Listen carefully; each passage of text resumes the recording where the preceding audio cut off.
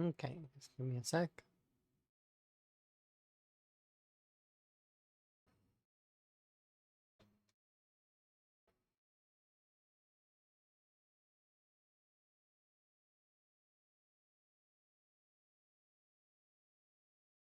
Hello.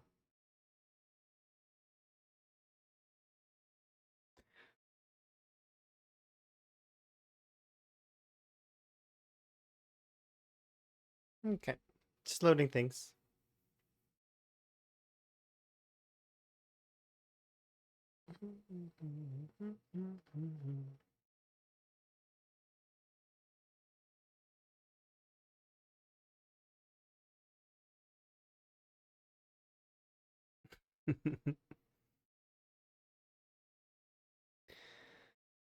All right. So I'm just kind of getting started for today, and it's been interesting last little while. Let's see. Yeah, hopefully we'll be able to get some rat racing done today. My hope is to get through a little bit more of Dixie and see if there's books. So we'll see. Fingers crossed.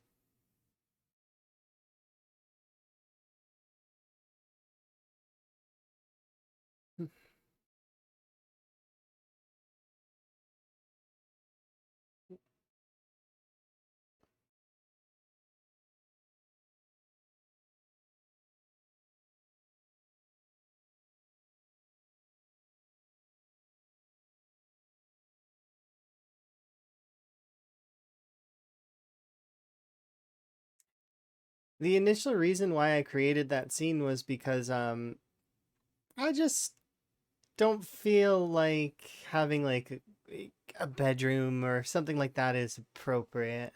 You know, it's more it's nice, right? And then I wanted to do something PZ related, but PZ is isometric. It doesn't really fit. So I was just like, what do I want to do that's kind of my more for me? Birch forest is one of my favorite biomes. There's a handful of biomes that are my favorite in Minecraft. Birch forest is one of them. So I was like, I can do a birch forest. It's just nice. Is birch forest, lavender field. There's a handful of biomes that I really like the plains. But I don't know. Birch forest just is peaceful. So that's why it's birch forest. Just didn't feel like having like a bedroom or something like that would be necessary. I may change my mind on that, but it didn't seem right to me. I'm just like, nah.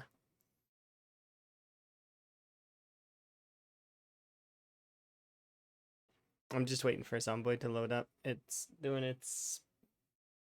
Usually I have it loaded, but I didn't this time. So.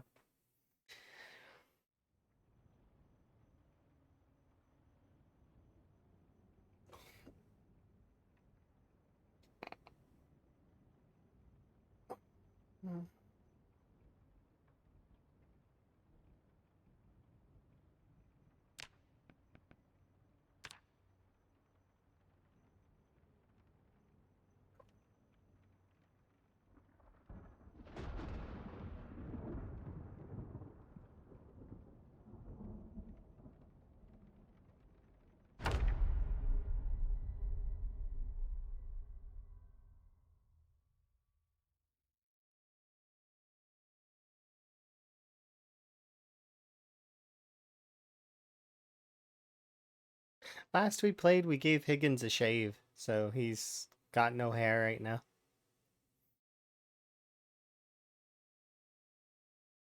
Hello.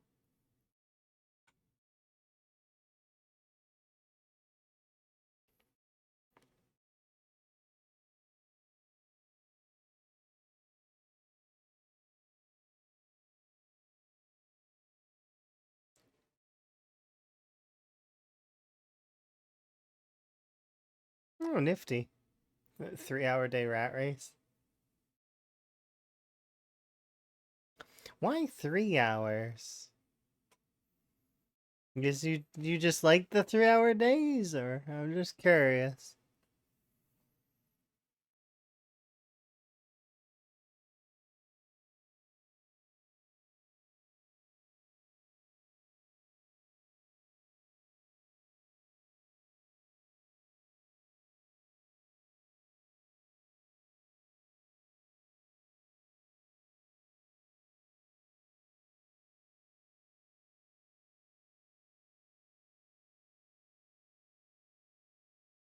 Okay. I'm just curious. That's all.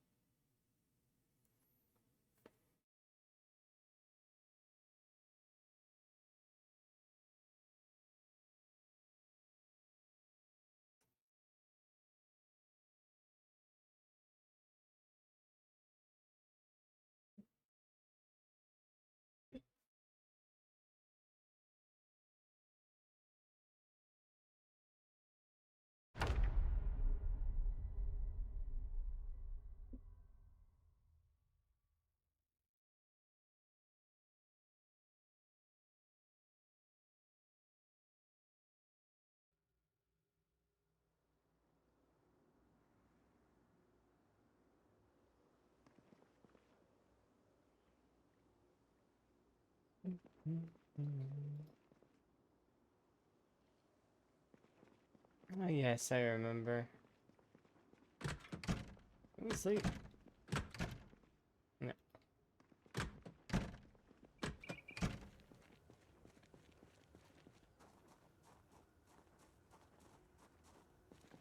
What are you looking at in terms of...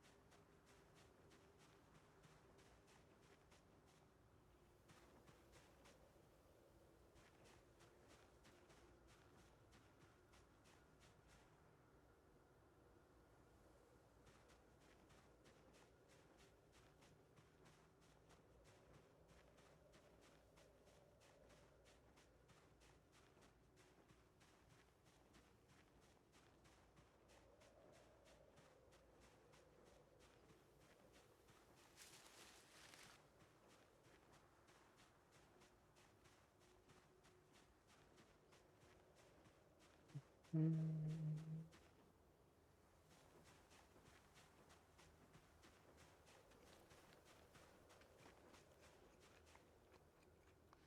nice.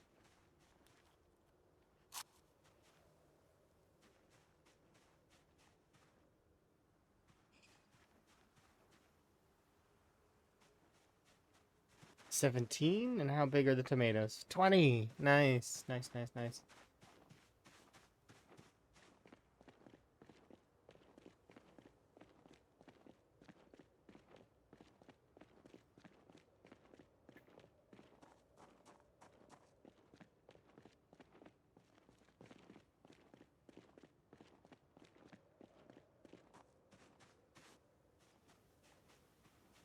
Tomato seeds.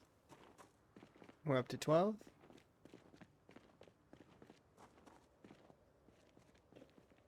Put 2 there.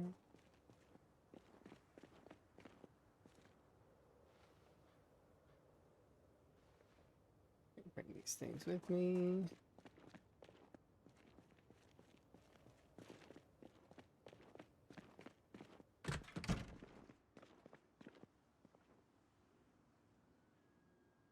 Noodles, ginseng.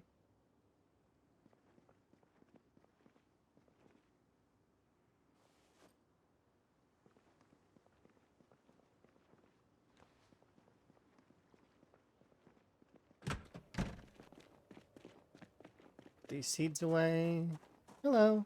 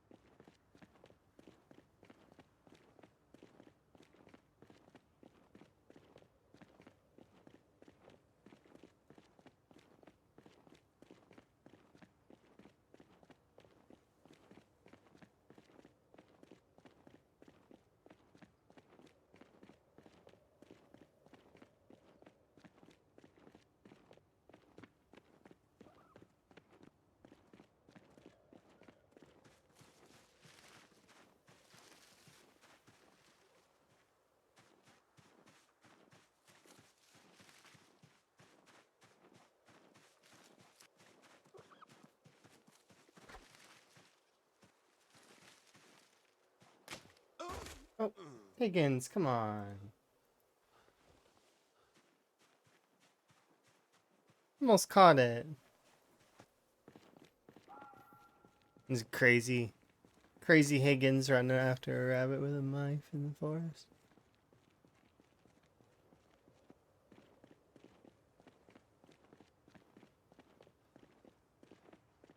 That was a rare instance of the usage of the full sprint. I almost got it.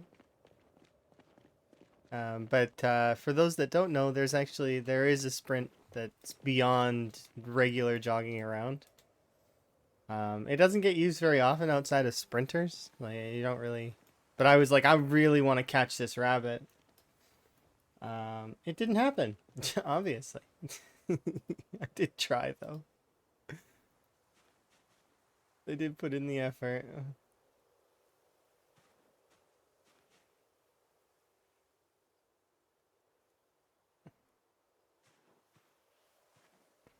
And Higgins ate dirt as a result, which is unfortunate.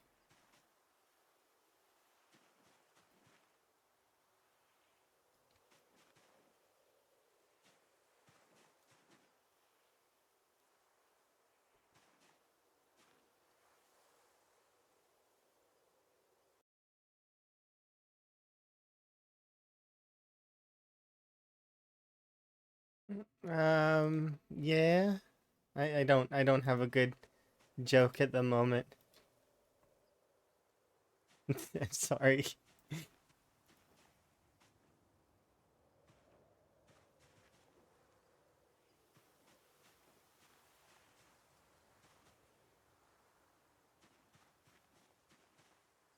Sometimes I do, but not right now. Right now I'm tired.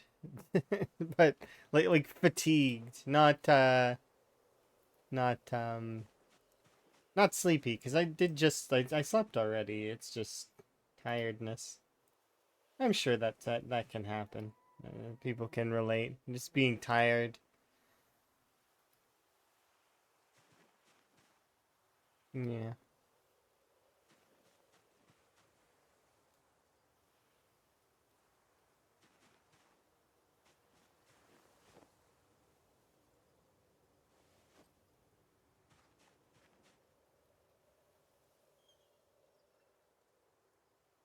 No, these aren't death traps. They're gonna be part of my bunny farm.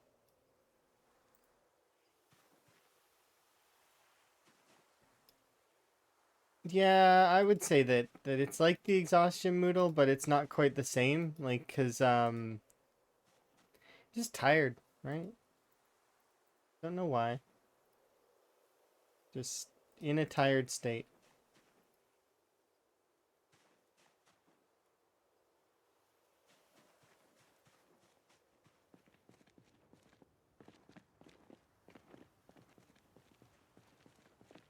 You mean exertion noodle? Nah, I wouldn't say it's exerted.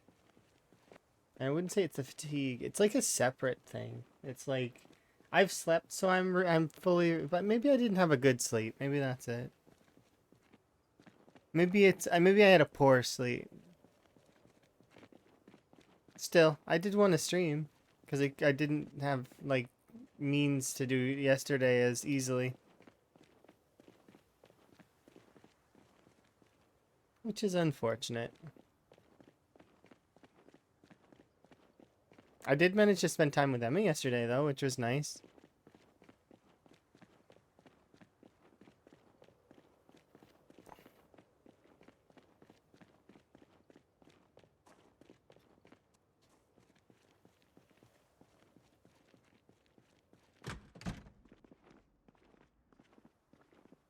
Let's see what we decide to do with those rabbits here in the near future. Some will be for food, but some will be for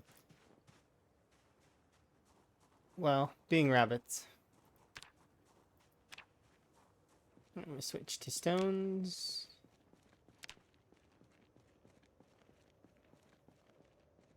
And we'll give a search all along the parking lot and along this stretch of road here. For this instance here, I want to find flat stones. Like that.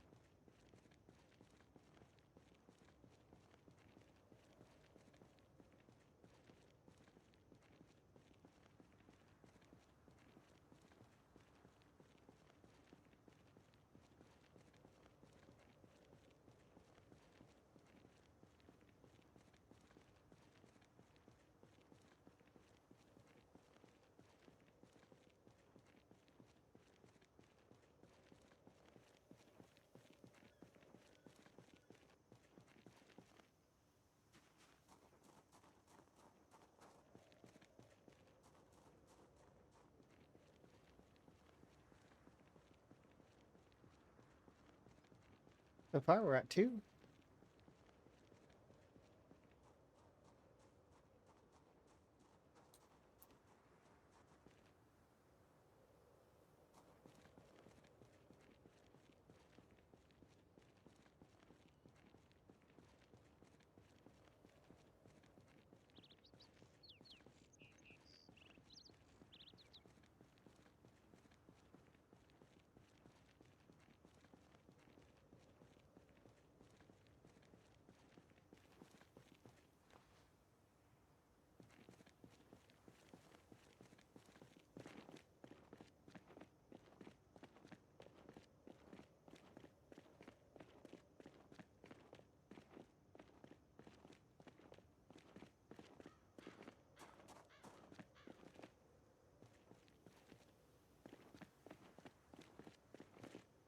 Perhaps we should tidy some of this up a little bit.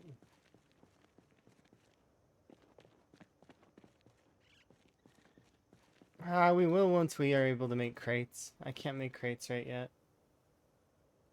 Or actually, crates don't even have great storage, do they? 35.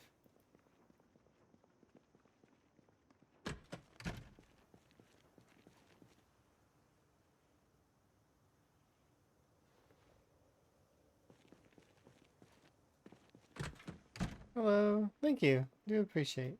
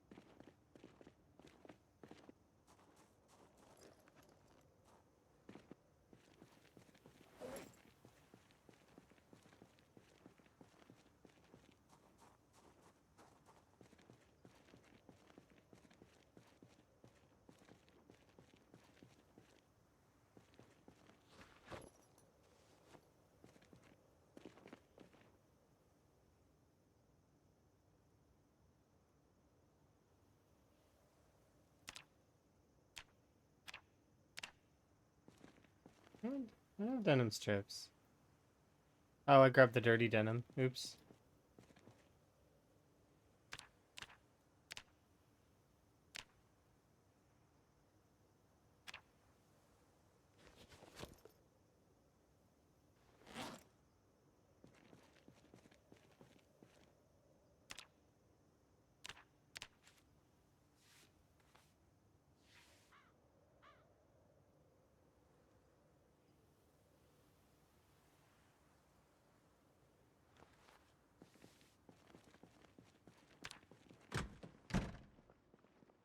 You suggest carving steaks. Uh, I suggest you take whatever bonuses you have and use those. There's no necessity to carve specifically steak, nor is there a reason to specifically target one weapon in particular. Like, I mean, so for example, in terms of knives, I have access to the steaks, I have access to the stone knives, I have access to the metal knives. Metal knives, you can lean into steaks, though, so, like, I mean, it's good to keep a few metal knives around to carve steaks. But I can always make stone knives and carve more steaks, right? So, and the steaks are not terrible. They do break, but they're not awful. And it's just because and I've saved some of the other stones so that I can make the longer knives later. Spoon for first weapon. I mean, you can make a lot of them. Spoons are one of those weapons that you can like make tons of, but you know the damage is kind of lackluster. It's not the best. Um, that said, though, I'm not limiting myself to specific weapons. Even like, I mean, it's why I've got level 5 in short blade and level 4 in axes, and level 2 in long blunt. Like, I'm just trying to make sure that I've got an even swath and that weapons are always available and that I can use whatever. So that it's because using the same weapon over and over and over again, it's fine, but it can get kind of repetitive. And also it'll drain your stores of whatever weapon that is. So if you don't happen to have a large store of, let's say you're doing axes and you don't have a lot of chipstone, you're going to have to keep searching for chipstone, right? Which is not going to necessarily be really fun. Um It's best to have whatever it is be available. That's the thing, right?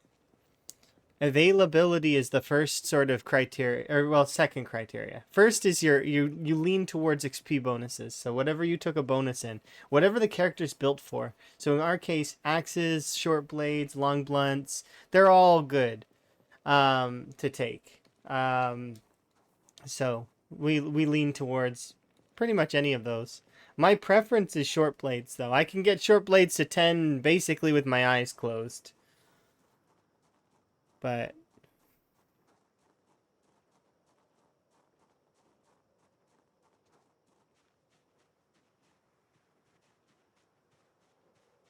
that said, they're not bad weapons. They're okay. Yeah, if you do short blunt, so there you go. And if you take carving, so short bats will be your option. And I mean, are you already level 7 carving? Because those will give XP for, but they won't give maintenance. Maintenance is important.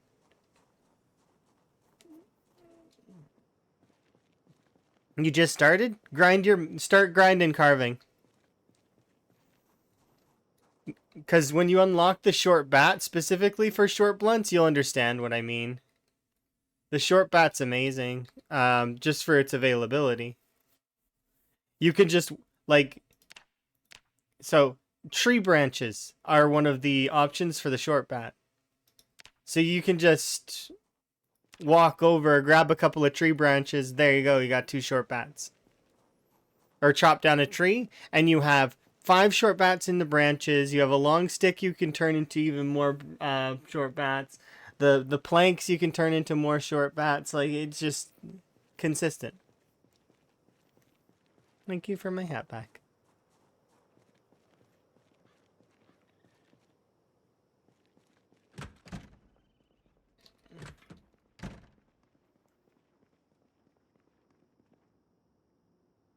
Welcome to Spiffos.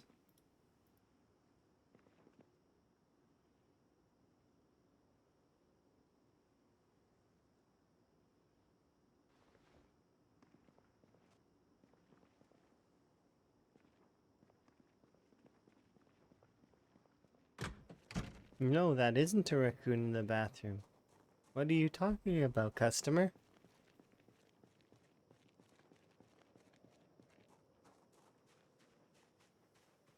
Was it worth it to make the crude axe? I mean, the crude axe is okay. The wood axe is really, really good at chopping down trees.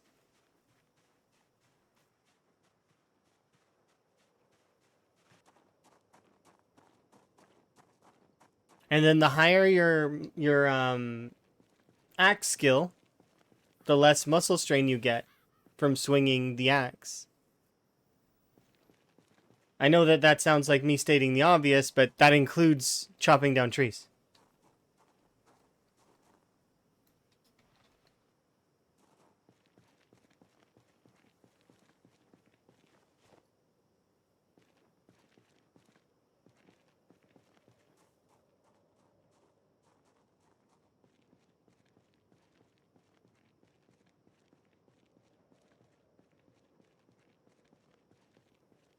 Yes, doing 9 to 5 in the apocalypse.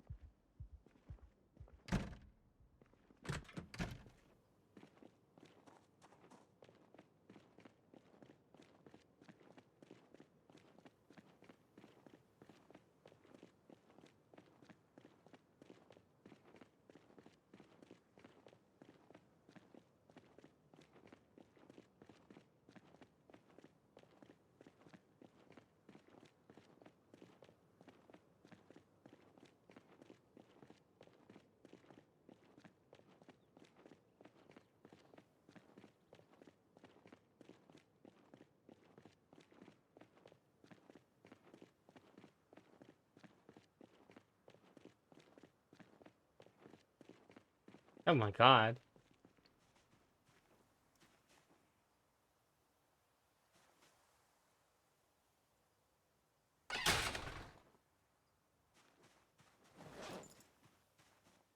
I didn't expect it to be this successful.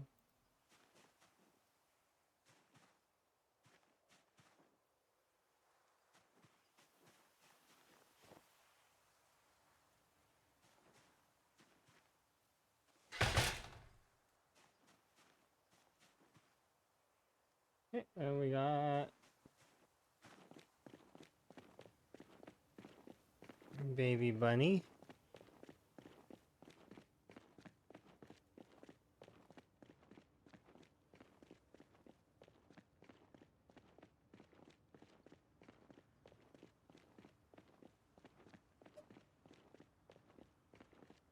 Poor Higgins only has 2 hands.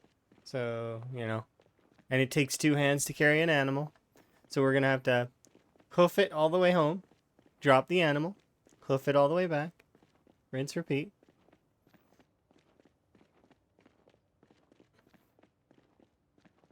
Actually, I wonder if we can... No, probably can't. These are wild animals, right? So we probably can't tether to them, I would assume. I'm still going to try, though. Or is it rope?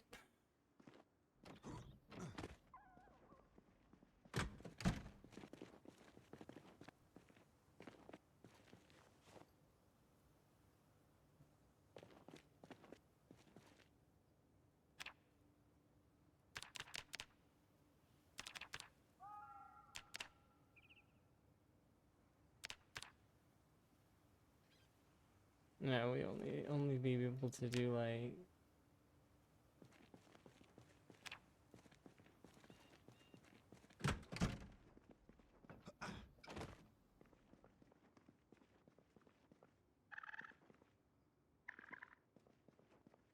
Yeah, I see no lasso option. I didn't think there would be, because they're wild, but...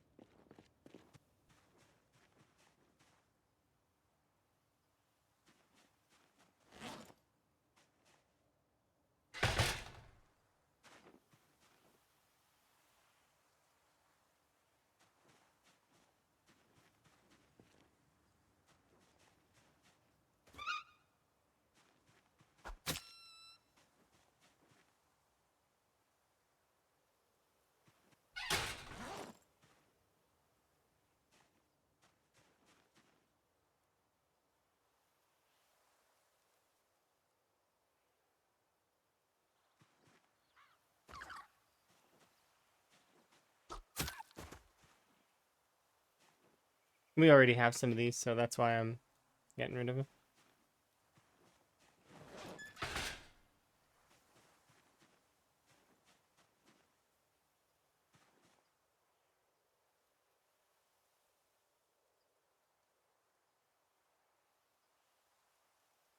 Oh, perfect. This is one of the ones I want.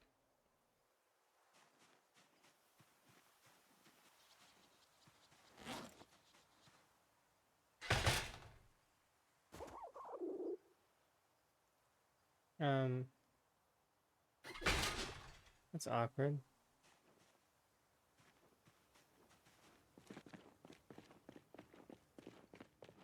Okay, I gotta go put this one away.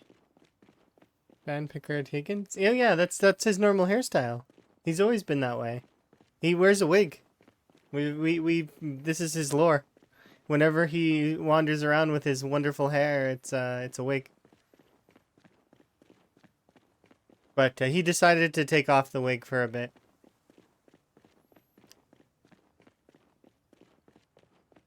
Yeah, there's lore behind Higgins. Higgins has lore. And it's lore that we crafted together playing special effects. He has like a whole family, too. A brother named Truck, sister named Minnie, mother named Minnie, Uncle Rolls. Like, this is like his great Uncle Rolls, though. And then he has like,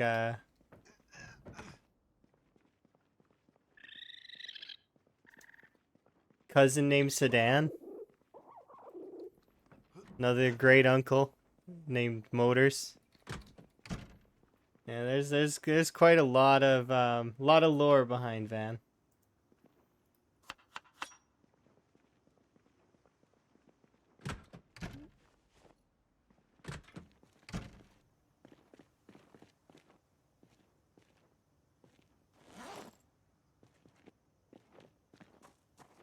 Yep, his brother Truck, who's a convict, was taken into Rosewood Penitentiary, and right before then, Van was going to lose his job.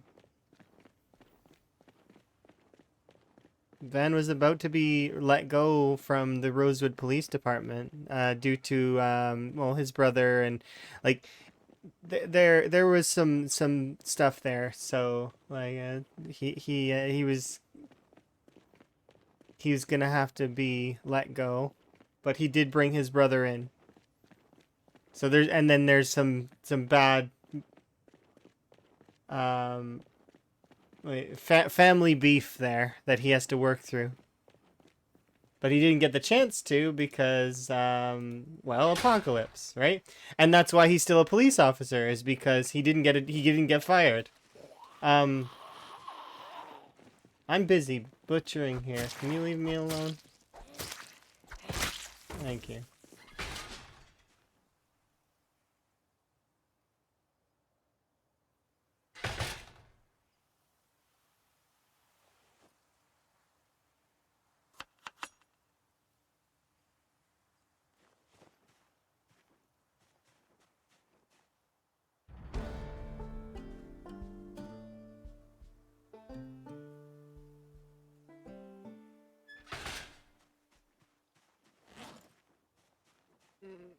I'm pretty sure you're... Yeah.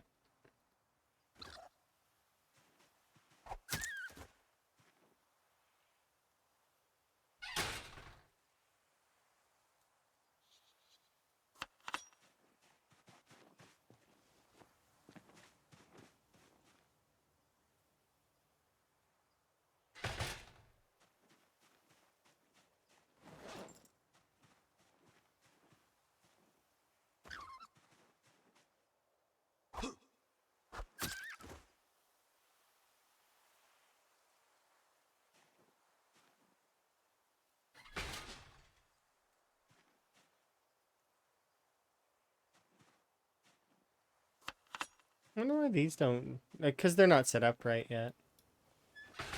They don't have, like, bone bodies like the other ones. Unfortunately, though, we already have our raccoons, so I don't want any more. That's why, unfortunately, I'm sorry, baby raccoon, but I don't need more.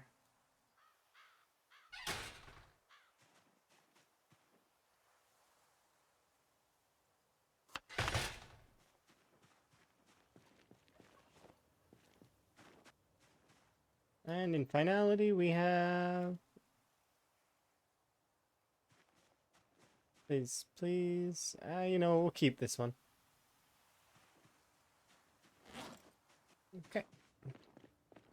That's quite a bit of meat to process. But yeah, there's a lot of lore for Higgins. And I like that we have lore for Higgins. It's neat.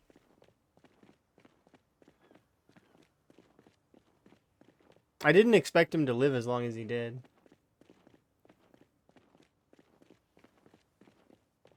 Anyway, I was fighting a group of zombies and suddenly a ram ran up behind you and head-butted you in the back. in the neck so hard that you fell. You managed to get up, run into the car. You died from blood loss? Oh, because you got a neck injury. Yeah, neck injuries are the most fatal. They need immediate medical attention. There are rams? Yeah, there are rams. They're the male sheeps.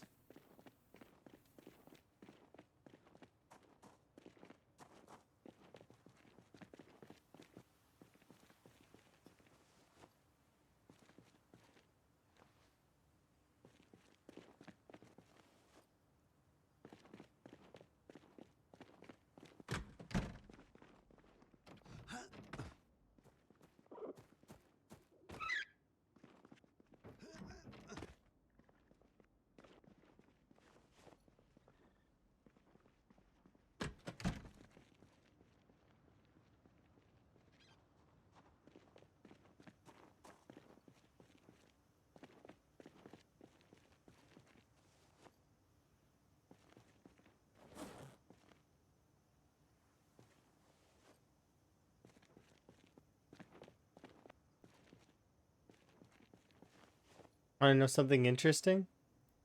That likely that rabbit meat there has got more meat on it than all of the rodent meat that we've collected combined.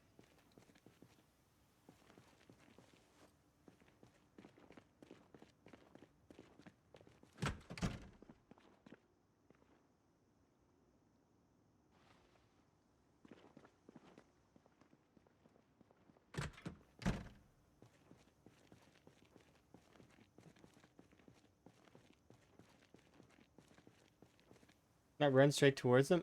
It's due to the stress, probably, right?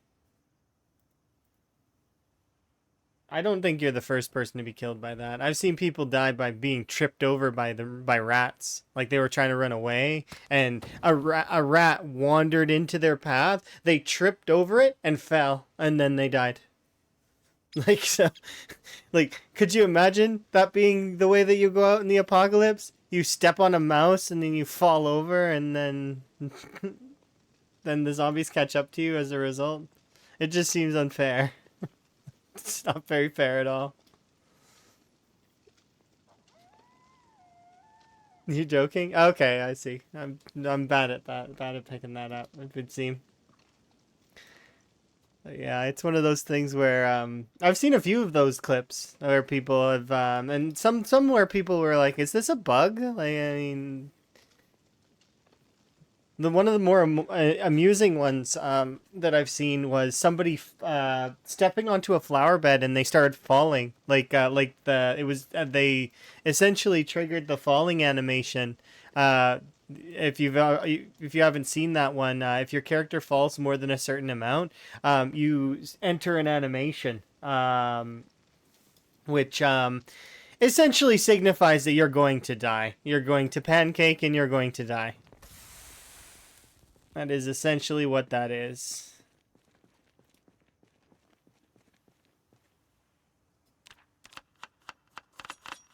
Okay, I shouldn't have put out the fire.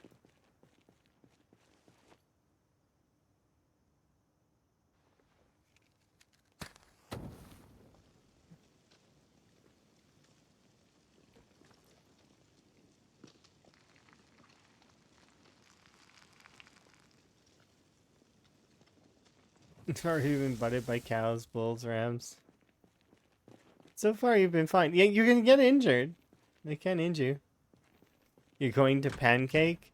If you've never ever pancaked, then essentially what it means is, making like when you fall, like fall off from heights and die by fall damage. That is a term in Guild Wars that Emma used to use for me, because I would fall off stuff and I would get hurt, and it sometimes um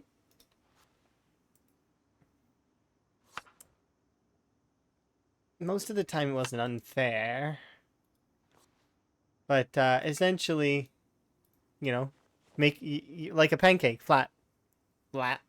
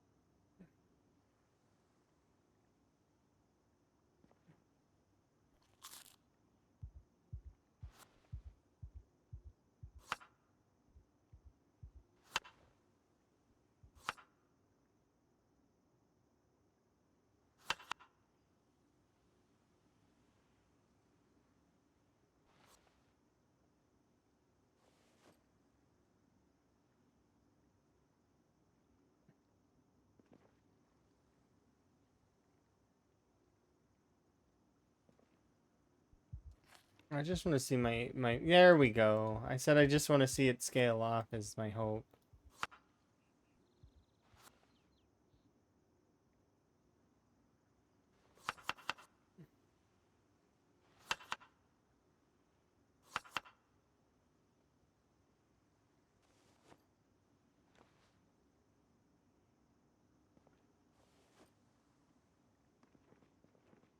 Okay, now we're tired.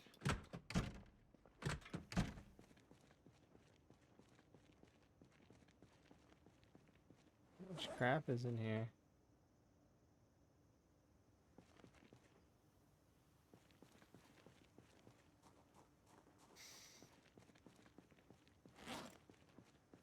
Too much for the salad?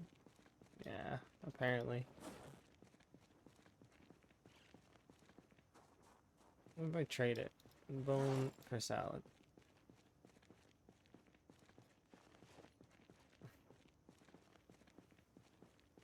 Yeah.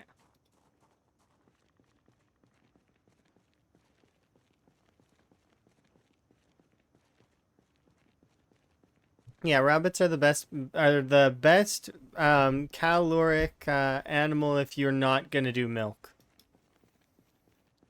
So if you don't want to do milk and you don't want to take care of the animals at all, rabbits are your best option. They are the best for calories as well as that's if you don't want to take care of the animals. You just fill up a trough with grass and water and just leave them and they'll be fine forever pretty much.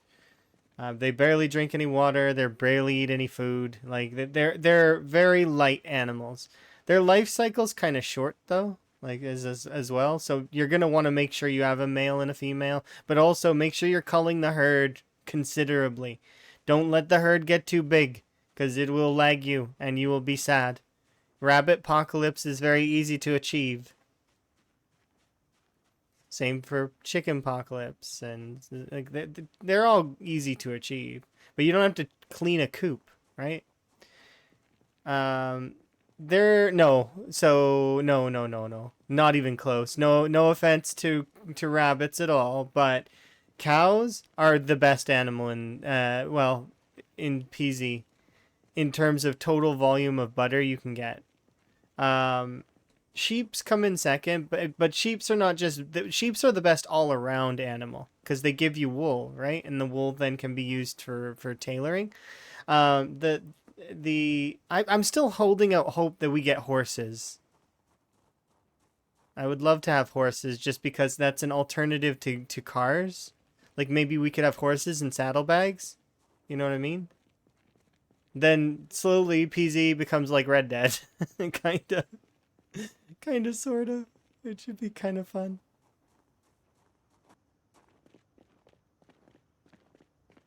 I'd love to hop on a horse and just like gallop off.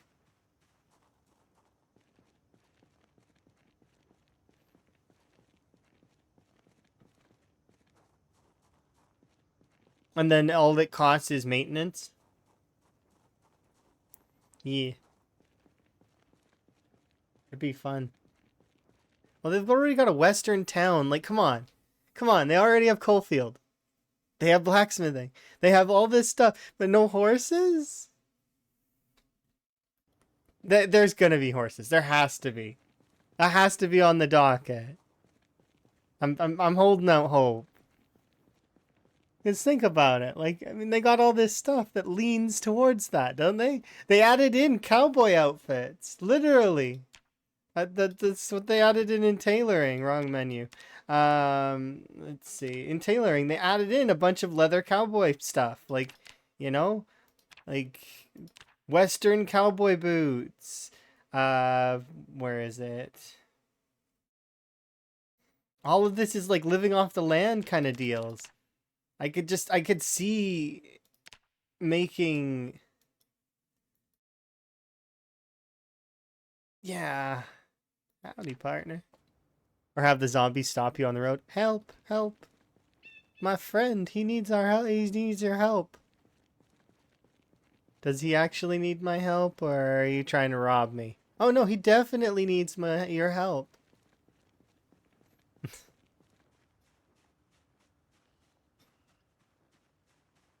The point is that rabbit food doesn't make you sad, unlike butter. I mean, butter doesn't make you sad if you eat it properly as well. A lot of people just eat the sticks, but to be quite honest, if they took the extra few seconds that it takes to put butter into a meal, there would be no unhappiness, Malu. All they'd have to do is catch something like, what's it called? Like, just catch some birds. It's not like bugs are hard to get. Catch some birds, and even if you can't get bugs during the winter, do worms. You'll get worms. And then just lather your bird meat with butter, and there you go. No unhappiness, Malu, and you're fine. But people are too lazy to go into the deeper ends of the cooking menu. They find it tedious, which I can understand. I can agree that there are aspects of the cooking menu that are tedious.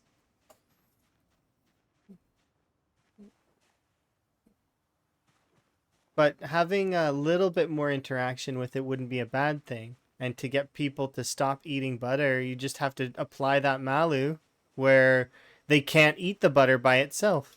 Make it an ingredient. Once again, I've had pushback against that idea, but at the same time, it makes sense, doesn't it? Who's walking around with a stick of butter in their pocket and just eating it by itself? Not too many people. Yeah, but see, realism is not good for gameplay. That's the thing, because it gets boring and annoying, and players, if they find that they're in too much tedium, will stop playing. Right? And they won't continue. So you have to strike a balance between realism and fun, right? Like it's like gameplay. It doesn't need to be too realistic. I just don't like the idea of eating butter. Like that I feel like that's kind of I don't think butter chocolate bars should be a thing. Of course, I do make it clear that that's my own thing. It's a personal thing.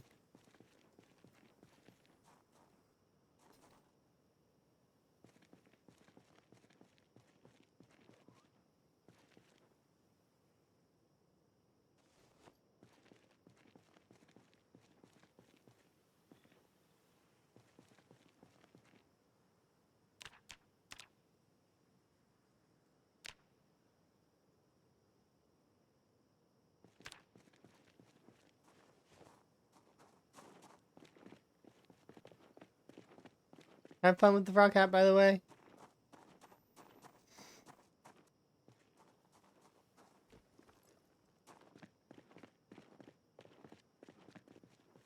In the Echo Creek area, a decent backpack can only be obtained in the events with the group survivors on the road. Oh no, you can get them in lots of places. Guns Unlimited is a perfect example of a place you can go that likely would have one. That's what I would do. I would go to Guns Unlimited. There's more than likely a military bag there. If not an urban camo bag or something. Maybe even on the mannequins. I don't remember if the mannequins actually do have those, but I remember the mannequins having a lot of good clothes at the very least. So be warned, though, Guns Unlimited is one of the busiest stells in the game at the moment. Something like that on time 16. Less on regular settings. On apocalypse settings, you're looking at like maybe between 5 and 10k or something like that. A lot less. And of course, I'm including the interior. The interior of the building doesn't change based on adjusting the pop setting outside of adjusting the initial pop setting. So if you change that initial setting from normal to insane, that'll adjust the interior pops to be a little bit more. But that said, there's only I think a few thousand in maybe, I think it'd be like a mall, right? So on average, the malls have like about 2k zombies in them. So you're looking at around that for Guns Unlimited too. At least I think. Once again, I could be wrong because I don't know the population of Guns Unlimited. I've only ever cleared it once, and that was on Apocalypse. So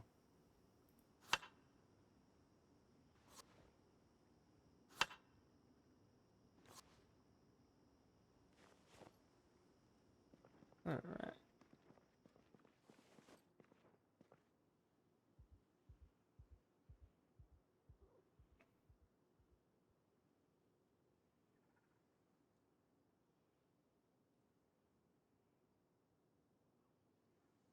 Yeah.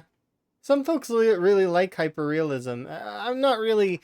I feel like it has its place, but it should still be a game, right? Like so, for example, I don't have to use the bathroom in PZ. There are mods that exist that let you do that. I don't feel like it's necessary, and I have my own headcanon on why the character doesn't need to. Um, in my mind, the Nox virus made your character into the perfect character, essentially. So they no longer need to use the washroom. They no longer need to do any of that kind of stuff. It perfectly balances your body's functions. So when you eat, you use up everything 100%. There is no waste. So that and the headcanon that I built is that Nox virus in our character is asymptomatic and it is the perfect blend of character to Nox virus. So essentially, kind of like the Resident Evil being immune kind of thing. Same idea for Nox. However, if you get bit by somebody who has the tainted strain, it'll override your basically perfect strain. Of course, once again, that's just headcanon. In reality, the Nox virus affects everyone, and your character's just unaffected by the airborne strain. That's it. So, but yeah,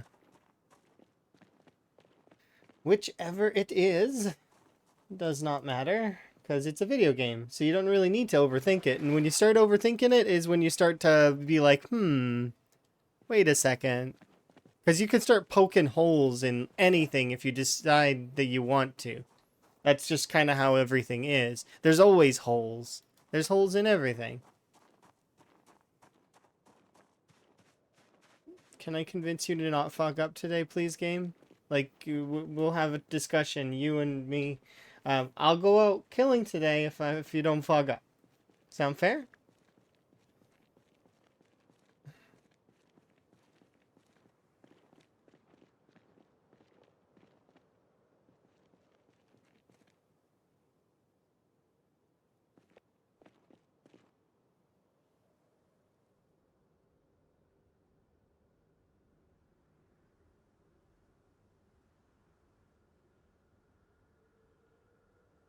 I'm just gonna go home.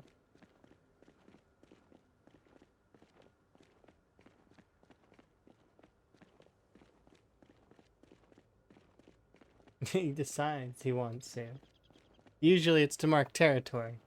But he doesn't need to mark any of this territory, because it's all his. He owns everything.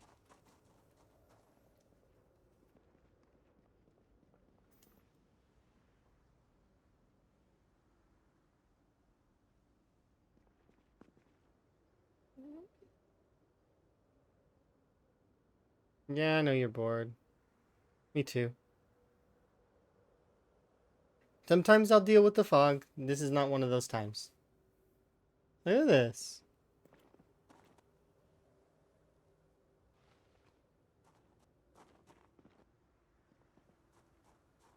Have to deal with it.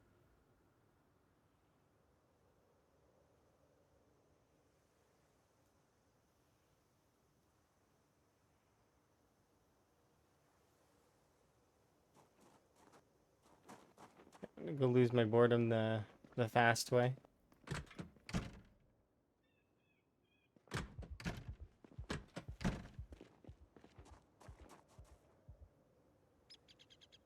Gotta love claustrophobia for that one reason. Okay, I think we're good now. Okay, I just sort of threw that day away because I just don't want to deal with the fog right now. Sometimes I feel like dealing with it, other times I do not. This is one of those times where I do not.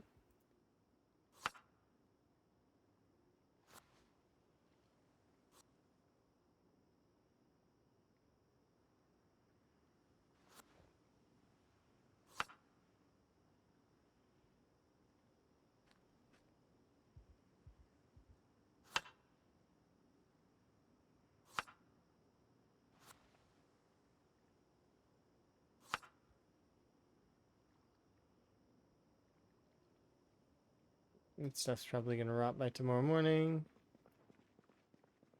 Are we gaining? No.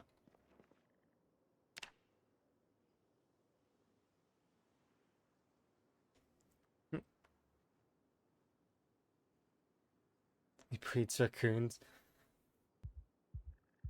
He only has a couple of raccoons. Because I don't want to have more than a couple. Because I don't trust breeding in this game.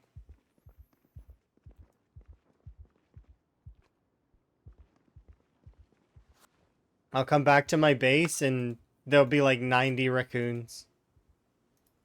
I don't trust it.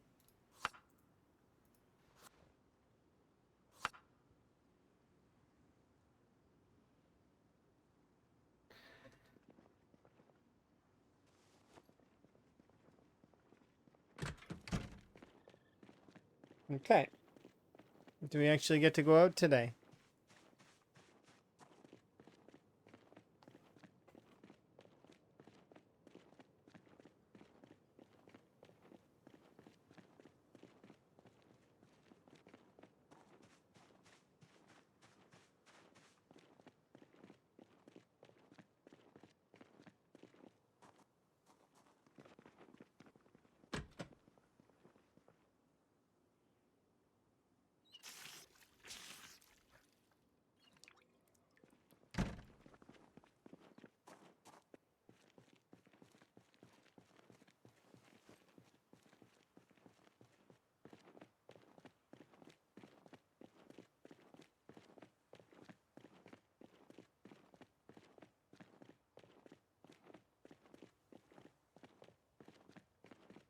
I don't know if they were siblings. I thought they were like friends.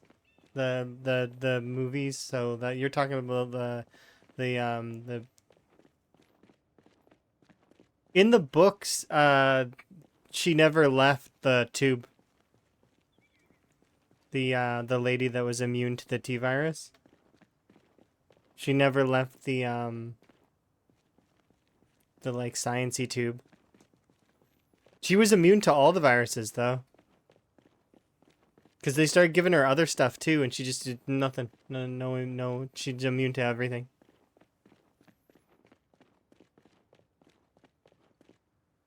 I never read any of the books. They're a little bit different than the games and the.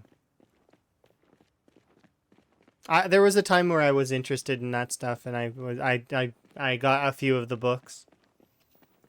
I have interest. It's just it's not the seek out kind of interest. If it's there, I wouldn't. I'd read it and stuff, but I'm not gonna seek it out anymore.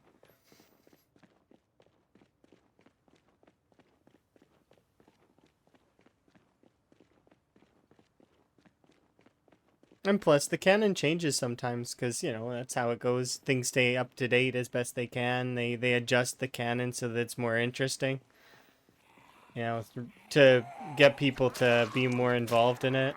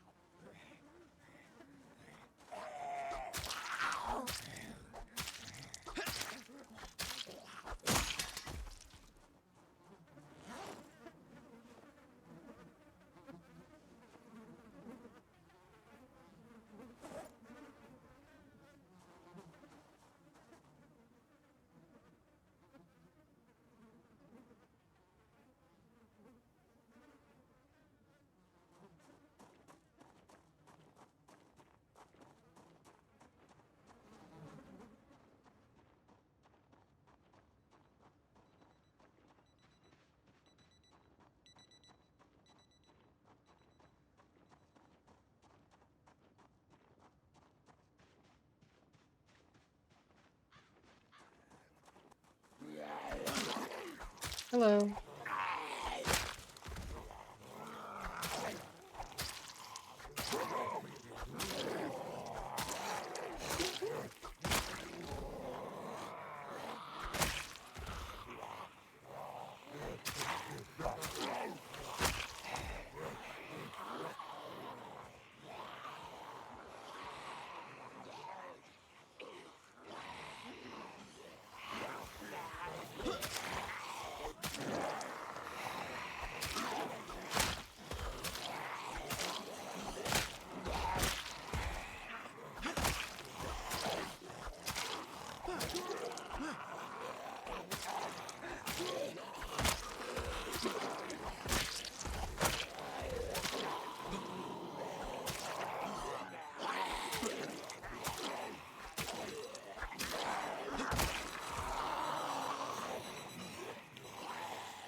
I got a nice cool car. I mean, technically, yeah, but none of them have gasoline to run at the moment.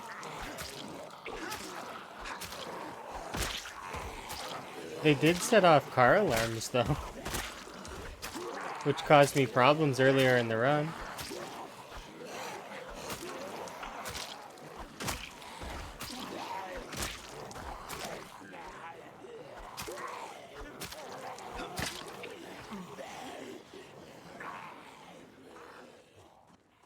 Not too many problems, though. Not unmanageable problems.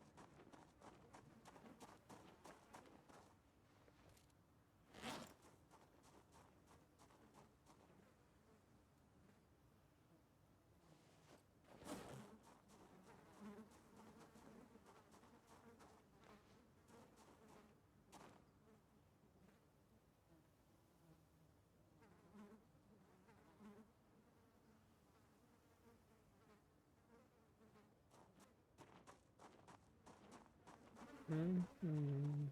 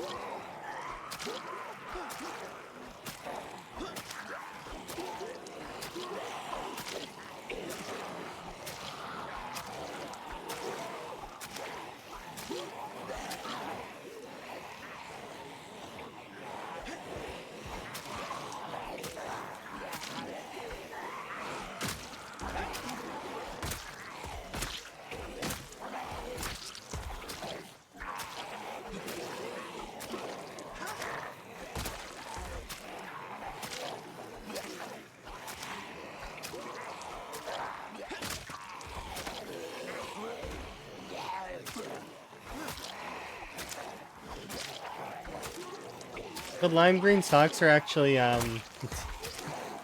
surprisingly enough, intentional. I did that on purpose.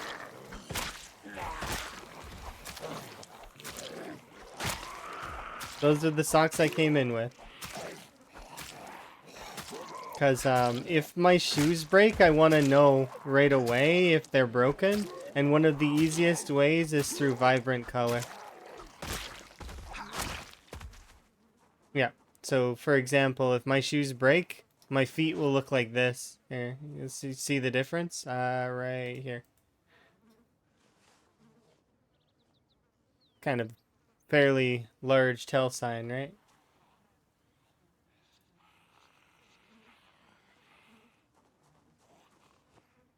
Because sometimes you don't notice when your shoes break.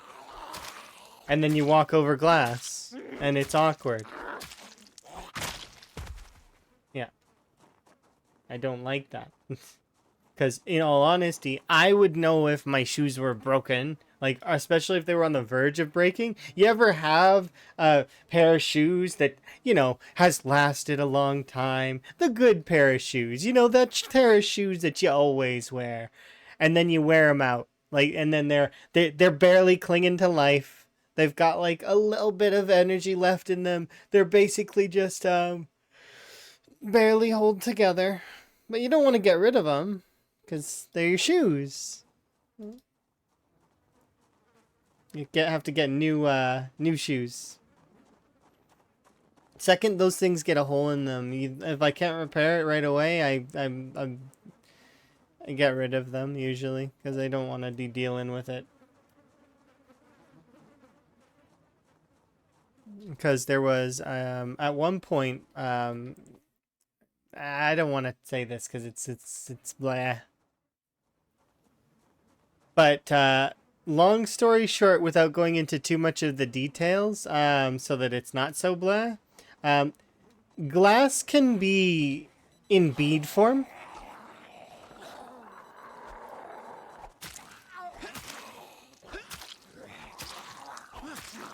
And it can be very uncomfortable to try to remove a glass that's spherical from an injury.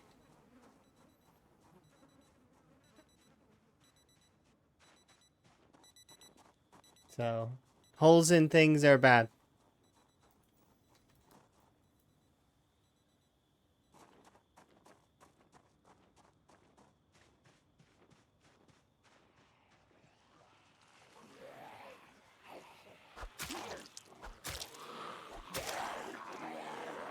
Oh, I didn't need to do that, did I?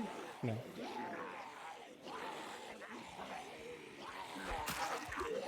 That one's got a bit of wood stuck in it.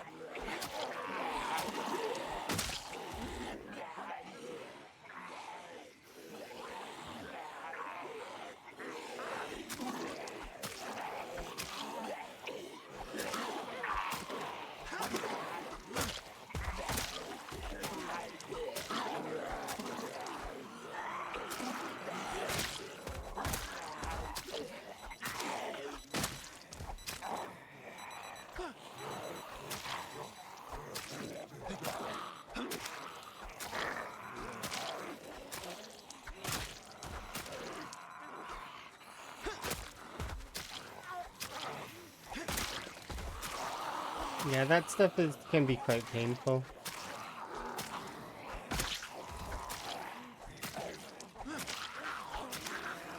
And pain can make you not want to do something.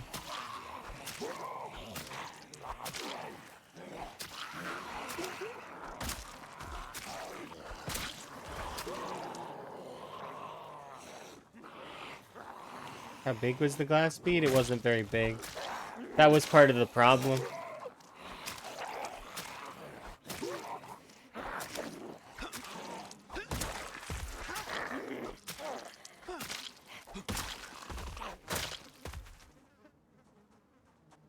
And the doctors that were at that hospital sucked. No offense meant to them, but they needed to be a little bit more, well, they weren't very good at what they were doing. But anyways, let's move on from this topic because I don't like it. It's not a good topic for me. Gives me visuals and memories that I'm not keen on.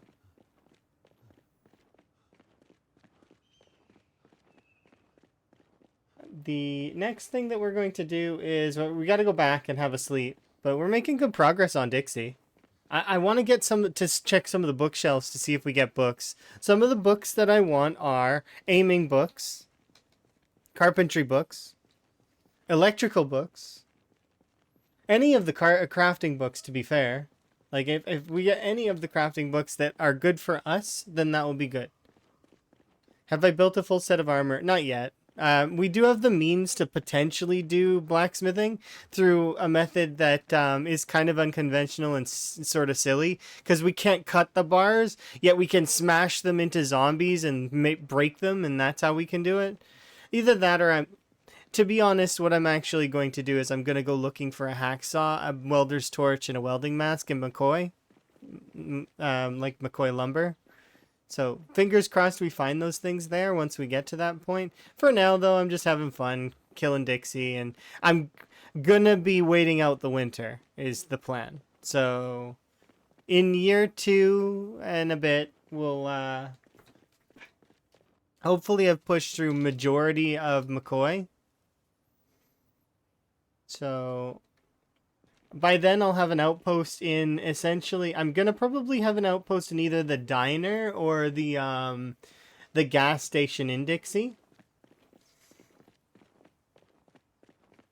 And we'll start working our way to McCoy after that.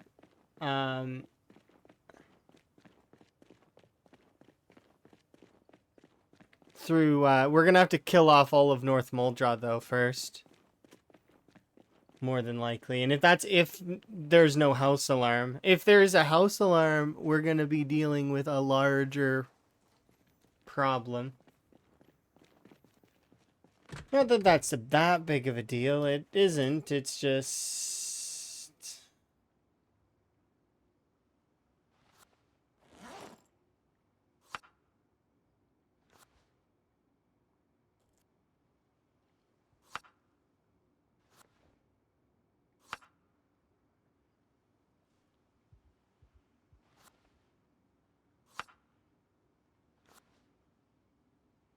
Hello. Yeah, Muldraw has some of the highest player death rate.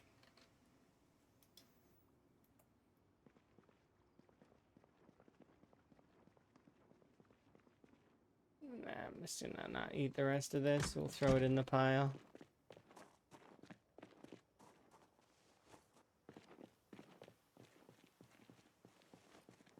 It's because Muldraw is, especially in build 42, the reason why it has such a high player death rate, aside from, well, CDDA being, it's like, just the orientation of Muldraw, it's like it's built to cause issues.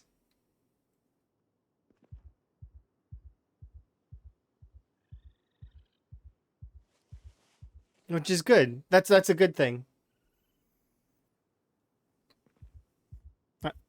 I like Muldraw for those reasons.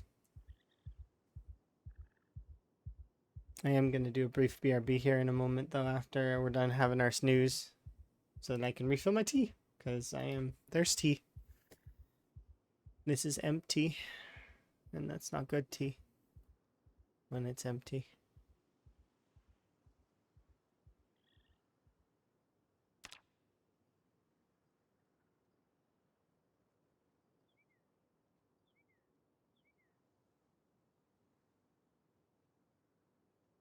Oh yeah, it's one of the best starting places for sure for training purposes. Muldraw's a great town.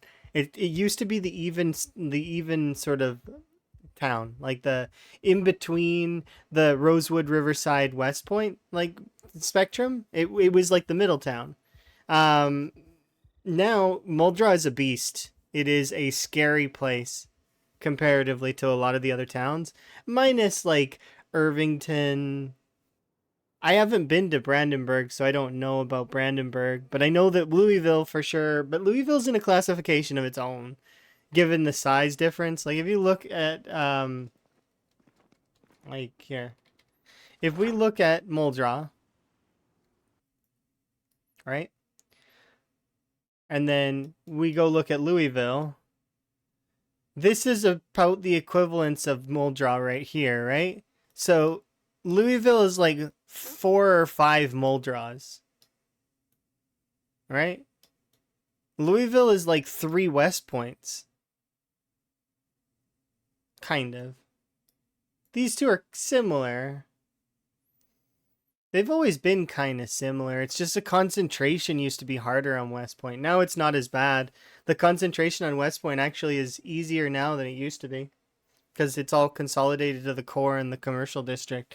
Meanwhile, Moldra's population feels like it's been sort of evenly swathed along the major section, as well as the train yard got a bit of a boost in some of the other areas too. But I mean, before the culling that the devs did to the heat map, because the heat map now is a lot more relaxed than it used to be. They really did cut the heat map up a little bit, killed several of the spots that normally would have a lot of zombies, because they were odd, I guess. Anyways, I'm gonna do a brief BRB, and then we will be right back, and then we'll continue our Dixie assault until we are done with the trailer park, and then we can start looking at the books, because that's the plan right now. Is we're looking for books in Dixie. Okay, BRB.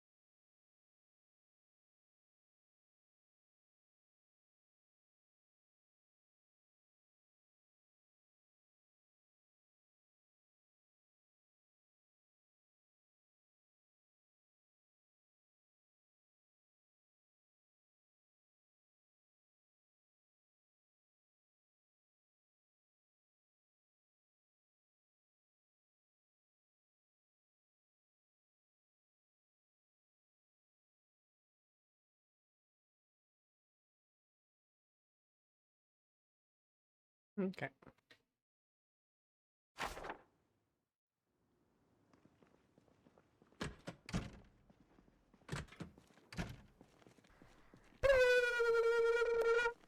Thank you for the wellness check.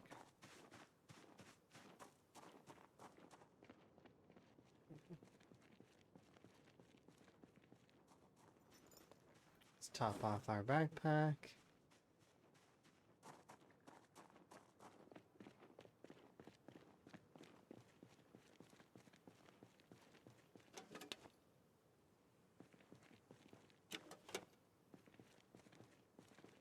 Can leave my jacket and the beanie here, I'm pretty sure.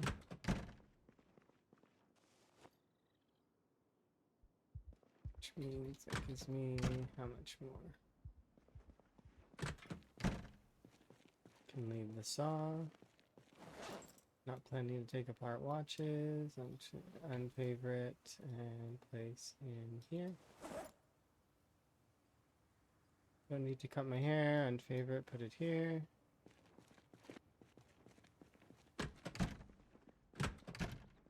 Need my pants just in case. Ribbit.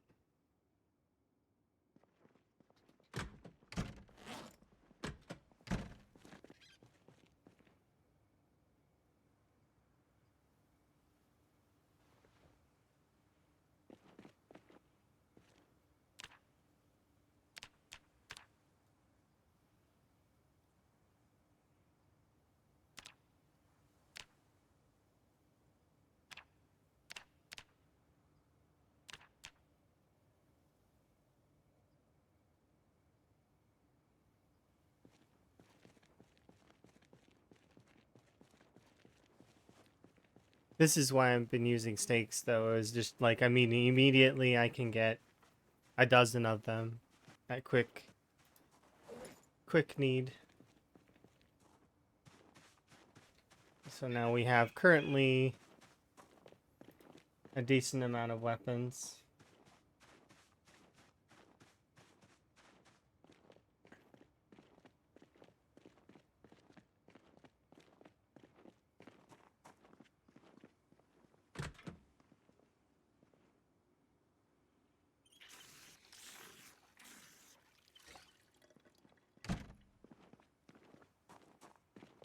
Actually, I've never checked this garbage can in the corner.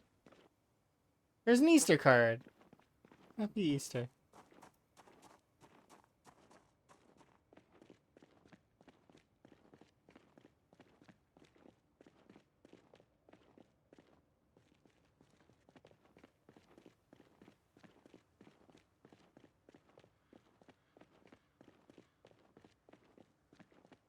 Yeah.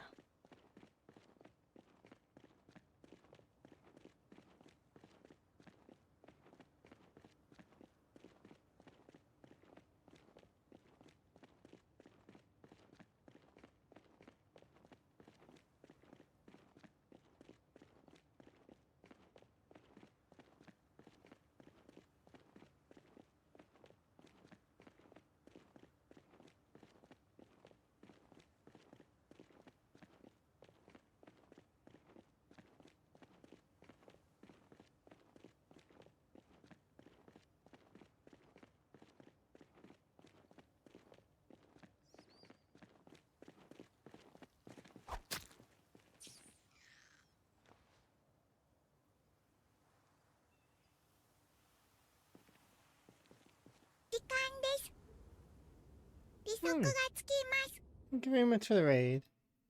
Hope you're having a good day. I'm having a good day. Today's been pretty good. Is that mostly the body? I don't know if it did. I don't think I want this mouse.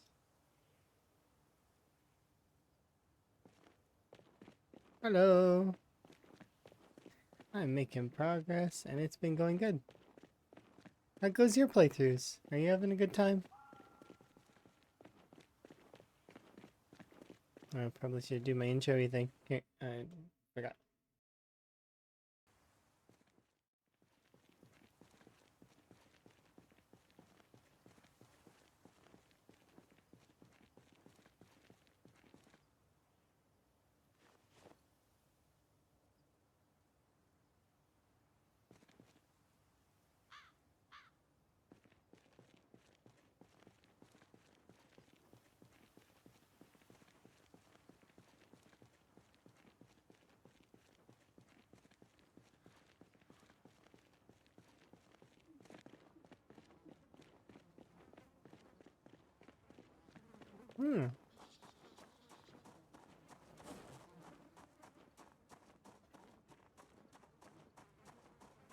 I'm struggling at the moment, trying to clear guns unlimited in Echo Creek, and it's just like non-stop zombies. Yep, that's normal. It's one of the most populated cells on the map. It rivals the LSPD, not LS, LVPD.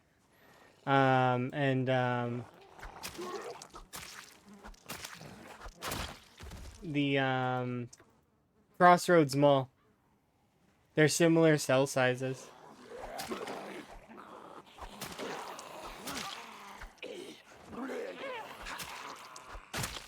You'll get through it, though.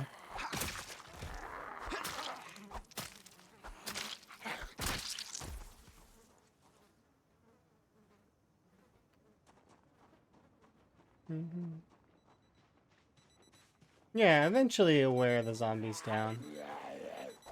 They do run out eventually. So long as you have respawn off. And if you don't, well, then fighting the Crossroads Mall is, like, difficult. Or, I mean, sorry, the Guns Unlimited. They occupy the same space in my mind.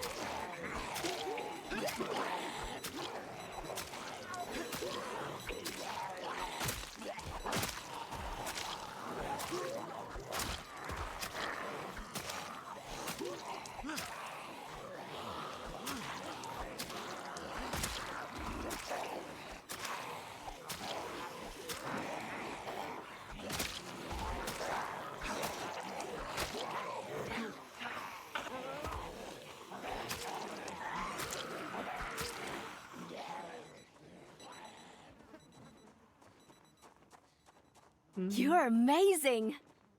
Watch, alarms all over the place. Not really. Not much. There's some. The alarms you heard over there was actually a bag I set up. I made that. There is a couple, though, that I missed, probably. But if anything, those are helping me, not hindering me. Because as you can see, the zombies stopped chasing me. Why? Because they got distracted by the alarm. They have pinpoint hearing, remember. So if they lose me, like lose track of me, they have no object permanence. All they will do is remember, oh, there's a sound happening over here. Yeah. Essentially, but not really. Though that second alarm was just one of the alarms that was in the dead bodies. So, and I was too lazy to take it out. But the watch bag over there is calculated. I put that there on purpose, and I've been slowly inching it upwards as we clear the community. Because it pulls in anything that gets stuck in that side, right? The watch bags have a radius on pinpoint hearing of roughly about 20 tiles. 20, 21 tiles. Something like that. It's between 21 and 24, actually. But, I mean, it varies. Point being, though, is that it is a sound source that controls the zombies. And as a result, if I walk over here...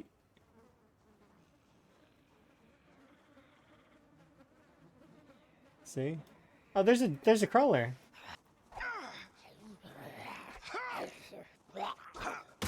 There we go. That crawler could have got me in the legs while I was busy looking over here.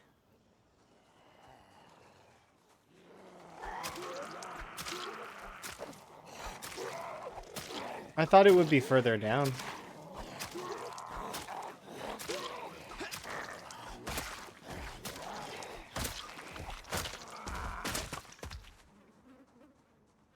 Yeah, sometimes they are like that. Sneaky zombies in the grass and bushes, hiding, waiting for their moment.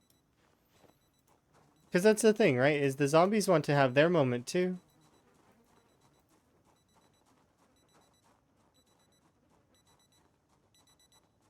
The moment when they catch the player and make the player join their team.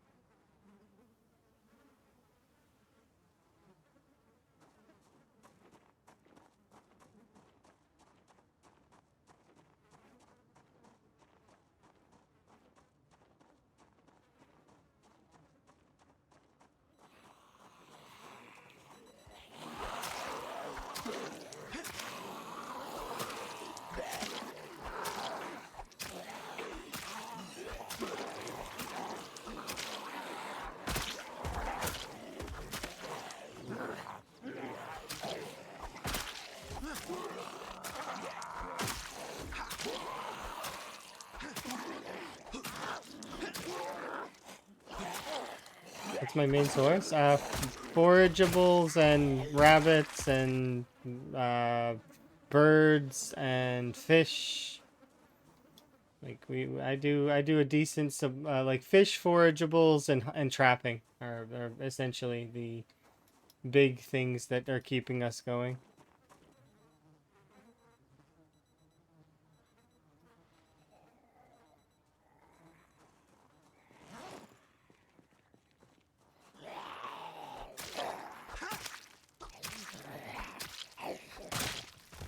A lot of other folks in the rat race, though, have managed to get themselves cows or sheep, and they use milk and butter as their means of maintenance, which is, you know, that's fine.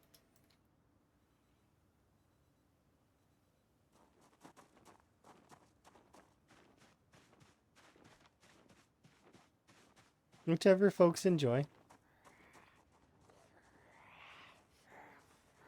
Hi, Chili. How goes?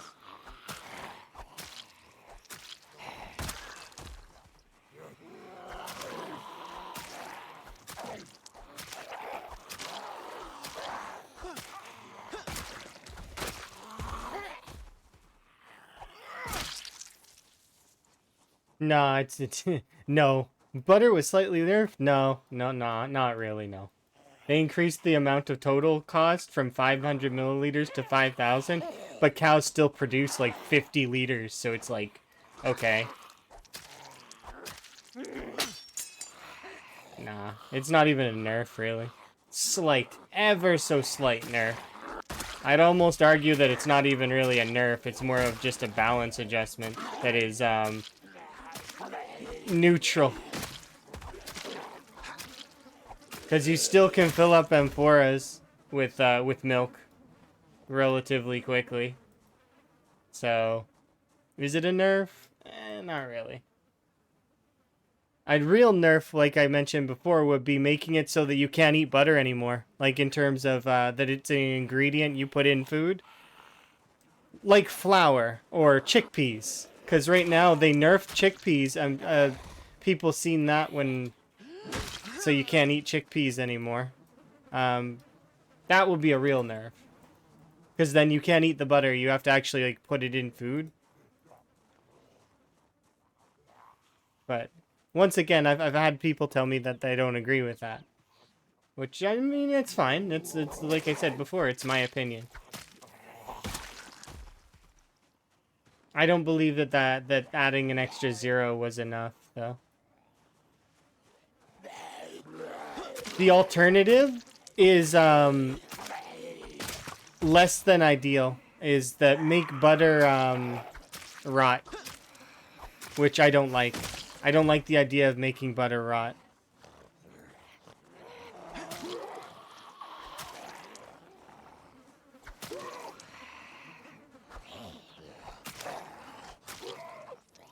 So yeah, that's reality. For a game, for a video game, it doesn't need to be like that.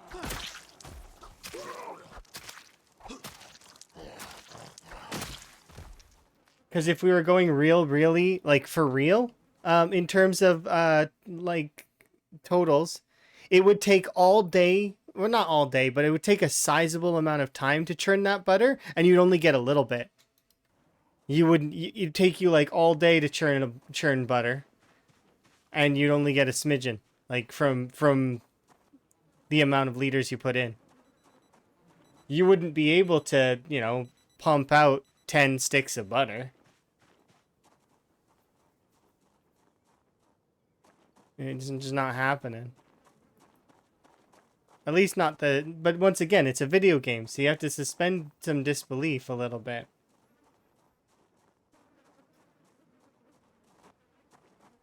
Exactly. It was used before it could go off. That's my point, is that, in my opinion, making butter rot isn't the right way to nerf it, because you'll get people who will be like, but I leave my butter on the counter all the time. It's just like chili, for example. I'm just using your example because I see you there, kind of thing. Chili looked up cabbages and how long they last on like shelf life, right? And it's just comparing it to reality. The currently in the game, it takes how long for? Do I have cabbages unlocked? I wonder.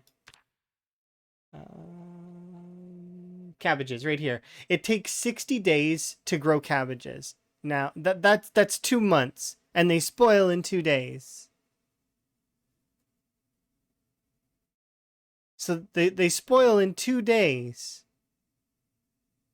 But it takes 2 months to create them, and not only 2 months, but there is a time parameter, meaning that you can only grow them during this time.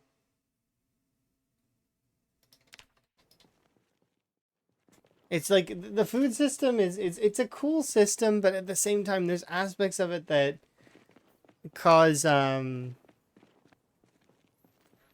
it to be interesting when you start thinking about it. But once again, like I said, you don't have to go to realism. It doesn't need to be to realism. A real quick fix for butter is just giving it that flour ingredient debuff. Make it so that you can't just eat the stick. Same for margarine. You can't just guzzle down a bottle of vegetable oil, Although I know people do that, especially for eating contests and stuff, but those are very fringe scenarios that are not like, not very many people walk around with a water bottle filled with vegetable oil and drink that.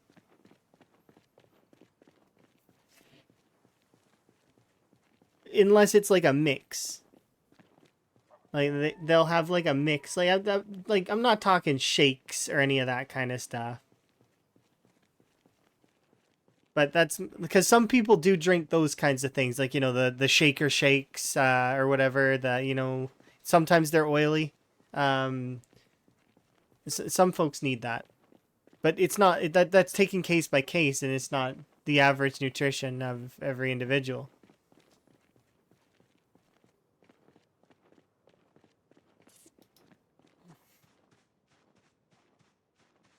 Yeah, I feel like those things could have that debuff, and then if all you'd have to do then is catch a bird and chop it up, and there you go. You put butter on the bird, or make a vegetable salad and put the butter in the salad.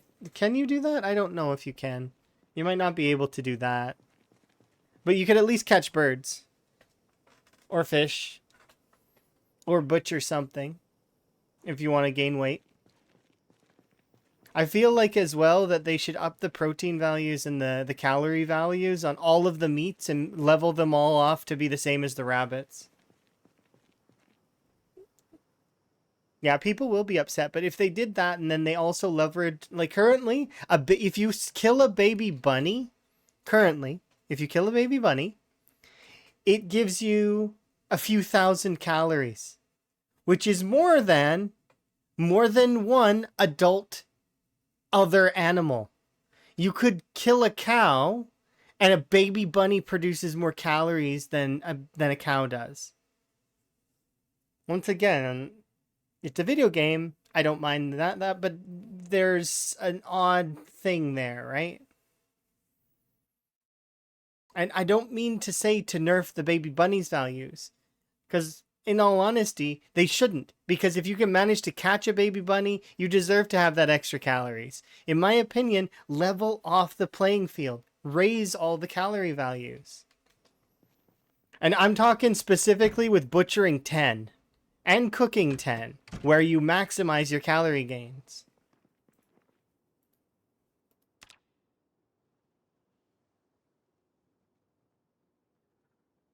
More meat from rats? I mean, it's possible. I know that the bunnies for sure.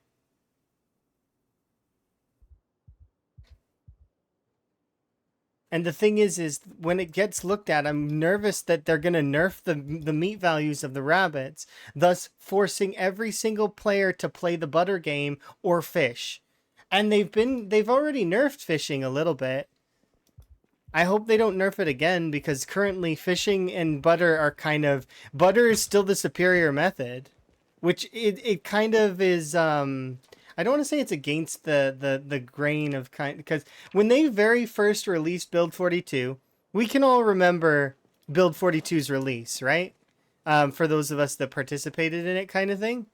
Do we remember the butter soda meta? Butter soda meta? Run around with a can of soda, drink your can of soda, like a mini sip of the can of soda, instantly cure your tiredness. People were taking Restless Sleeper and Sleepyhead. That's how free from sleep everybody was. There was no sleeping. Everybody just ran around.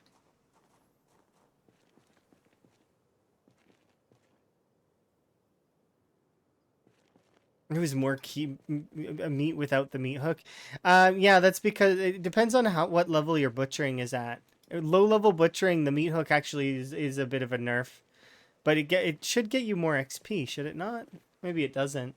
I don't know.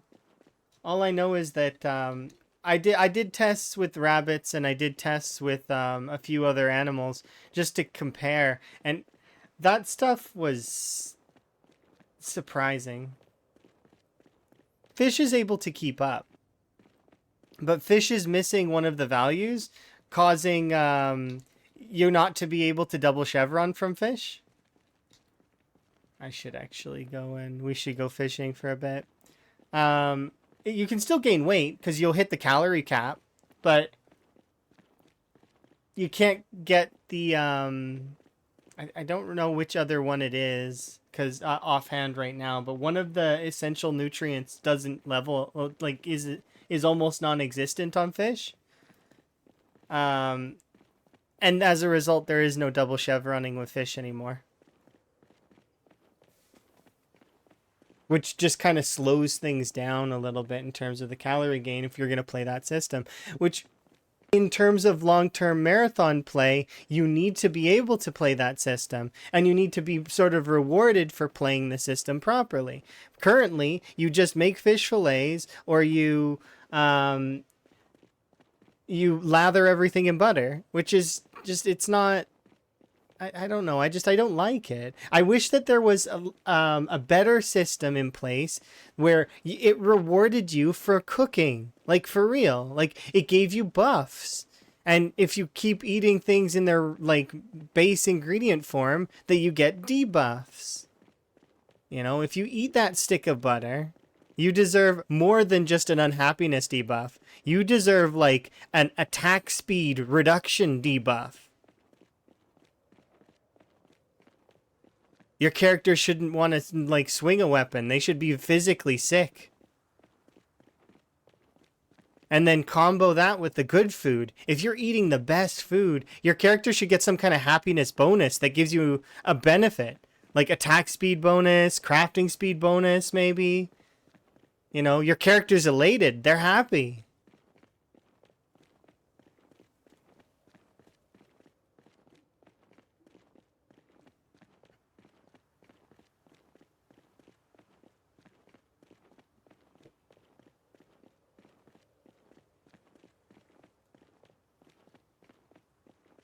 But yeah, those are just opinions. Once again, these are ideas that I've been leaning towards because they're aspects of the game that I notice kind of that force you to play a very particular way. And as much as I'm not keen on that without reason, right? I don't like those to be forced to play a certain way if there's not a good reason for it. And the only reason that I do the things that I do in terms of the caloric system is to maintain, really. And maintenance can be fun. It's just currently it's fish butter or like you can do it. You can maintain your weight with foraging and lots of rabbits as well. Like it's possible to skip out and not do fish and not do butter, but it's just the sheer effort you have to put in to do those systems the other way is just it's not worth it.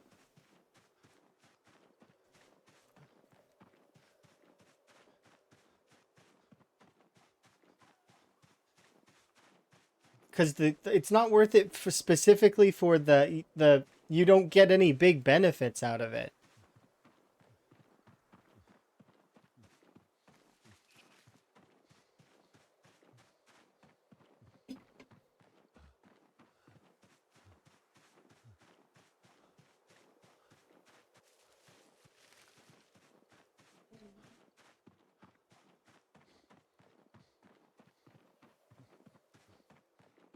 Well, see, yeah, you'd make a bunch of stews, you put them in the freezer, and I'm not counting the rat race. I hope that comes through clear as well. When I talk about some things, there's some things that I'm venting, but most of the time, when I'm just like talking about things, I'm trying to view it through an apocalypse lens that's through the different lenses of different play styles because I don't want to just focus on my own playstyle because that's a little bit too biased. And although I still am going to have my biases, because that's just, I'm a human being, I'm going to lean a certain way based on my preferences and my experiences. That said, though, I want to make sure that all of the styles of play are available for a new player, for a veteran player, for a player that likes sprinters, for a player that doesn't, that wants to play builder farm mode, right? With no zombies. To the player that wants to play with like absolutely ludicrous amounts of zombies. We need to be able to have things be sort of good flow for everyone. That's the benefit of a sandbox game, right? Is that you can, and I would prefer it if it was without mods too, right? Because some folks don't want to get mods and don't do mods because well, they have bad experiences with them, or perhaps they prefer playing the vanilla game. Because there's a lot of people that really like vanilla styles of things, right?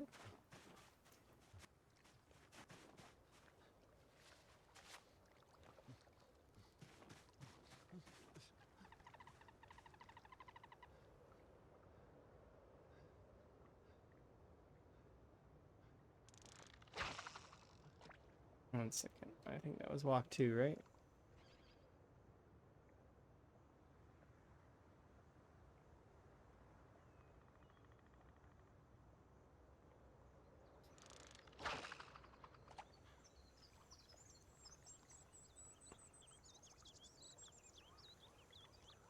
Yeah, if you want to just have fun, exactly.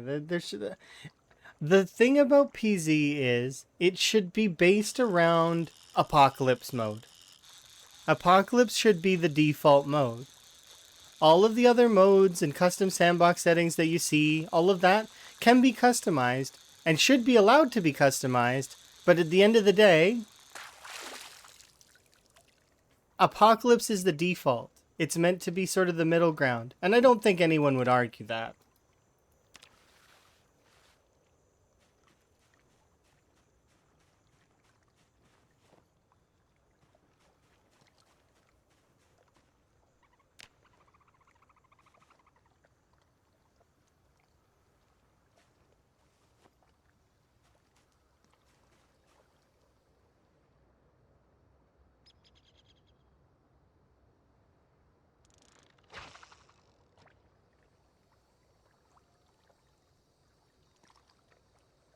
So accessibility is something that I've like I was just mentioning. So a good example of that is dogbane hemp. Dogbane hemp used to cost 20 to produce one twine, right? 20 units of dogbane hemp were required for one twine. Now it's 1 to 1. That is an insane change. And for those of us that have been playing with the 20 to 1, um, it's crazy. We have tons of twine and stuff. But you see, I think that that's a good change because it's an accessibility change. You're going to see a lot more people using twine as a result of twine becoming accessible. It's the same as the weapons. I believe that the biggest reason you don't see as many people using spears right now as you could is because spears are sort of stupid to craft at the moment. They should be made with planks as at like before. And actually, I argue that planks should be able to be carved into long sticks. Meaning that then once you unlock planks, you unlock long sticks, you unlock spears, you already can carve planks into baseball bats, right? So kind of, right? I think. Right. I might be wrong on that. Uh yeah, planks can be turned into short bats, not full bats. Yeah, it's a large branch that can be turned into a baseball bat, but I mean that kind of makes some sense. They look similar. I think people would be okay with that. That said, though, spears, I mean, with their fragility, you seen people using stone sickles? Yeah, that's because stone sickles are one of the lighter weapons for axes right now, and they're fairly good. They're a good weapon. Stone saws are not bad either. In terms of axes, I don't I it's not something I'm particularly in care about. Just so long as I kind of prefer when I'm using axes for them to last longer. But due to the new sharpness mechanic, it's hard. I don't really like using the axes anyways, though. They're not my preferred playstyle. Like I can use them, and I have used them a lot, but and I appreciate that the meat cleaver is now an axe, but yeah, just not it. It's not my preference.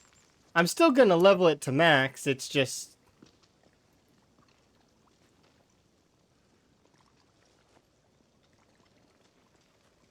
everybody has their preferred weapon, right? Mine are the short blades. I really like the short blades because of their stamina usage and overall the way they feel in my hands. It's nice. I don't like, and the fire axe is good. I just don't like the exertion that comes with the axes. It's too much exertion.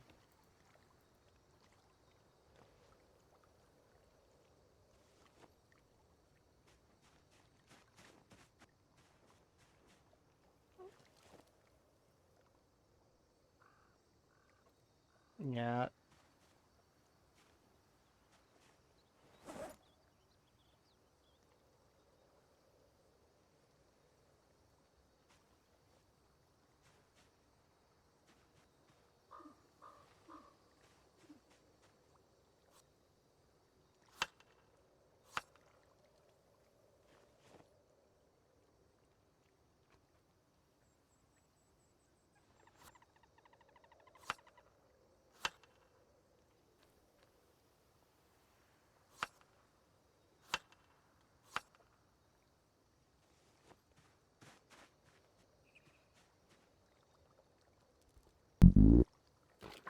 Well, thank you very much for the subscription.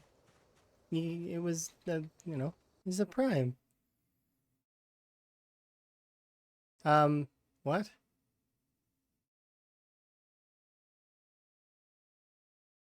Thanks for getting us started. It's weird. Anyways, do very much appreciate the prime. Enjoy your froggy moments as well as your ad free viewing, as well as increase in channel currency if you're in that kind of thing. Yes, I don't know. That was weird. I've never seen that before, and it messed me up. The also, it was a Prime, and you get one of those on Twitch, and you used it here, which is really nice, and do very much appreciate.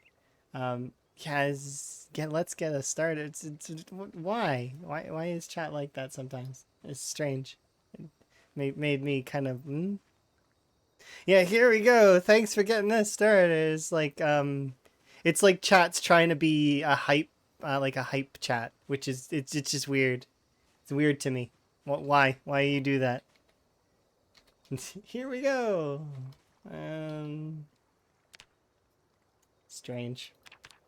I think that it's because Twitch is trying to encourage more stuff like that. So like, there's a couple of things like that that exist on the platform and that they're trying to push forward towards. And you got to remember that there's also other generational like folks. So it's not just like, there's a lot of kids as well as a lot of like it bounces between the different generations. PZ content's not necessarily in that same like park though. Like generally between PZ content is between the ages of what is it 17 and 40 it's generally like that's the majority. The rest are like on the other sides of the spectrum kind of thing. They're there, it's just there's less people, at least according to the analytics that I have.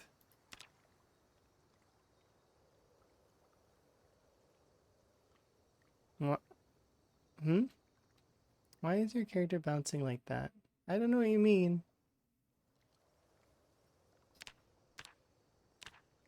Yeah, and I don't... so you're new, and that's clear. I don't bounce around. Not really. Sometimes. Sometimes I bounce around. The squats? Oh, you're talking about this guy here? Ben Higgins? Ben Higgins is he's a police officer. We're doing workout right now. It's his training montage. He's doing his fitness and his squats. Yeah, so if you don't know what I'm doing, it's you're talking about Van Higgins? Van Higgins is he's a police officer from Rosewood, champion of the people, and he is building his muscles. Yeah, that's essentially what's happening right now. He weighs 78. I need him to weigh 82 or 83 in order to be content with his weight. So essentially, I'm bulking him right now. But I don't even think about it anymore, really. We just I just start doing it. I max my regularities, and then we're gonna be doing push-ups.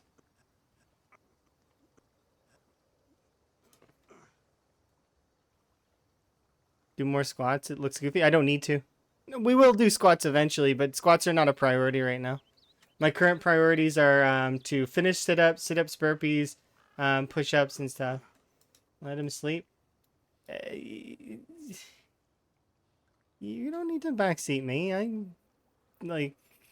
I've got a handle on it. Sure, I die just like almost everybody in PZ dies. But that said, I'm good. Thank you. No need to backseat. Not unless I ask.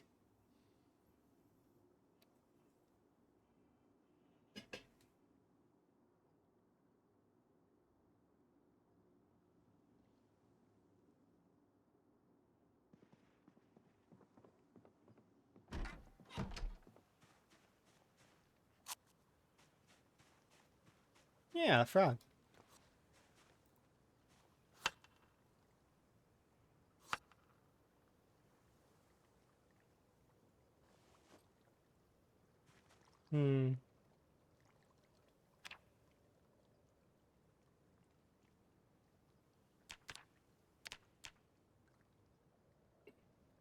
We talk about youthful people and they show up.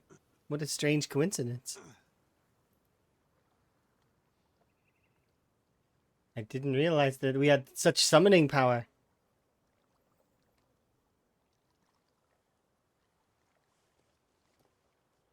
Quick, I'm trying to think of who would we want to summon?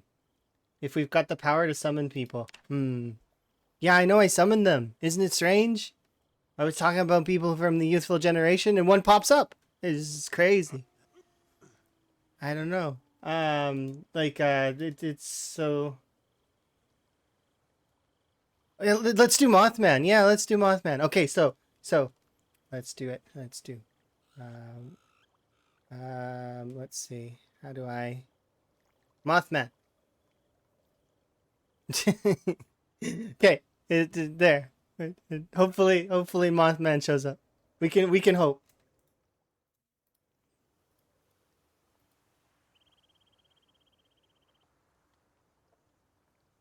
Doing 5 hours of burpees? Yeah, but this is a video game. This is not reality.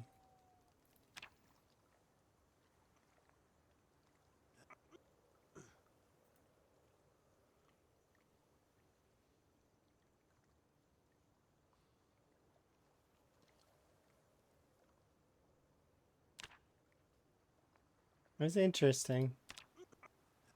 Can you do 5 burpees in real life? No, I don't think very many people can. Good evening. Hi, Yuri.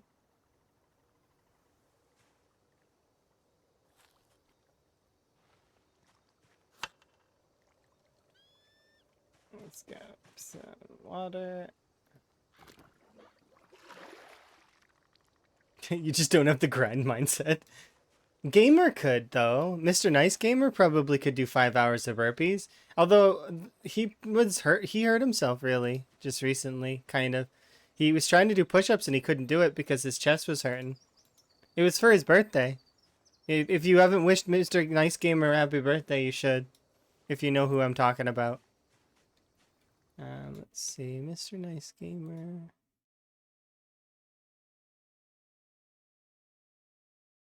This is the Mr. Nice Gamer that I'm talking about right here. This one. What do I think of Electro Thing? I don't know. I also don't know if I'm going to answer any of your questions because you seem like a troll to me. So I'm hesitant. You seem like an alt account that's trying to, to poke fun and be annoying and stuff. And unless you were to say otherwise, that's what I'm thinking right now.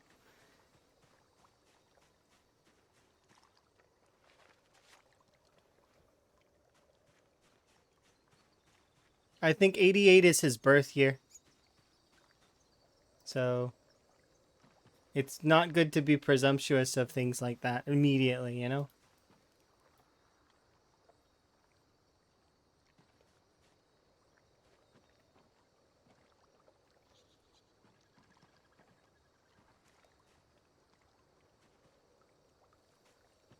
Okay, I've been as clear as I can. So just as just,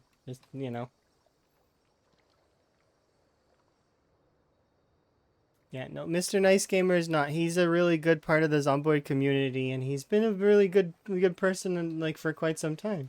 He knows a lot of the folks like Ratnaru, myself, Mr. Lamprey. Mr. Nice Gamer is a nice gamer, really good at the game, and phenomenal in the Zomboid community. And like I said, I think the 88 is I think it's a birth year. But I don't know. I could be wrong. Might be just something. You already blocked that strange human. It's fine. Blocking them seems kind of pointless in my mind. They're just attention seeking. Eventually they'll tucker out. Let's see.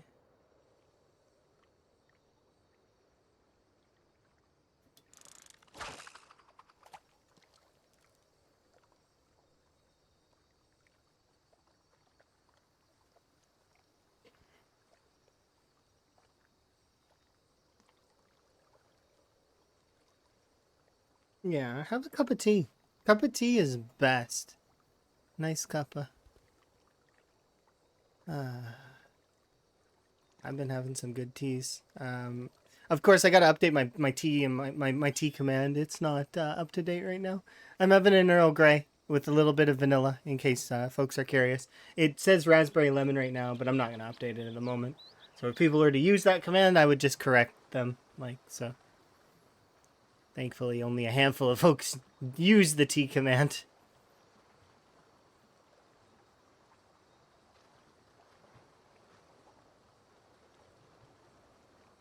Dr. Pepper has a PhD. Makes you think.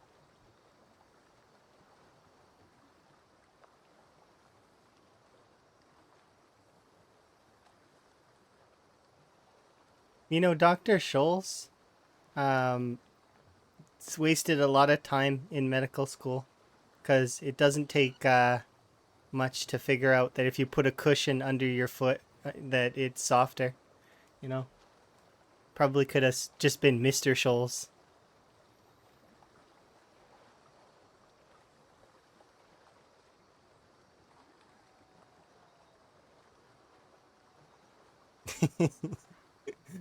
Sorry, that's from a comedy sketch from Mitch Hedberg, which I seen ages and ages ago, and unfortunately, I think Mitch Hedberg has passed since then. So the rest in peace is dead, etc. But you know, the comedians are amazing. I like the way that they are. They have an interesting perspective on the world, like George Carlin and quite a lot of cool, good Canadian or not Canadians, comedians. I mean, Canadian comedians too, I guess.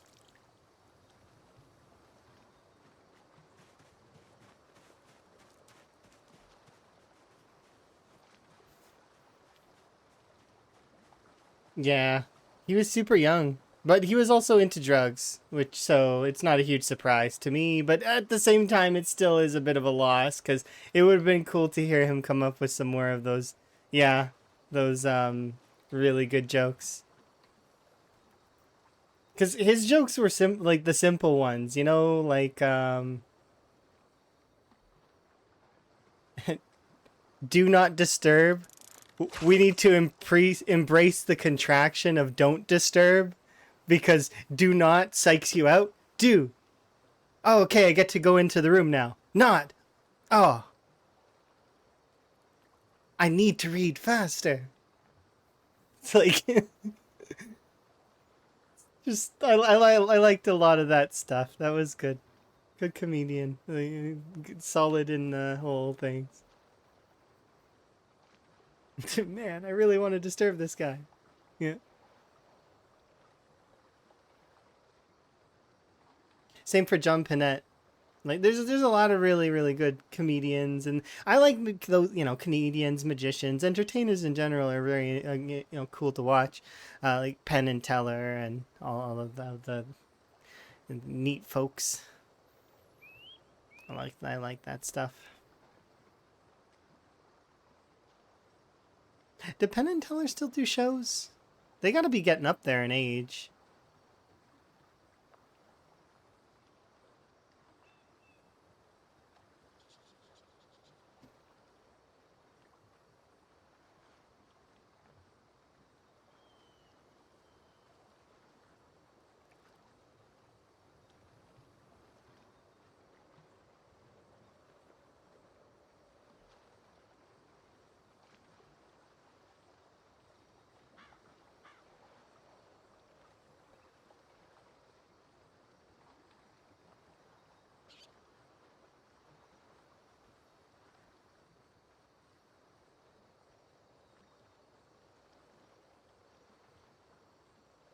I like pillows. They won't let me have anything hard. Oh.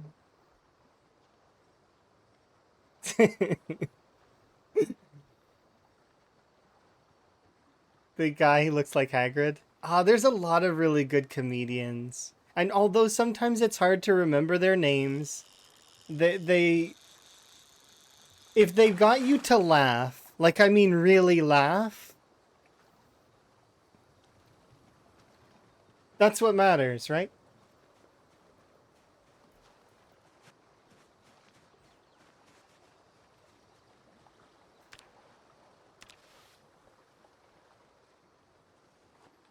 because I've been watching what was it? I've been watching some D&D content recently. And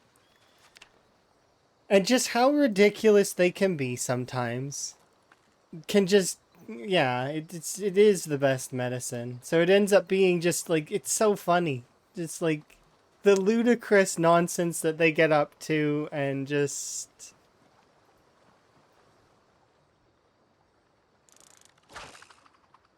how they can be sometimes. It seems like when you get a good laugh in your friend group, right? Or in your family or whatever, it's just it's good. I don't know.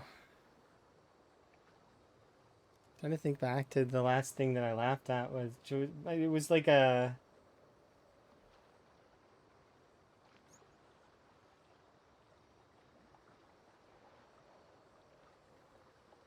those are fun though.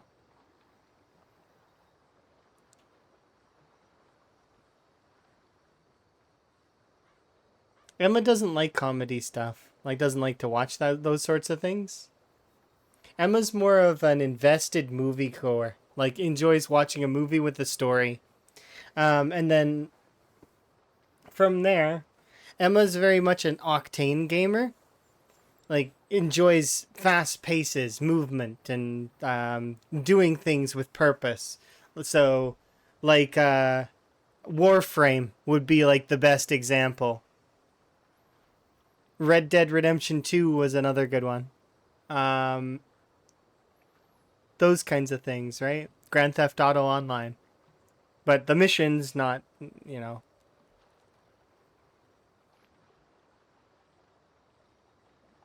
Meanwhile, I'm the opposite, I guess. Not full opposite, but like, I mean, kind of. I like some uh, of that stuff, but I can be content just sitting here like this for hours if like I've farming or crafting or sorting. I like all that stuff. It's fun. I enjoy it.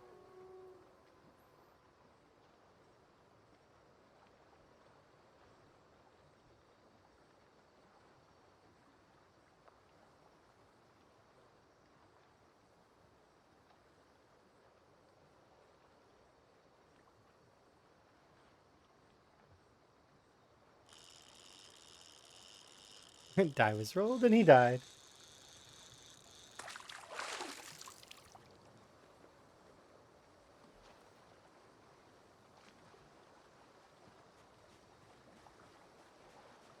The funniest moment in D&D. Um,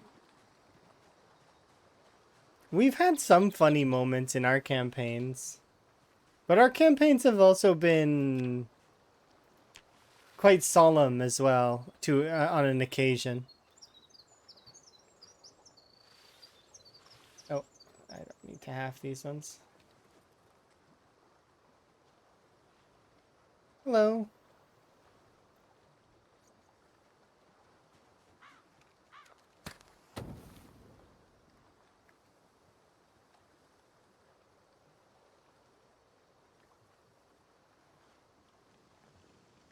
Certainly does depend.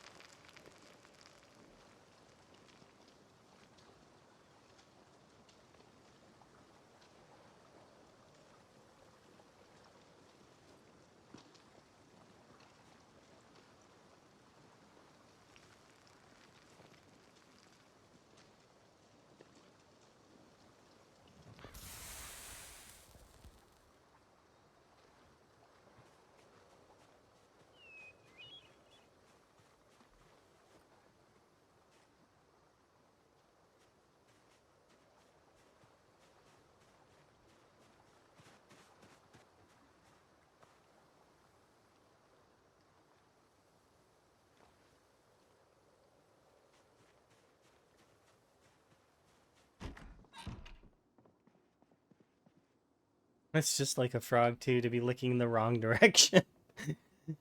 uh, there's so many videos I've seen where frogs they go and then they miss completely and They have to readjust, and the other frog eats it, and then they get mad. They're like, But that was mine.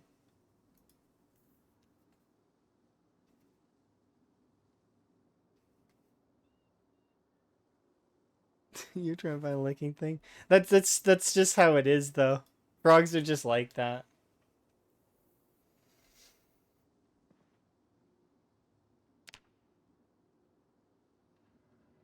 It's also fun watching their movements, because their movements are very...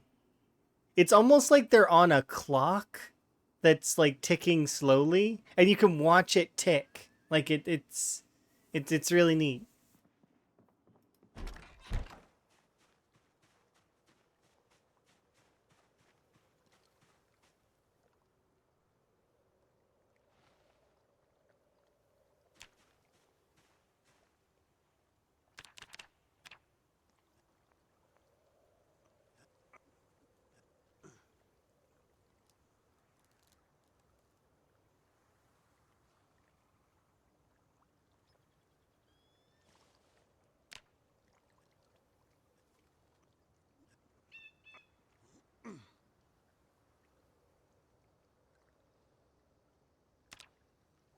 How close to the next level of strength are we? Ooh. We're about to pop that level 8 strength. Nice.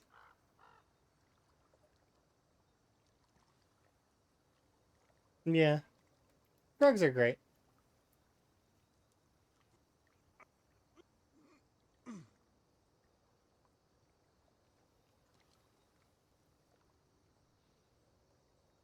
We're gonna have pet frogs.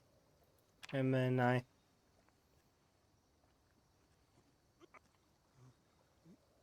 I'm looking forward to it. And I'm gonna post pictures in the Discord when we can. Maybe even little videos. We'll see.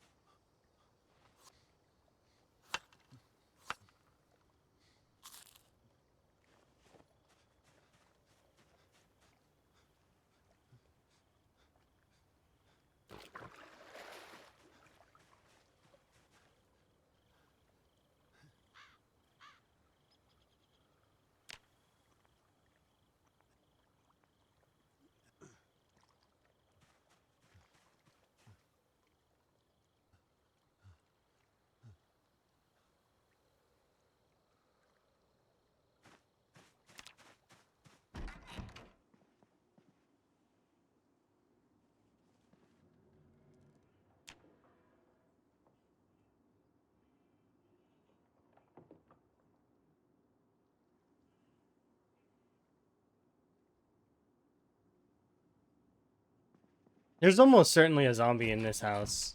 Upstairs. This upstairs bit has to have some sort of, like, little tiny upstairs attic-y thing. I'm almost convinced of it, because I can hear footsteps when I'm in there. You'd figure that they'd poke out, though, sometimes, but I guess not. I don't know. It's weird.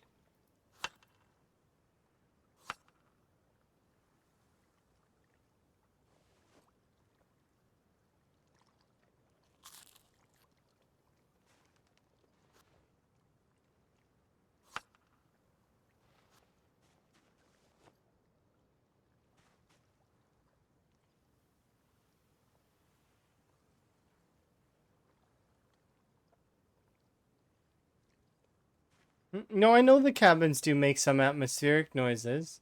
And I'm aware that there's actually zombies in the wind tracks as well. Because I've heard them. They actually have a different it's a different sound level than the other zombie noises. And you can actually there's a difference between the zombie sounds. Um this one, however, it's footsteps for sure. Yeah, so if you really listen closely to the wind ambient tracks, you can hear zombies in there. So if you ever hear zombies and you feel paranoid, you're justified to feel paranoid. The game sets up amazing ambience for that, and it's so good. Imagine you mean underneath the couch? That would be an awkward scenario. Could you imagine every time we just sit in a zombie and the zombie's like laying under the couch? It can't get out because the couch is like on top of it. It's just sort of like trapped there, laying there, kicking its feet every once in a while, like a kid that's bored.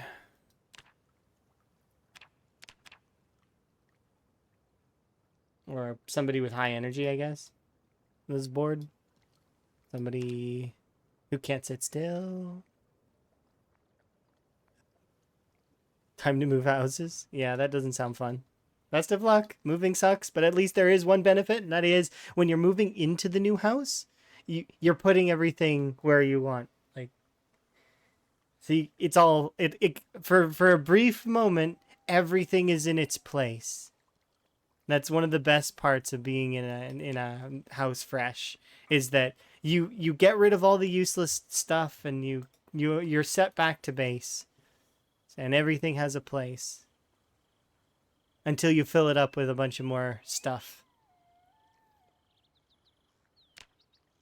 Like, I didn't realize that, because I've been getting rid of like a bag of stuff uh, every month so far, as the months approach to October, to when I plan to move, right? And the getting rid of stuff, like, I get rid of a full bag and there's still quite a bit of stuff left. Like, I mean, I've got about 2 boxes worth of stuff left, and then some like furniture to get rid of, and then that's about it.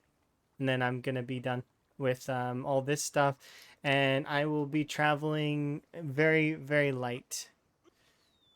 Like, I'm gonna have like 2 bags worth of stuff that I'm bringing with me when I go to Sweden.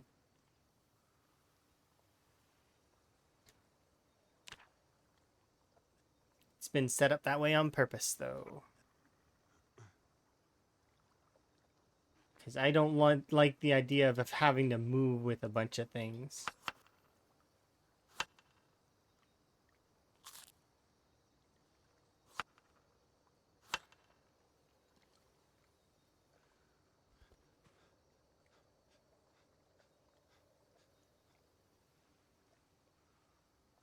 How long until the move? October.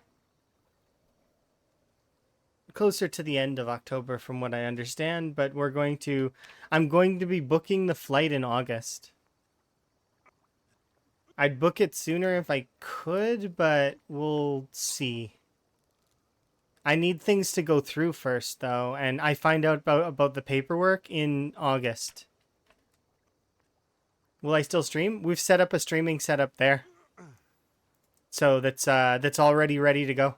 And actually, the thing is when I move in with Emma, we're gonna try streaming as a profession, which means that I'm gonna actually get a schedule, like a real schedule, instead of my traditional, like, what is it? Instead of this, which is my minimum, I try to go for at least between 5 and 7 hours, and I usually do at least that, if not more sometimes. But most of the time we do between 5 and 7 hours. That is the plan. In order to do streaming as a profession, though, I'm gonna have to, like, we're gonna set up a schedule. We've already got the merch store, so that's good. I'm not big on pushes, though. I don't like doing things like, subathons or partner pushes or anything like. I'm not as bombastic, and I don't like doing those kinds of things. So, because I'm not that kind of person, and I don't do those kinds of things, I may just do, like, we're still deciding, but it's probably just going to be slightly longer streams. And then, yeah. Yeah, I don't like them, though, for me, specifically. I don't, like I said, I don't mind if people do them, and I enjoy sometimes watching folks do them. I like doing charity events and stuff like that. But, yeah, I don't intend on doing any of those. Like I'll let folks know when those sorts of things are active. Like, you know, if, like, for example, for September, I will tell people that subs are cheaper and better to purchase then. But the thing is I don't like doing those kinds of things. I stream because I like to be here. I stream because it's fun. But sure, it's gonna become a profession, maybe, but I'll look for alternative means as well that are better suited to me. Like, maybe we'll do like some promo stuff, like, you know, with like getting a game key and doing a review or something like that. You know, those kinds of things.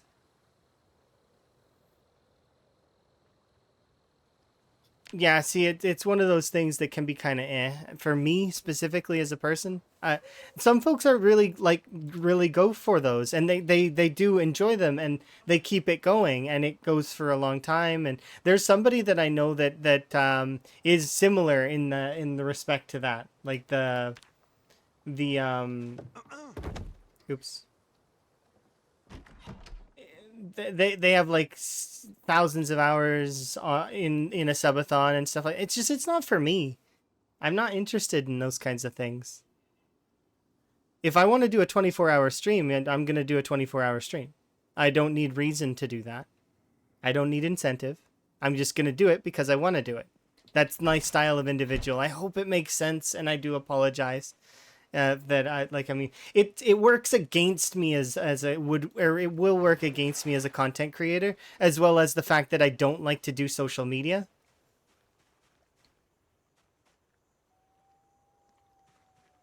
Yeah, I'm not really keen on that. See, in my opinion, if I were to do a subathon, which I've done charity events in the past where people donate and then they extend a timer of how long I stream. I've done that in the past. It was for charity though. And if I go sleep, I pause the timer. I don't like to get. I need to be conscious, and I need to be making decisions during those times that the timer is active. I can't. I'd feel bad. It's like I'm wasting people's time and their money. It's not fair. Don't like that. But that's my own opinion on that kind of stuff. Like I said, it's different for different content creators. And then also it depends on the size of the content creator. Goes into the whole ads thing. If your content creation is like, let's say you have like 10,000 viewers, let's say, and you do ads, well, I'm sure that some of those folks do ad because you get the choice whether or not your subs can have ads or not. So those folks would choose their subs to have ads so that they can get even more, right? Total. It would make sense to do that, right? And then if the subs don't want ads, then they can do turbo as well, right? But that's just an example, right? I get the economics behind it because it would end up being like a decent amount more for them to be able to live better, which is good. That gets them streaming more. They're in a better vibe. They can continue to do the content that they do, whether they're the type of person that's like, uh, I don't know what kind of streams there are that are like that because I don't really tune into those kinds of streams myself. But um, whether it's gaming or I don't know, event related stuff that's not about gaming, because I know that Twitch is trying to branch out into some other categories. But yeah, it's just not in my style. I don't like doing that kind of stuff. I have done stuff like that kind of in the past, and I like to do giveaways and stuff because I like to give back. But that's different. I do those things because I want to, not because I feel obligated based on a timer or anything.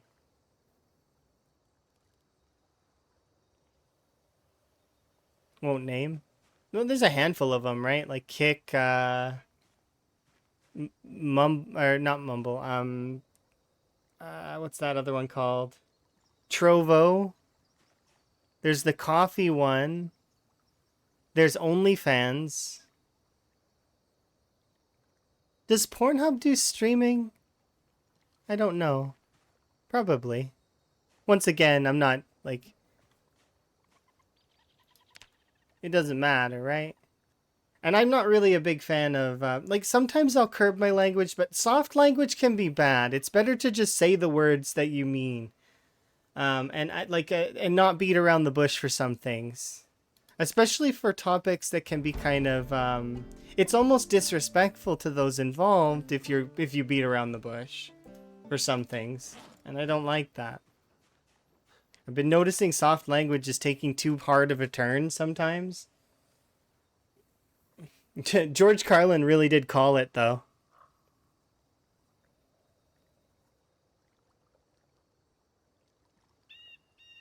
Toilet paper became bathroom tissue. Shell shock became post-traumatic stress disorder. Yeah, it can take away the severity of the concept and then can really can make people not really realize how, like, because then it's buried under jargon, which is exactly what Carlin said. It stops having meaning, right? Because it's like this really long phrase or this really short phrase that's meant to symbolize whatever it was. How's our weight doing? 82, nice. Okay, we'll get a little bit of fish to go.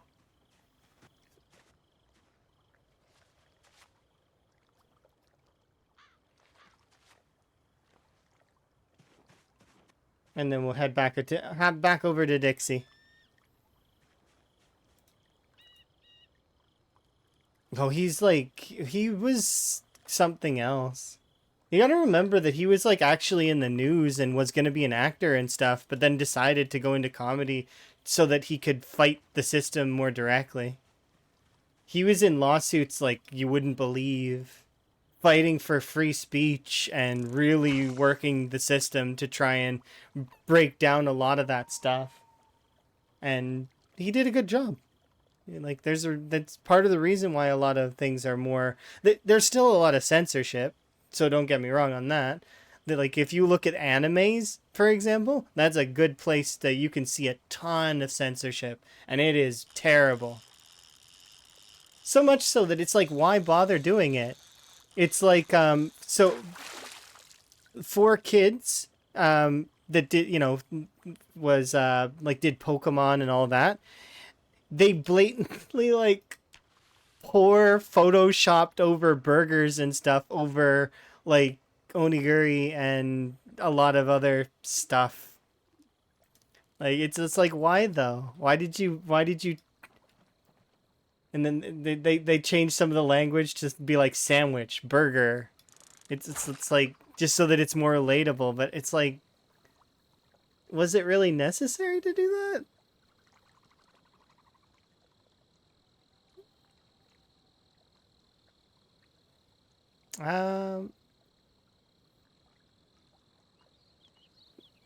Was his middle name Patrick Dennis or Dennis Patrick? I don't know his middle names. I just know him from his comedy, and then also his effect and his perspective was just so... You have two middle names? Oh, nifty.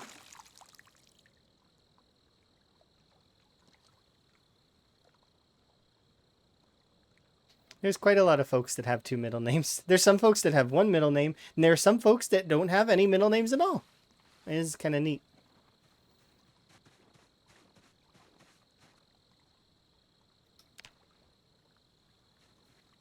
It's really funny, though, if you're one of those folks that has middle names, because people will sometimes call you by that middle name instead of your first name.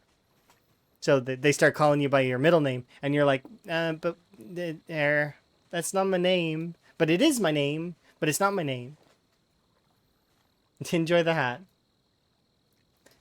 We had somebody growing up whose middle name who they had somebody else who had the same first name as them, so everybody just called them by their middle name. Because they didn't want to confuse the two, right? They did it without asking the person, and for years, that person said nothing. But they didn't like it. They really didn't like being called by their middle name. That's why you should not keep those sorts of things bottled up for years, and you should, you know, make it clear that you don't like whatever it is. Like, right away. Because then people will either adjust, or they will, ribbit. They will, go.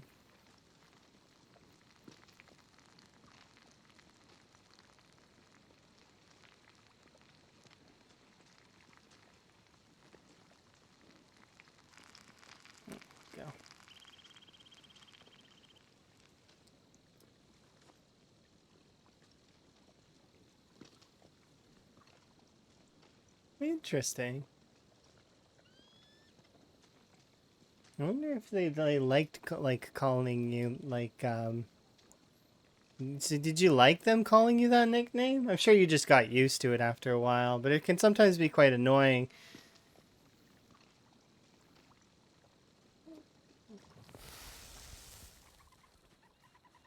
You just got used to it. That's unfortunate when that's the case, when it's like a begrudging get used to.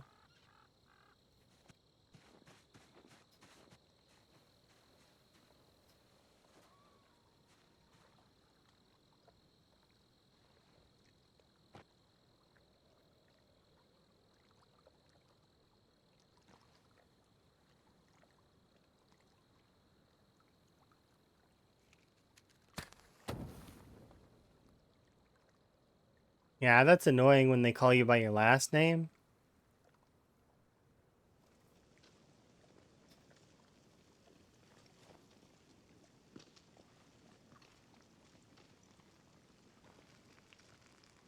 Seems less formal to do that. Meanwhile, in other cultures, it can be formal to do that, calling a person by their last name.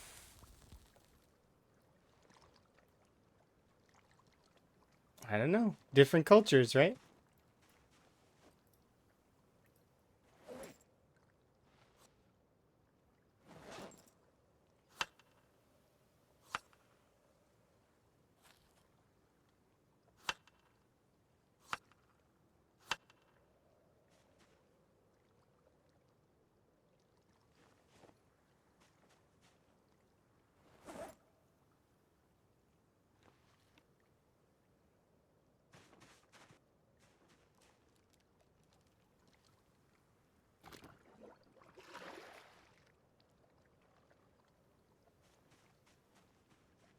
Yeah, and then even among triplets or, you know, quadruplets or twins, it's like there's still differences, and some may like being called by their surname, some might not. There would be, some would probably prefer. Oh, Higgins, that hairstyle, dude. I don't know what to do. Do we cut it off? Do we just grab a hat? I think we grab a hat. This is the traditional bowl cut look. Is there a hat in here? There we go. I'm not wearing that. No offense to anybody who likes a bowl cut, but I'm not doing it.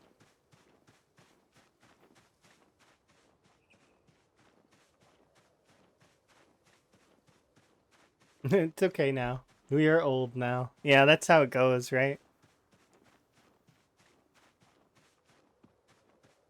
Because even, like, because at this point, like, I mean, you guys will have, like, different injuries, different experiences. You'll be different people. Even if you look the same. Some people like bowl cuts. I know actually 2 people that love bowl cuts. And then also one person that's a Zomboid streamer that likes bowl cuts. And that's their character type, is to have a bowl cut at all times. They sport the Donne. It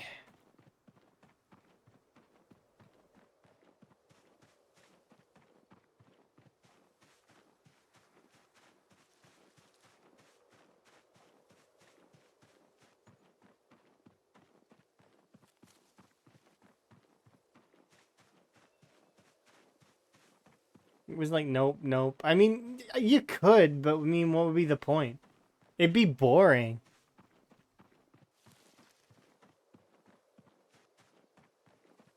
Plus, there's certain differences probably.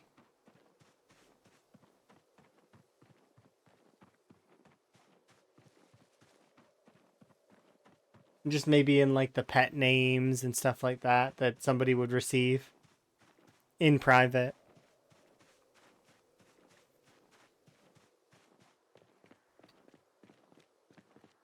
Our eyes were different.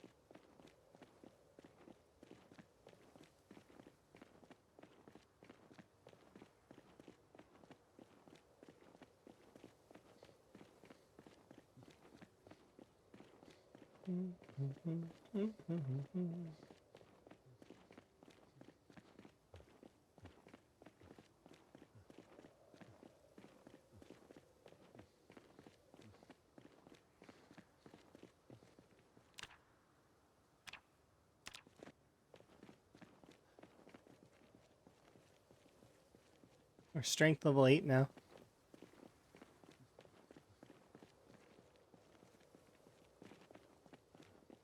Next fitness session, though, we're doing, or next session, we're going to be doing squats unless we crest level 6 fitness on the zombies that we're killing. If that's the case, then we'll keep going until we push to strength 9. So it's going to be a little while, but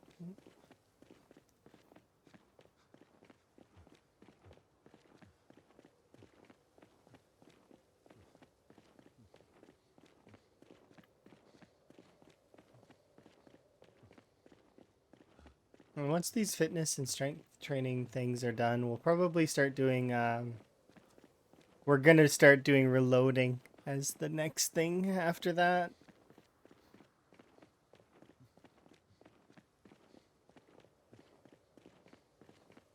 Those will be hard days.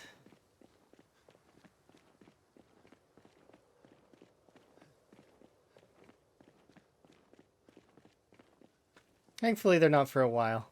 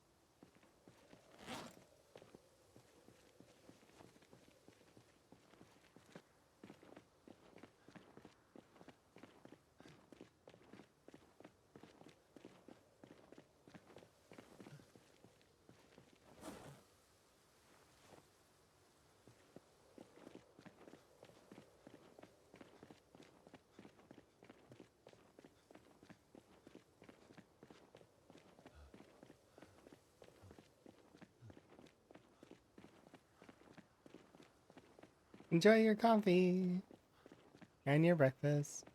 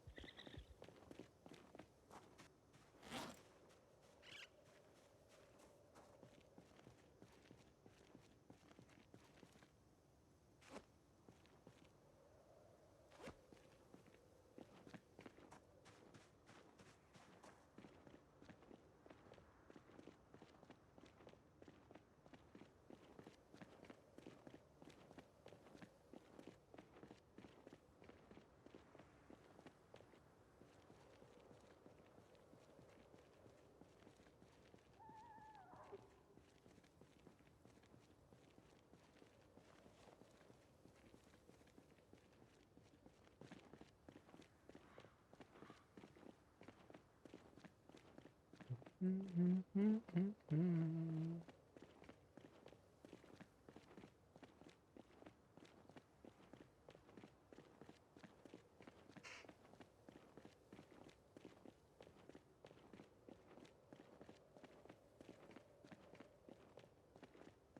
had a sandwich this morning for breakfast.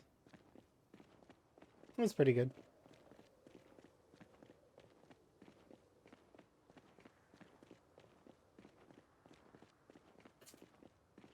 And I've got an ice cream in the freezer if I want it. And I haven't decided if I want it yet.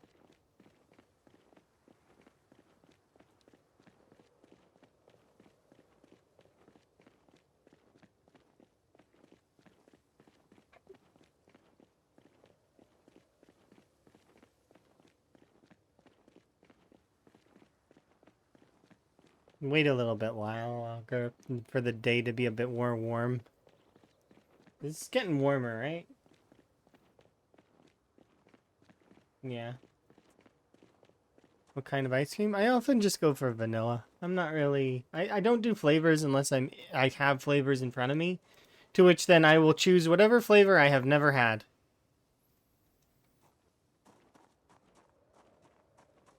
Or I'll go for a mixture. I'll get like a scoop of this and a scoop of that. Because I'm assuming it'll make a different flavor.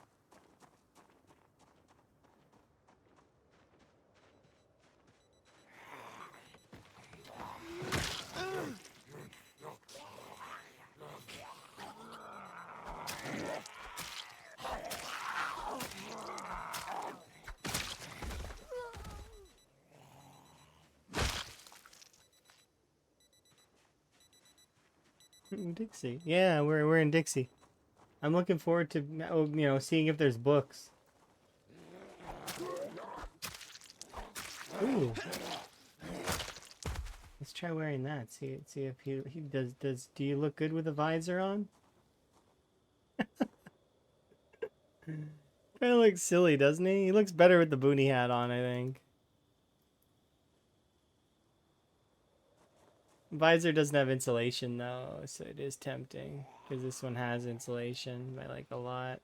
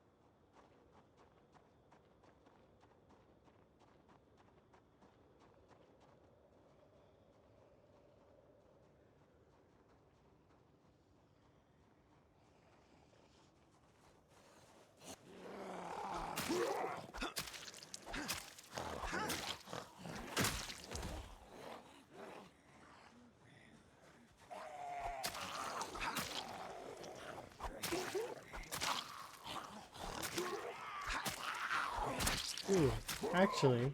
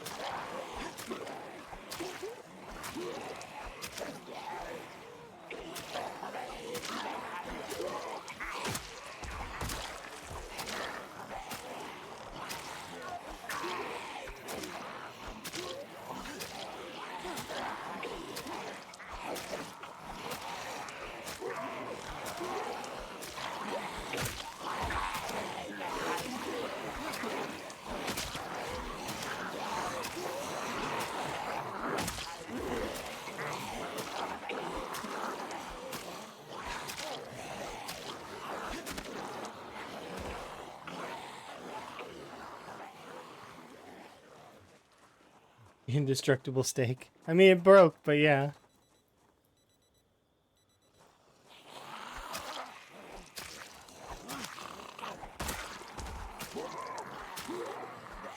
The difference is, though, is that I can make as many of them as I want.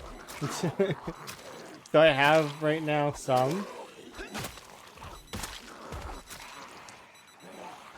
Is there a cement in the world upon creation? I mean, sometimes. It depends on the game mode, but yeah, it depends. You can set it up that way, which we have. If you're curious about the population of this particular world that I'm playing, the population is roughly about 1.5 to 2 million zombies.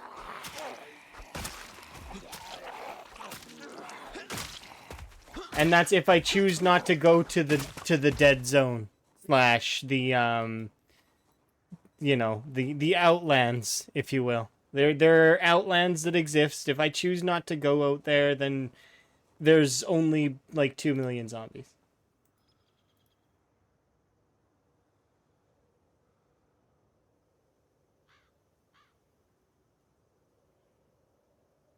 But yeah, you can choose to go to the outlands, and then there's a lot more. Yeah, there's like 500k in Louisville.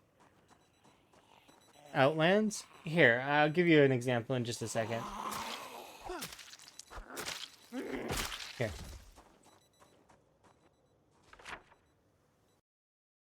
Here, to give a relative idea of the size of things. Here, we'll flip it like this just so it's a little bit easier. See this pixel here? This is me, right? We know that that's the player character, right? This is the largest icons that I can make, right? Let's see. Let's do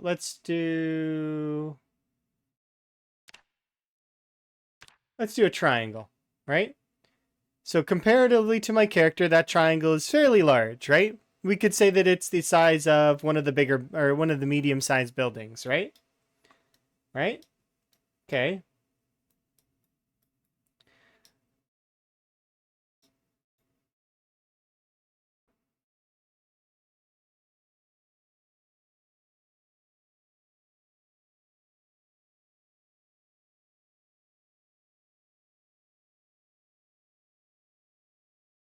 This is how big the map is.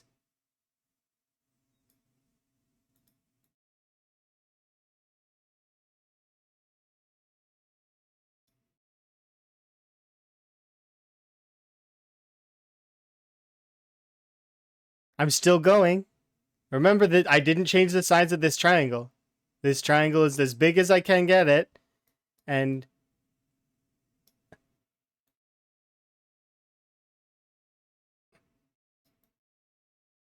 I'm still going. Oh, there it is. Ta-da! The edge of the world. So how many triangles is that? 1, 2, 3, 4, 5, 6, 7, 8, 9, 10, 11, 12, 13. Roughly 13 full screen triangles from the edge of the world, right? And a full screen, let's see, a full screen takes up almost the entirety of Muldra.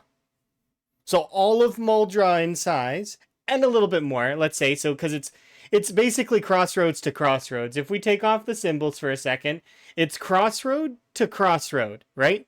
Across the screen, right? And I was going from corner to corner, so it's a little bit longer than that. The length from one crossroads to the other crossroads in distance. And then do that 13 times. And that's just one side. The map goes out in every angle in that way. So all of the cardinal directions, you know, north, east, southwest, every single one, see? Like that. See, north. It's huge. And that's no man's land. Or dead zone, or there's a lot of different names for it. The outlands. Essentially, it's there are zombies out there. And if you were to go out there, there would be a lot of zombies. But you have to generate the tiles as you're going, and it's all forest tile. Like foresty, like kind of. It's like spotted forest or some nonsense. It's like with forest and like, but there's like openings. It's like kind of like a plains where some trees have grown.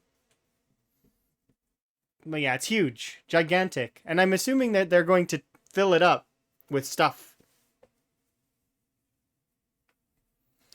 But yeah, hi by the way, Sui, and yes, new outfit. I have several new outfits actually. I've got 5 jackets.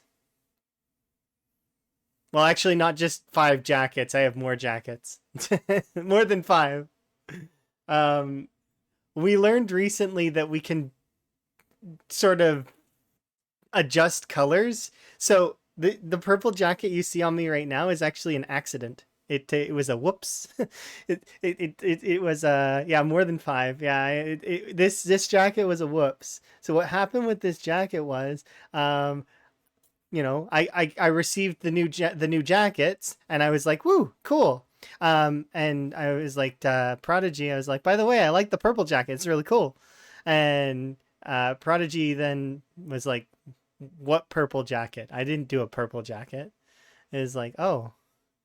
So what happened is it mixed the red jacket and the blue jacket together and you get purple. So ta-da, purple jacket come out of nowhere.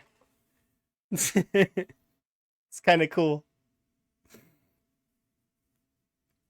But yeah, it's we've figured out some stuff with the clothes that is kind of interesting, that gives us a lot more color schemes to work with, which is neat. So there's no more limitations on clothes. I can wear whatever I want, and then more outfits and stuff. And then later on, it'll be good. But yes, hopefully that that answered your question about the Outlands or the Deadlands or the Dead Zone or whatever you want to call it. It's an extra area that you can go to that potentially has more stuff in it. Like specifically, it's just trees and zombies, but like, you know, it's if you needed to bolster your kill count for whatever reason, you'd go out there.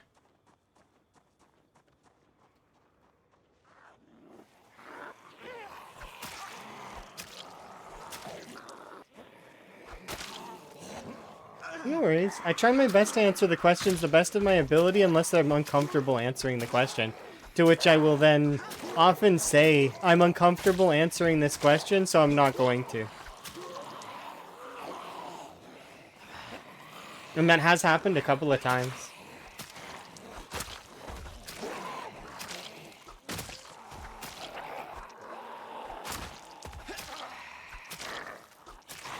Most times, though, people are asking about the game and stuff, and I can give as much as I know. But there's times I get stuff wrong as well. This is not one of those times. Yeah, boundaries are important.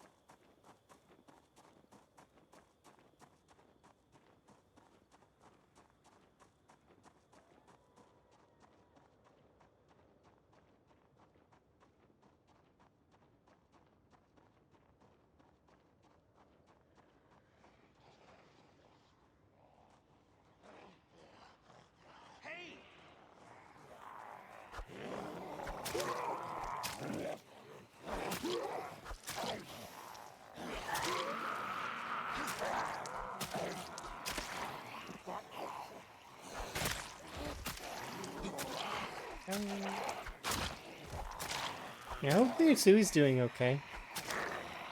If you guys aren't following Sui, you should. Sui was doing a lot of variety stuff recently and getting through some keys. which was kind of neat. As well as I got to watch House Flipper 2, which was kind of cool. I haven't seen that game in forever. Hmm.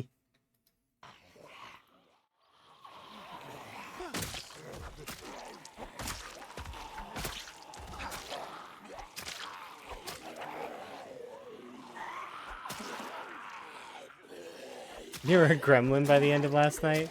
That, I don't know if I got to see because I was tired yesterday. And I'm tired today, but it's still... There was aspects of yesterday that I was busy with, and then... I got to spend a lot of time with Emma too, though, which was nice.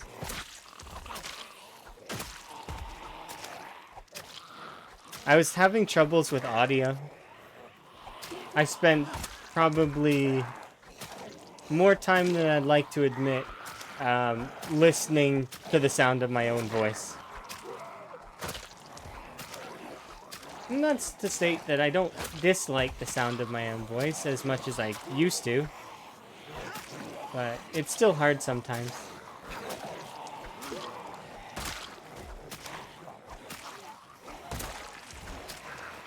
But I noticed an audio hum that was in the background, and I didn't want it there. It was like, it's such a niche little sound, but it was like I heard it, and as a result, I had to get rid of it somehow. It was driving me crazy. I think I've gotten rid of it at this point, but I need to go back and watch more stuff to guarantee.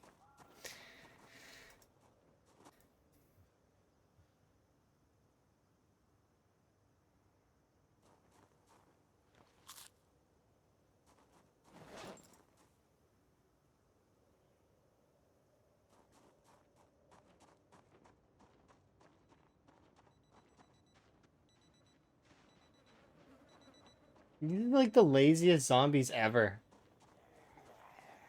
They didn't even walk over to the watch bag.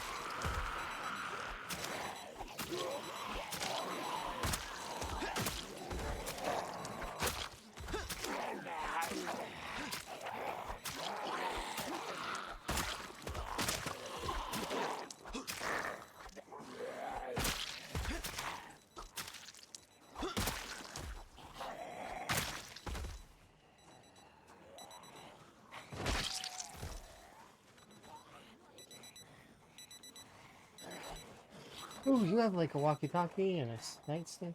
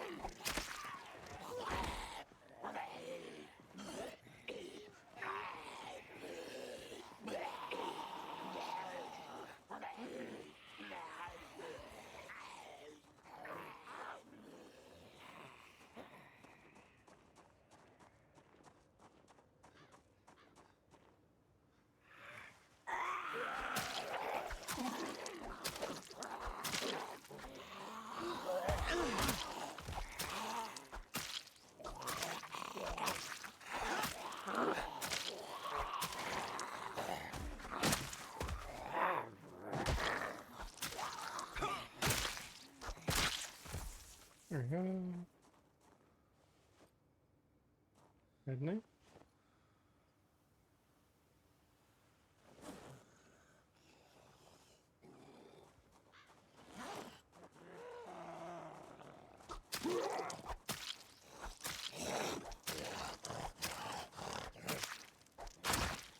What do you mean corpse carrying? That's already a thing that exists.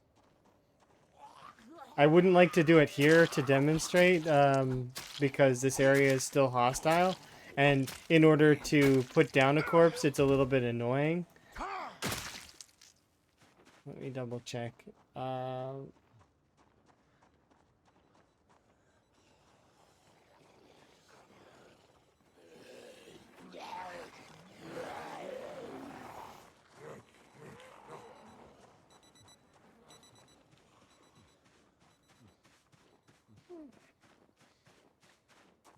What do you mean disappear into your inventory? No, they don't. No, in build 42 they don't. They took that out. It's no longer a thing. Here, I'll show you. I'll show you some features of build 42 that are neat. But there are dragging animations for the corpses now. As well as I can't show it right this second, but you can throw zombies out the window. Those are all part of build 42 now, built in into vanilla. As well as they added in blacksmithing stations, as well as a bunch of other stuff. Like this whole menu is changed. Like build 42 is way different than build 41. Like way different. They added in animals. So like there's animal zones. There's a build menu with like other stuff. Oh yeah, there's tons of new stuff in build 42. Just give me 1 sec though. Is there a body near the Spiffos? I think I did kill a zombie recently by the Spiffos. Or did they despawn? I went and did a fitness montage. They might have despawned. We'll have a look. If there's no body there, I'll give an example later. But yeah, it's kind of like a new game almost. You've been watching the old stuff on YouTube? Yeah, this is new stuff now.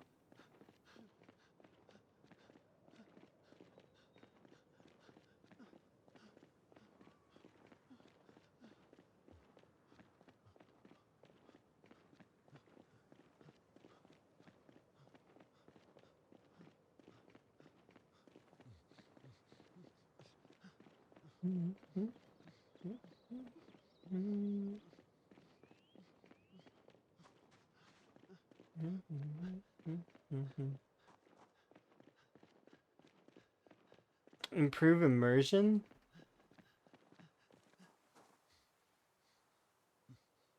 Not immediately. There's a couple of things, but they're not priority. I think the devs themselves will figure stuff out that they need to figure out, and that I am keen to see what they add and change. Currently, I'm a little frustrated with butter meta, but that said, like, I mean, that's just a personal thing. It's got nothing to do with the game. I'm just not keen on that style of play. And would like to see that style of play phased out. And I'd love to see food be more, like, give more buffs. Like, you know, like that your character, instead of just gaining happiness and unhappiness, I would love those moodles to be expanded on. And your character have, like, attack speed bonuses and attack speed debuffs that are linked to those more directly, instead of unhappiness being by itself. So more green moodles, like, would be a benefit. And green moodles that last a lot longer. You know, not like the stuffed moodle that lasts for like a couple in-game hours and then goes away. No, I mean like a green moodle that will last, if you get the buff for it, it lasts for like a day, you know, or something like that. That would be kind of cool.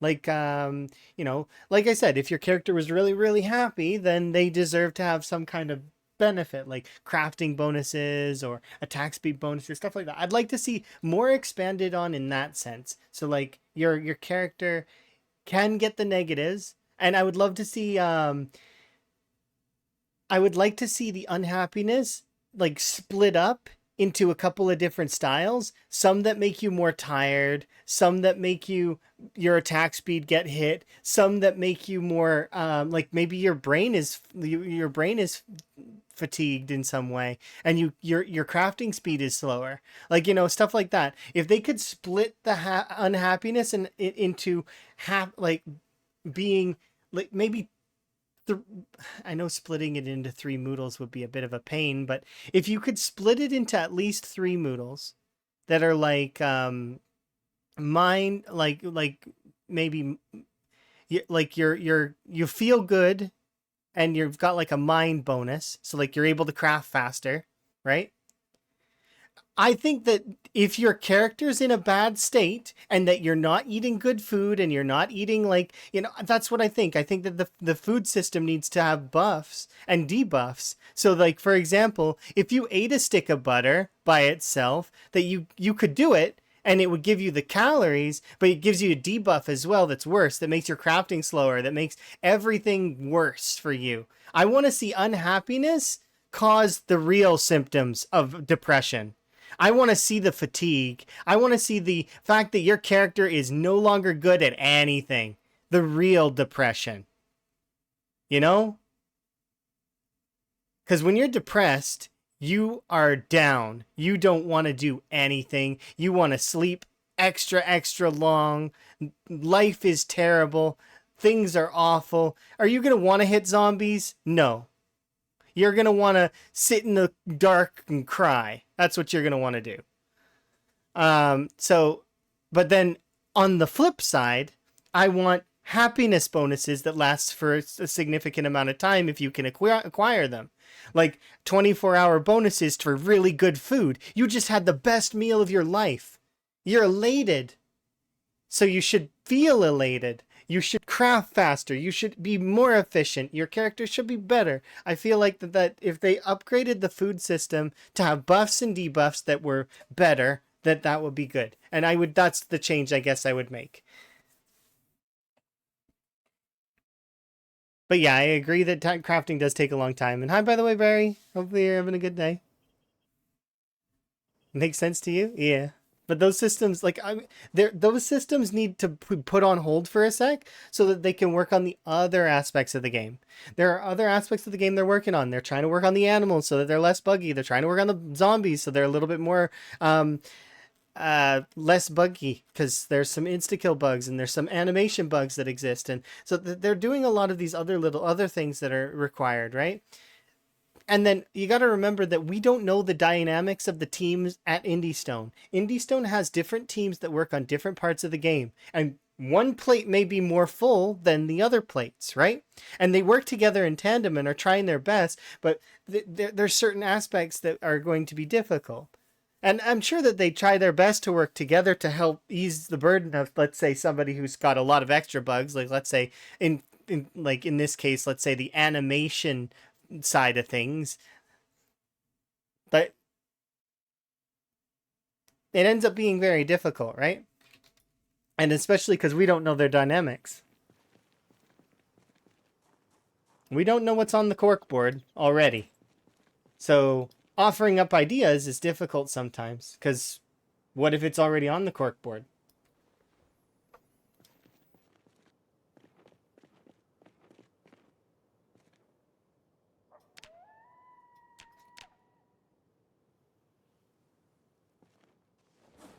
No harm in having it on the board again, though, I suppose.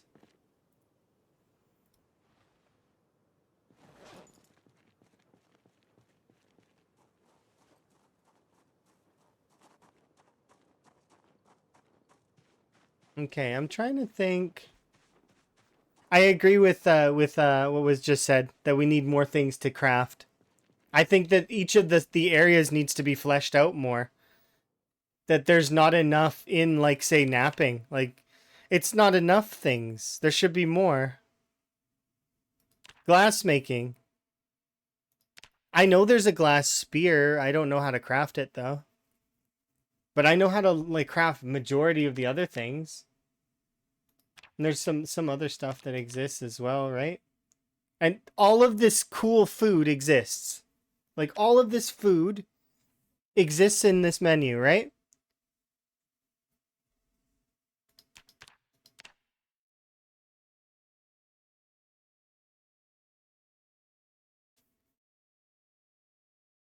It'd be cool to be able to use this stuff and get a buff from it.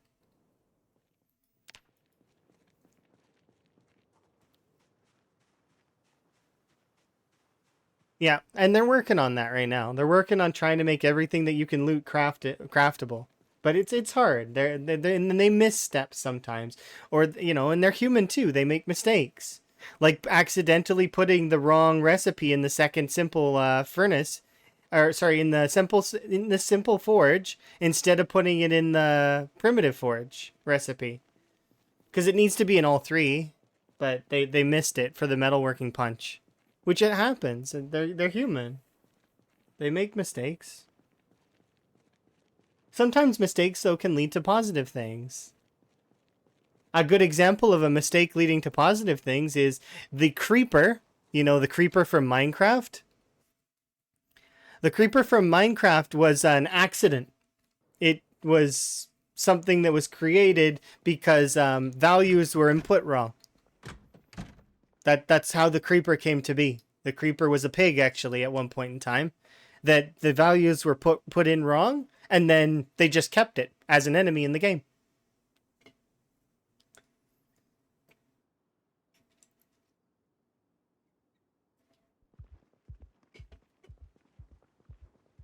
Minus stuff like soda. I mean, soda can be created. You can create carbonated water. In my opinion, you should be able to do, and this is something that they've mentioned that they want to add to the game, is breweries being able to brew your own beers, being able to brew your own wines, and then also to to be able to do what's it called? They want to do some of that beverage stuff. You didn't know that about Minecraft? Yeah, it's one of the old sort of things in Minecraft. Because I'm an old person when it comes to that. I played Minecraft as my most played game. And it will be continuing to be my most played game for a very long time unless Zomboid overtakes it. Which, I mean, Zomboid's trying. Zomboid is my third most played game. At roughly between, what was that? Last I looked, it was like between 4,000 and 6,000 hours. Let me see. Something like that.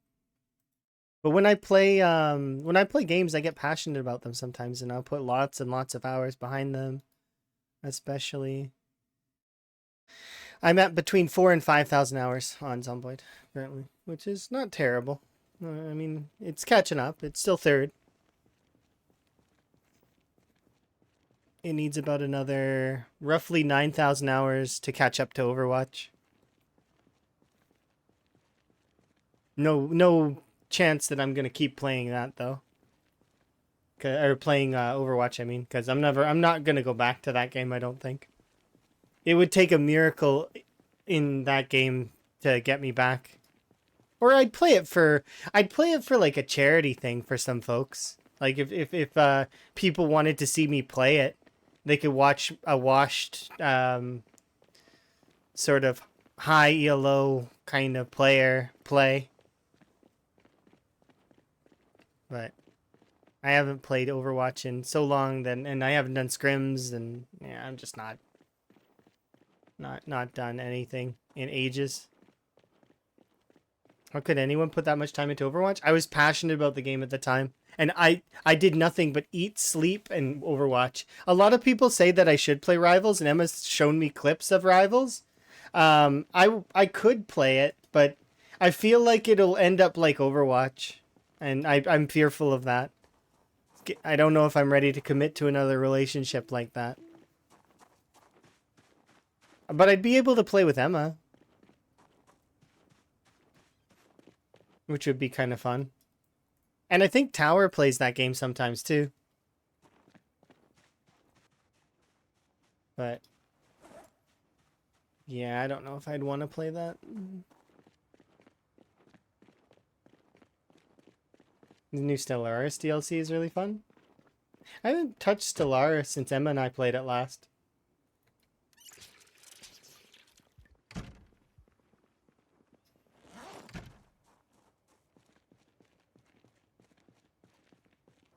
I had to travel across the galaxy to get to Emma. It's like reality. Ooh. Yes, come out. Okay, here. So, who was talking about the wanting to see the corpses thing here earlier? I'm gonna show you now, so just so they were clear.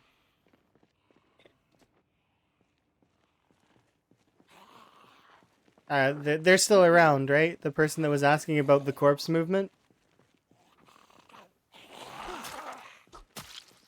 Either way.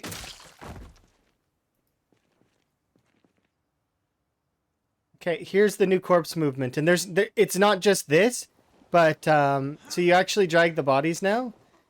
It's not just the legs. There's several. It depends on where you pick the body up from. You hold E, and then you can pick the bodies up. But it's wherever you pick the bodies up from. They leave a little trail, stuff like that. And the biggest functionality of this is to throw the dead bodies out. So they added in this. And that's the smoothest variant of the window throw.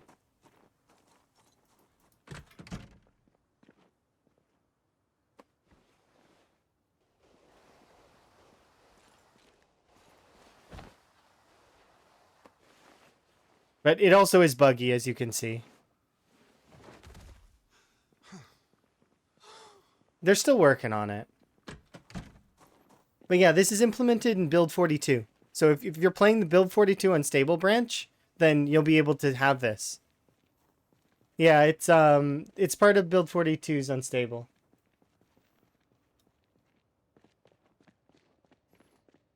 So in order to access the unstable branch, you go into the properties and you change it from build 41 to build 42.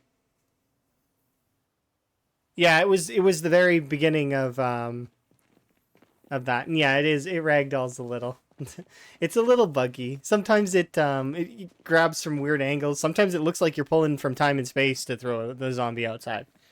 But at least at the end of the day, what happens is the zombie more than often will make it out.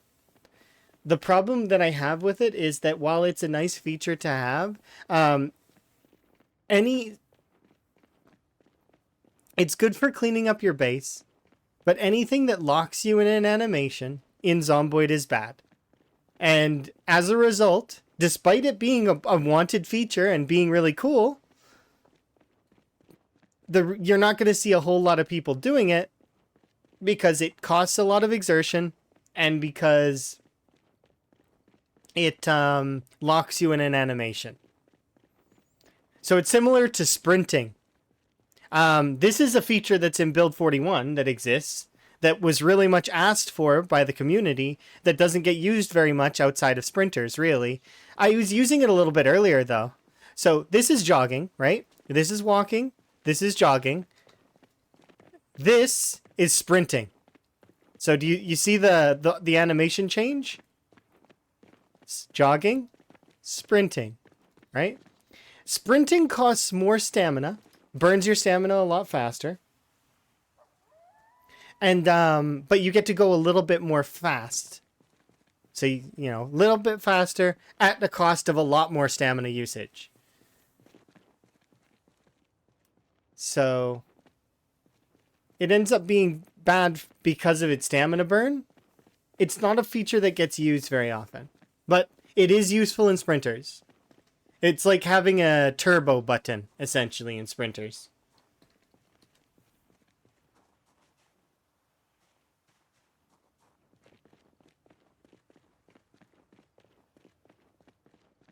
But yeah, you're just watching a bunch of content. That's good.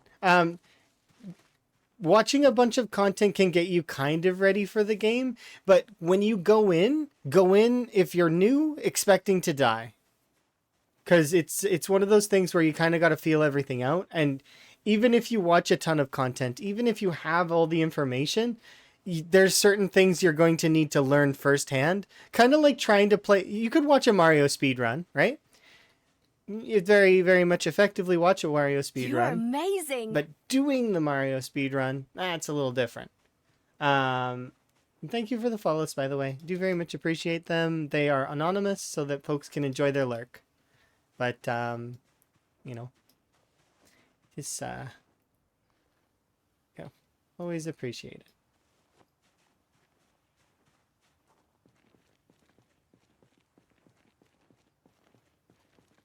Sprinting is mostly useful for bulldozing through small packs of zombies. Oh no no no no. No no no no. No no no. No. No no no no. You don't run into zombies while sprinting. No, no. No, no, no. You will 100% trip, and then you'll be in that horde. Probably. Why do we have green socks on? Oh, yeah. It's on purpose. Because if my shoes can break, so shoes have condition. Not horde, small packs. What do you mean by small packs? Because small packs sounds like more than 2, and all it takes is 2 zombies to trip you. That's all. So if you've ever been curious of how the shoulder bump tech works, if you shoulder bump one zombie and then shoulder bump directly into another zombie, it rolls the dice on whether you trip or not. And then every zombie has an increased increment of trippage chance from there on. Meaning that eventually you're guaranteed to trip. It's almost 100% after a certain point. You can still kind of push through the hordes, but it increases gradually and gets worse and worse. So sprinting through them raises that chance. So you're almost guaranteed to trip. But then again, you'll be in an animation. So when the player character is in an animation, it's you're not really touchable. There are invulnerability frames that exist in the game. But so a lot of people will call it the push dodge, or push parry, or, I'm sure you've seen it probably as well, Yuri, where you push and for some reason a zombie just doesn't connect with you. It's because you've timed the invulnerability frames of the push, because you're in the attack animation, that the attack cannot connect with you. That is essentially one of the game's mechanics in a way. Kind of, right? Because it works both ways. It actually will work for the zombies as well. Because if you bump a zombie, they lose tangibility, as well as they gain, not invulnerability frames, but they gain, like I said, they lose tangibility. So they no longer are solid, which means that other zombies can pass into their cell, and then they can stack, and then when the zombies that have passed into their cell happens, you can get what's called it's notable in the prison and the malls, where the zombies can stack up to a degree that's unsettling. Like, you'll go over to it and it'll be like they'll fan out and around you in kind of like a bomb. It's really interesting. I don't do it because you take clumsy. Clumsy doesn't really do very much for your trip chance. It does a little bit, but it's not noticeable. The clumsy is more noticeable for the noise you make. You make a lot more noise and pull in more zombies. Anyways, the reason why I'm wearing the green socks is because shoes have condition. Shoes can break.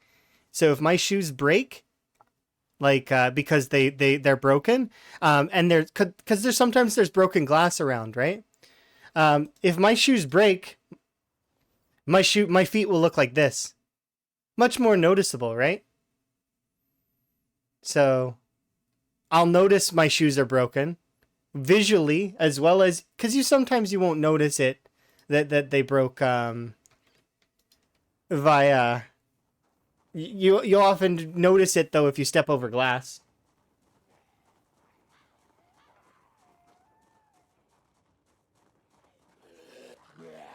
But yeah, do you mean jogging? Well, let's see if I can find 2 zombies.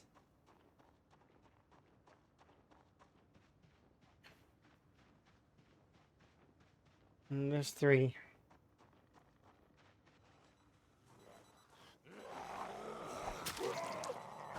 I'm gonna kill these ones so I can play with one.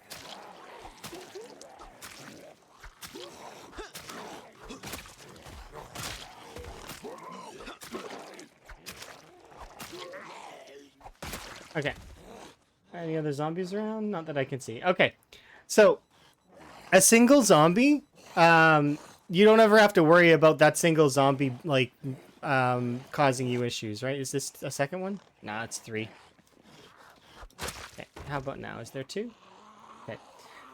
So if I run into this zombie, it'll get stunned, right? If I run into these 2 zombies, I have trip chance. So, time this right. So see how the second one went for a lunge on me? That if I had hit that second zombie directly, it would have probably either gotten attack or I would trigger chip chance, right?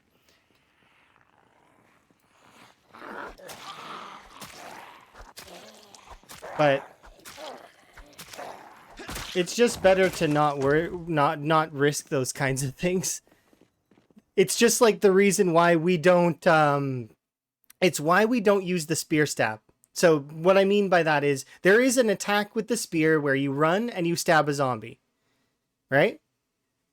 You actually have to run for it. I'm not meaning jogging. I mean run, like so proper running, to trigger it. I wonder if I can trigger it. Here, 1 second. Is there a sapling around? You would never? Okay, that's good. I'm glad that you'd never, because I don't want people to get killed. That's the thing. Is a lot of the things that I want. I'm leaning towards people surviving. I'm not wanting folks to get hurt. I need a sapling.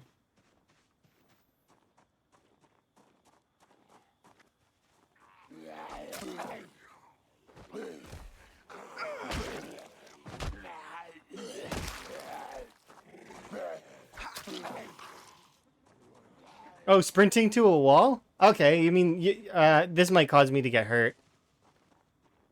There's zombies around. I shouldn't do it here. I should go grab a spear so that I can do the spear charge as an example as well. Give me 1 sec. I'm gonna run back to the base. Small bushes gives you saplings? It gives you branches. It doesn't give you saplings usually.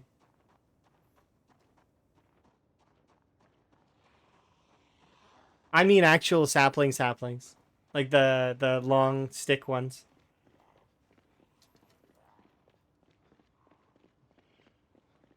Here, we'll give up this in-game day for science. Just so that folks can see these different animations and they can be amused by them. Specifically, the spear charge never gets used because if you miss the attack with it... Oh, no worries, Barry. It's okay. If you... I wonder, can you do the spear attack with an umbrella? I've never tried. Oh, you totally can. So this is the spear running animation. As you can see, and when I stop, if there was a zombie, I could attack. Now, the reason why we don't do this, that nobody does this, is because spears can miss. And then if you do miss, you're going to miss and you're going to be directly next to a zombie. So that zombie is going to what? Get a free attack. So that's why that doesn't get used very often. Most of the time it can get a kill though. Like it gets a kill on one zombie. But you got to think of the amount of exertion cost, right? The exertion cost is high for one zombie kill, right? I can get a kill with almost no exertion burn using short blades. Why would I want to burn like let's say 20 to 30 exertion on a single zombie with a running animation? It's because it's kind of cool, right? But it doesn't really make sense from an objective standpoint. Okay, and I will show off the other one, which is the sprint into a wall thing, because if folks haven't seen that, or the fence one, I'll try and show them both off here right now. But this one's one that's kind of funny.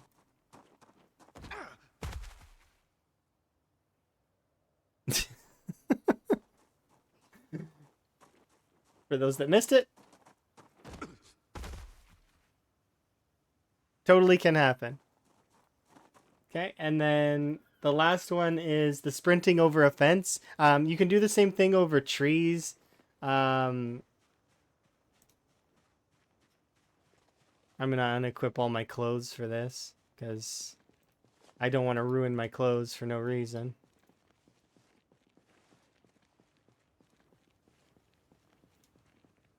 And question, do I have ripped sheets in my inventory? I don't think I do.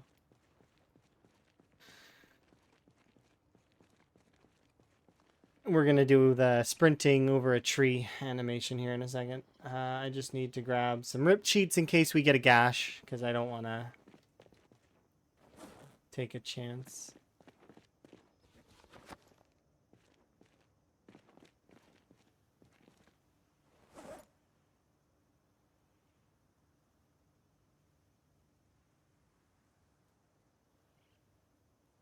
There we go.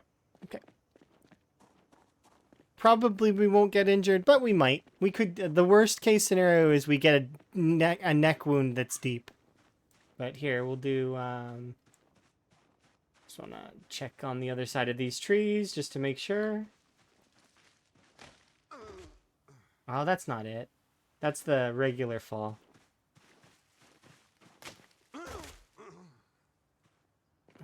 It's not doing the one I want. I wonder if I could do it into the... Maybe. We'll try.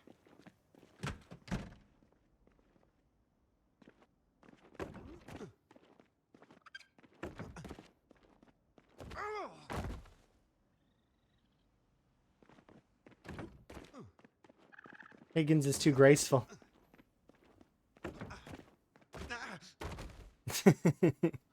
Come on, Higgins. You can do it.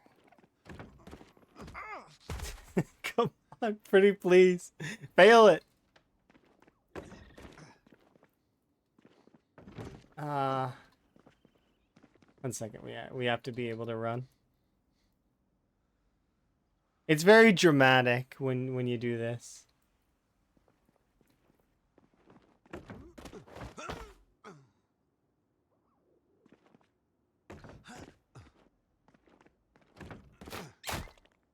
Oh, oops. Oh, it's because he...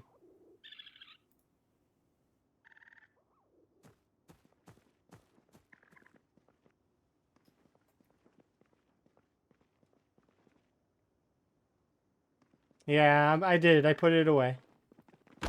Oh, there we go.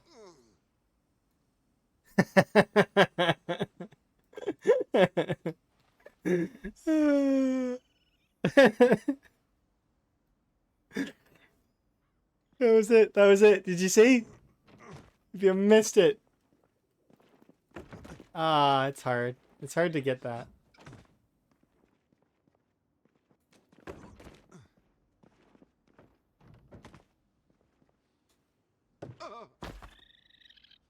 There's too many animals in that little cubby. Also, we didn't take damage because probably I think that it's still active. The it's like a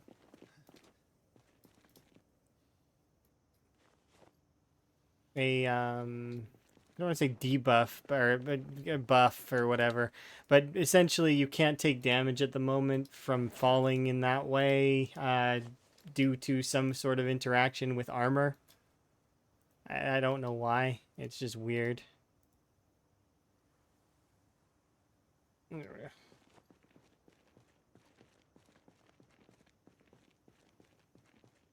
But yeah, so there you go. There's some examples of that.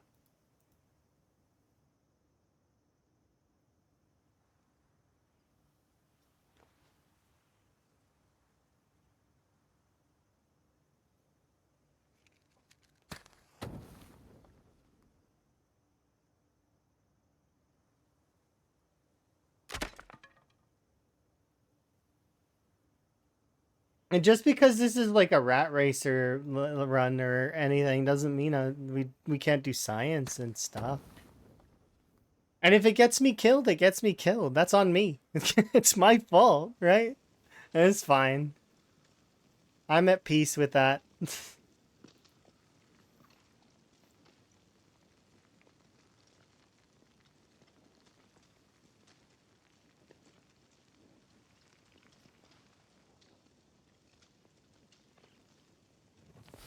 See if I can jump the fire. Oh, wow, yeah.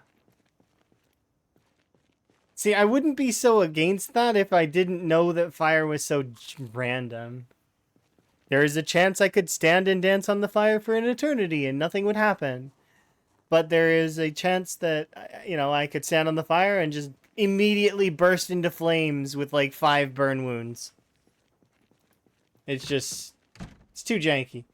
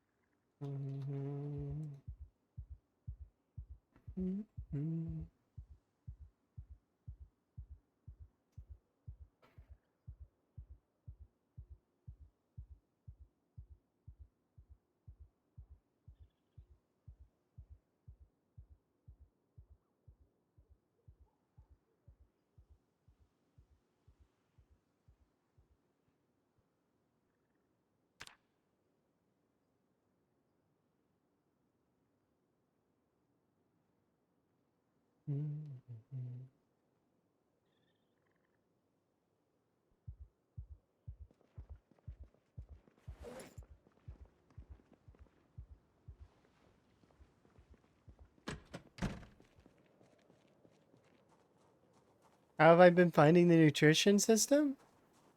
Not very good. There's things I would change about the nutrition system, but one of those things is that I know how to balance stuff out. It's just I'm not as keen on it. And I've beat that to death in a way in talking about it. Like every stream, every day, I talk about it a little bit where I feel like the system needs fixing in ways. And I mean, I've given some ideas on how I would change it if I could.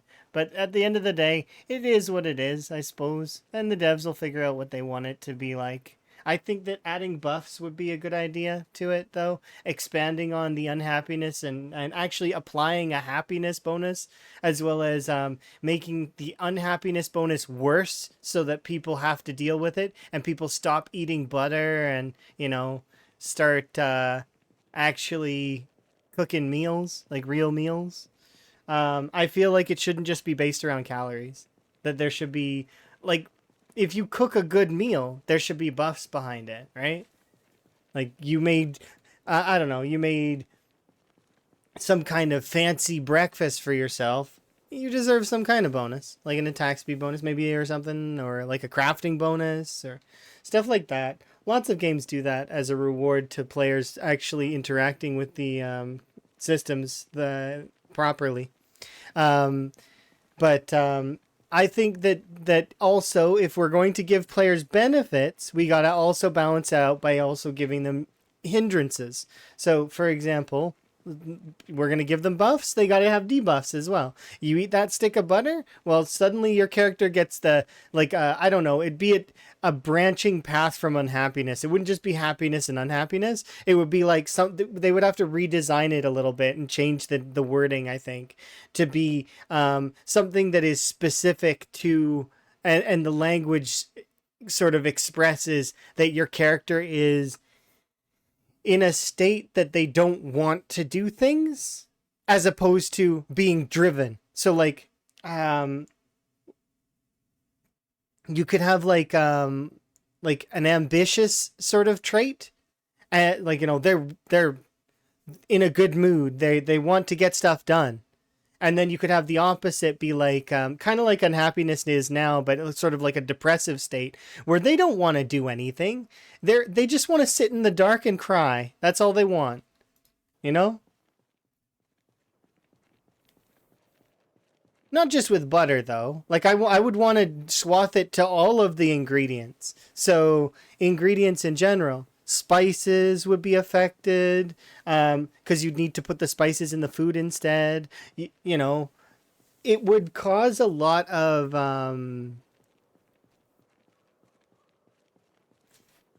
but yeah, I think that giving buffs and debuffs would be good. Is a good way to go about it. Because that rewards the player for interacting with the systems in the way that you want them to. Because for the longest time, especially in the early stages of Build 42, people were running around with butter and soda. And those were the two things that people were, butter, soda, Murica. Like, that was the big joke with Build 42 in the initial. It's just like the whole stone thing. When stones were a weapon, everybody just grab a rock. Why on earth would I make all these cool fancy weapons that you have created when I can just grab a rock? Right? They nerfed the rocks into the ground. I think that the same needs to be applied to the nutrition system, but later on. I don't think that it needs to be focused on now. I think that it is something that they can focus on later. I feel like the agriculture system needs another look first, because expecting people to take 2 months of in-game time to grow crops just to have the crops either die or their shelf life not even be a fraction of the grow time. Like cabbages lasting only 2 days but taking 2 months to grow, that's 60 days to grow and only lasts 2 days. Farming does need assistance. I think that the agriculture system would benefit from greenhouses, which are already in the code and being worked on. So we can expect greenhouses at some point. Greenhouses would be a phenomenal way to do it, because then the way that a greenhouse would work is that it is outside of the permutations of time, meaning that season doesn't matter in the greenhouse. Anybody here play Stardew Valley? You know Stardew Valley, how you unlock the greenhouse? In the greenhouse, you can plant whatever you want. It's like a time chamber for plants. Now imagine if you could make your own greenhouse in PZ. Well, that'd be fantastic, wouldn't it? Throw in some of those old, like, they're not from the 90s, but like those old sprinklers, you know the ones I mean. Those ones that sit on the lawn and go like those. Or the fan ones that go back and forth. Throw those on there. Water would still work properly. Right? And you could get proper, you could set up proper irrigation. You don't even need a sprinkler for it. It's just, I like the idea of a sprinkler. But you could set up irrigation.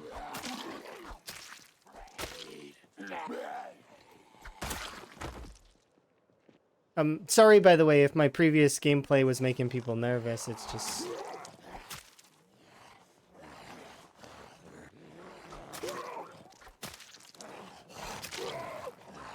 I'm not too worried. Because if I get eaten, I get eaten. I just do another run. Yeah, see... You farm in real life, and it's harder than PZ.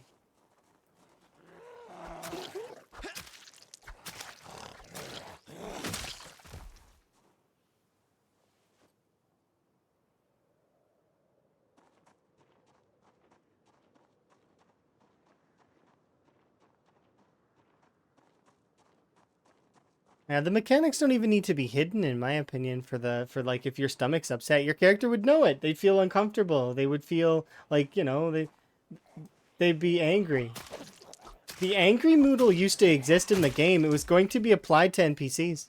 The angry Moodle was intended for if you made NPCs mad. Because PZ used to have NPCs. They removed them because they weren't working properly. And it will be a while before they could get an NPC working that is like the way they would want it to be, right? Because the players ask for all these things for the NPCs, and some of the things that have been said in the past for NPCs are just not feasible. I want the NPCs to lie. That's not possible. They can't lie to you. The reason why is because an NPC will never be able to build up the same rapport that a human being will be able to build up. Meaning, if they try to lie to you, "Hey Joe, why do you have that bandage on your arm?" "Oh, it's nothing. It's just a scratch." "Let me see that," is what you would say. And if Joe said no, you'd be like, "Okay, well, Joe, let's go on a mission together." And, you'd leave Joe out in the cold. That's what would happen. Meanwhile, a friend could lie to you, right? A friend could say that, but because the reason why is because that friend has built rapport with you. If a friend told you, oh, it's not a bite, it's just a scratch, you would be like, oh, okay. Yeah, exactly. You'd tell Joe to look at the flowers. Think about the rabbits.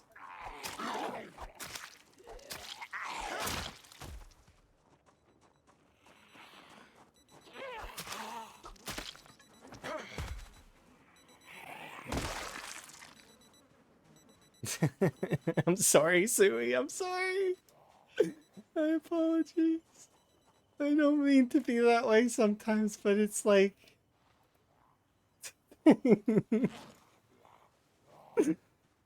was a good book. Let's be fair. It holds a place in our memory because it was a good book.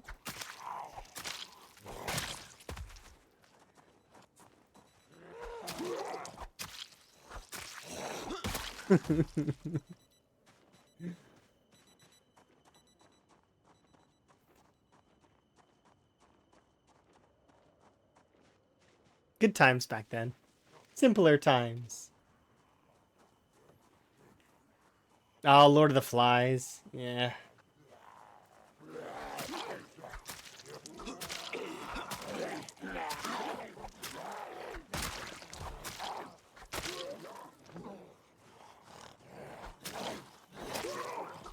That book was frustrating.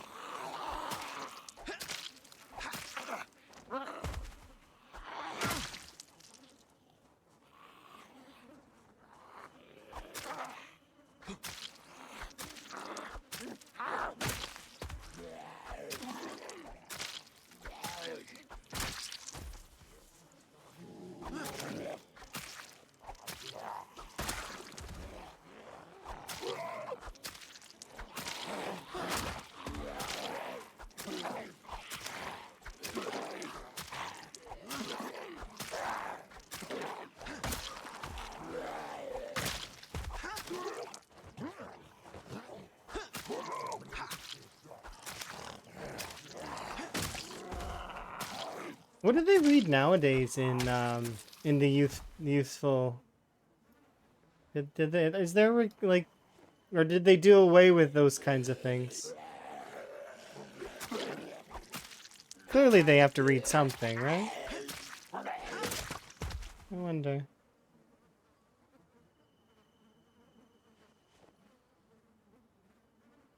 It's been forever since I've ever even thought about those youthful years.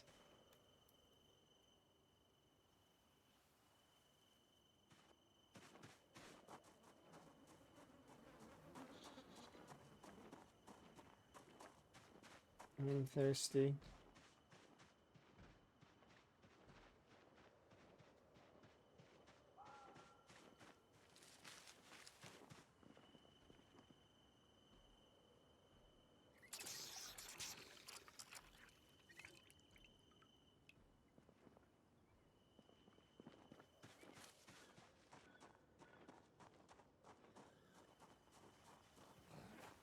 Hmm?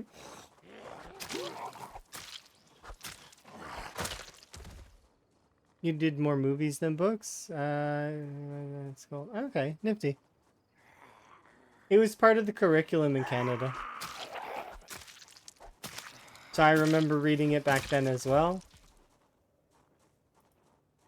I didn't get to see the movie though until way later. Another one that I very much enjoyed was One Flew Over the Cuckoo's Nest.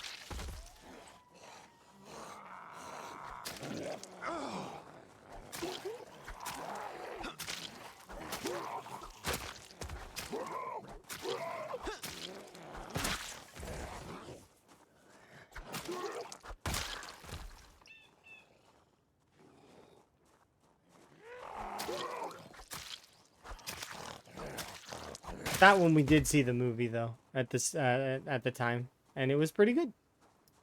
Jack Nicholson.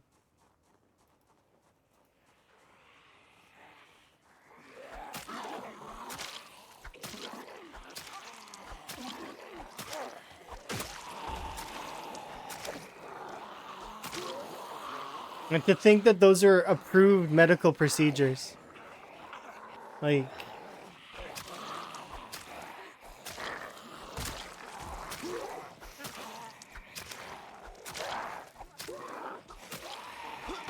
back then.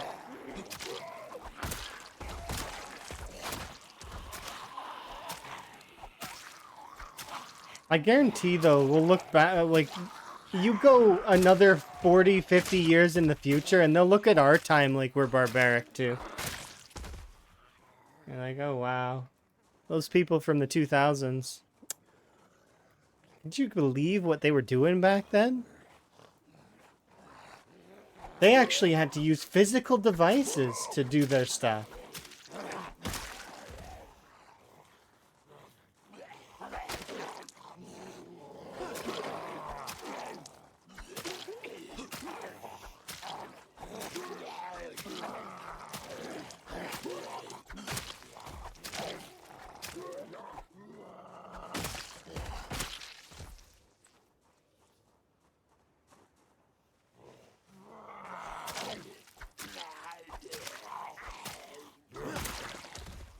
Quit being broken.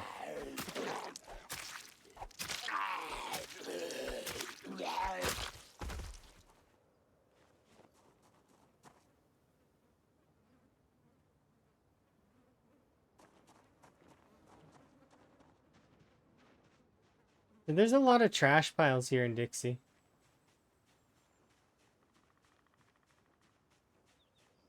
I'm hoping I find a hatchet. Or a hacksaw. I mean, not a hatchet. I think this is a bleach house.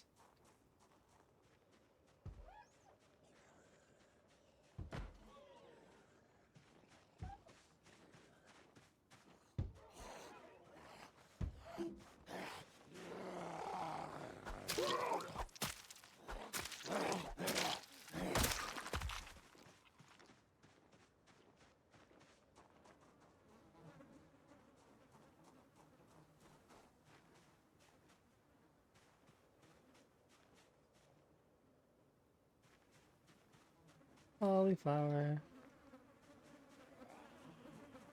So it's not basically useless, but it definitely has differing uses, and the devs did it on purpose. I get what were going for. I feel like it should have one of the two functionalities that it's missing. So currently, what the flint saw is used for is it counts as an axe, so you can use it for axe training, as well as you can use it in a lot of crafting recipes. So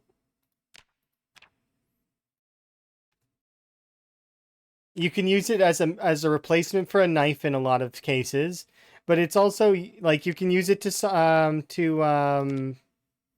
what is it, in like recipes like this, to make trap boxes. It replaces the saw in these instances, right? As well as it replaces the saw in the build menu for a lot of different things. Like you're able to use it as a replacement to do the log, like the log crafting, which is right here. So flint saw there. It can replace some of the saw recipes for some of the other stuff, but you do still need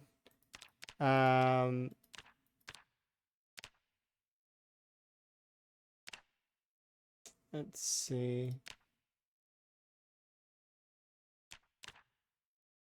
Like, so it doesn't saw planks though. That's the one thing that it doesn't do that's a bit frustrating, and it doesn't allow you to deconstruct. I think one of those functionalities should be given to this saw. Either let us deconstruct stuff, so disassemble, or give us the ability to do saw planks. Because planks aren't that important. Like, they are a little bit, but not like...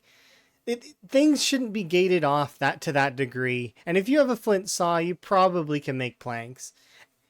But I get it. They're trying to make things a little bit more specific.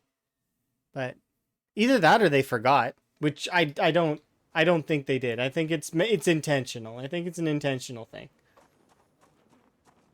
Where did I start my current run? I started it in West Point. Sorry, Barry. It's over here. I spawned here. I then ran out this way and immediately just left. Searched on this road for a bit. My helicopter went off over here. And then I lived here for a while. Like a long while. Like 6 months I lived here. And then we started poking our head out. Slowly we went to Crossroads. After we cleared Crossroads, we went to McCoy Estates. I cleared this area out. We then went on a soul searching journey where I went all the way to the Echo Creek Garden Store looking for a sack. And there wasn't one. We didn't find one. There was no sack there. We did a gamba and everything, and I was sad to see that there was no sack.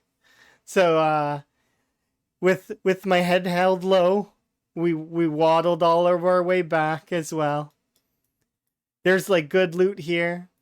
Went all the way back to McCoy Estates. Stayed here until our weight was good, and then we came back over here and started clearing Dixie, which we're actually about halfway through Dixie now. Because Dixie's population isn't that much, and also half of Dixie's population's missing. And if you're curious where it's gone,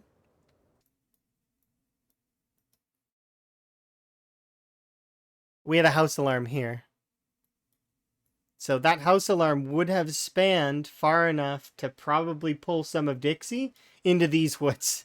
So there's probably a sizable portion of Dixie wandering around in here that I'm not going to go get. They can stay there as far as I'm concerned. At least until we get a car. To which then as soon as we start driving around, we're going to see suddenly it seems like there's 500 million zombies out of nowhere. In reality, it'll be Dixie showing up. You had no idea they were that loud? Our zombies are pinpoint hearing, but that's not the big thing. They have their follow sound distance set to 1,000. So not only do the zombies hear 3 times better, but they travel way far.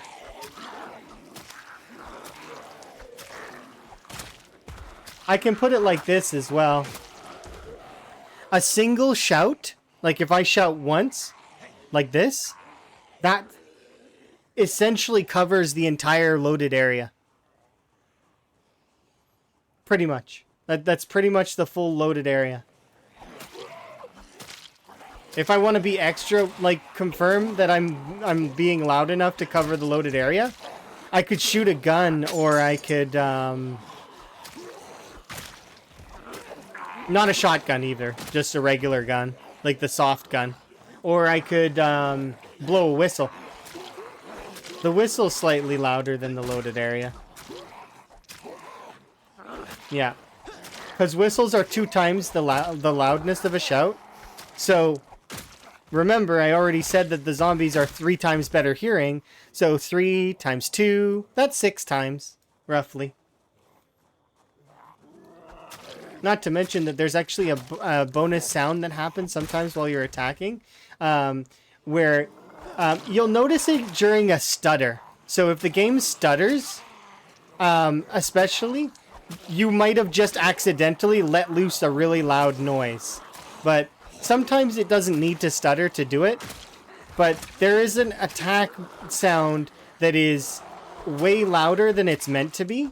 And it happens just naturally while you're attacking. So if you've ever noticed that what it seems like is that suddenly every zombie in the area is showing up, it's because you attacked and made that bonus noise.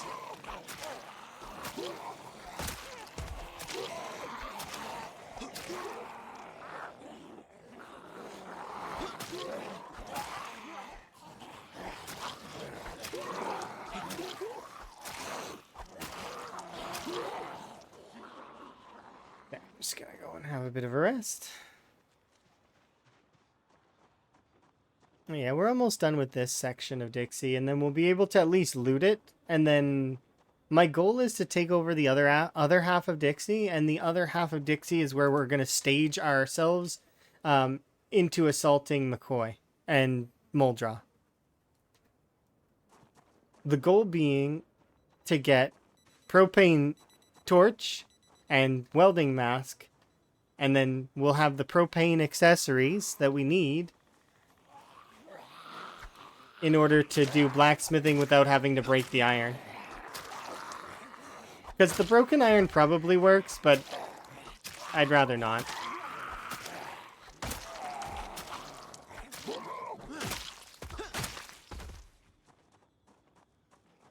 Because I can work on my welding as well if I can get that. Because we have access to, I want to say, about 6 or 7 propane tanks.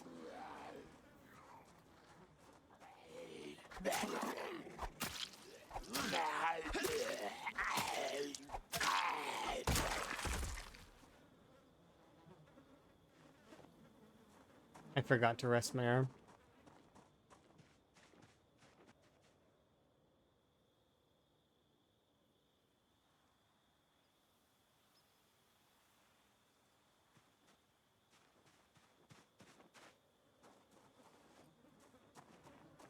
These settings don't mess around. Yeah, no, they really don't. I've mentioned it before that they aren't the hardest settings ever, but they're definitely a step up from all the other settings that are in the game at the moment that we've played. The only setting that I have that was slightly worse is I set it up to be worse muscle strain in my playthrough. And that's the only thing, right?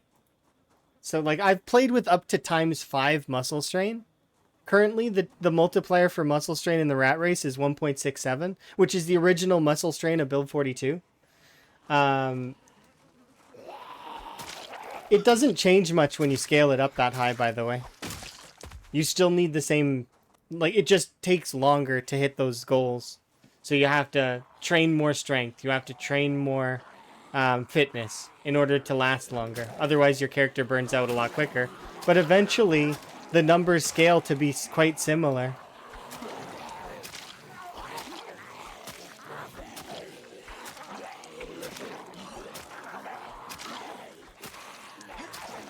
It just kills a little bit of some of your kill count per day that you can do. That's really all.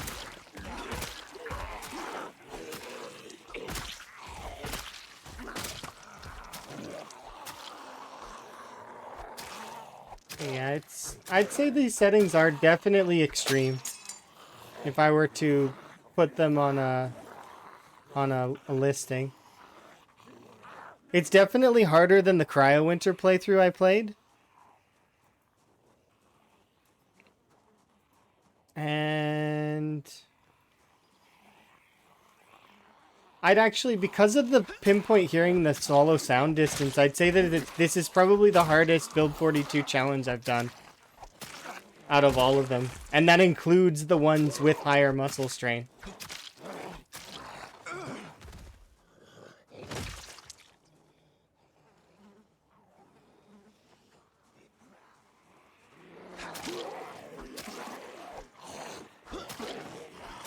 It's also the most wholesome, though, as well, because there's a lot of people doing the rat race, and they're hitting their personal bests, and it's really nice to see people hit those PBs.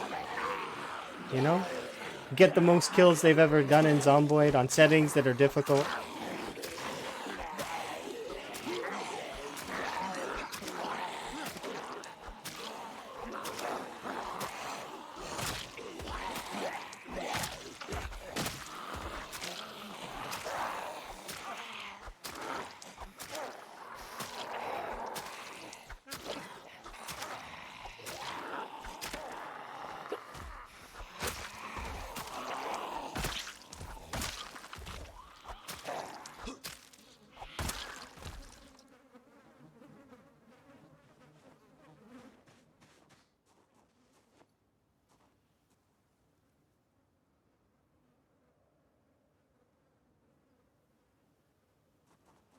We'll head back now.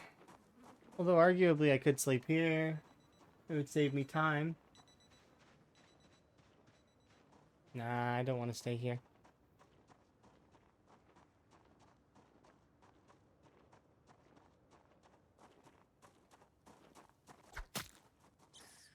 Sorry, rat.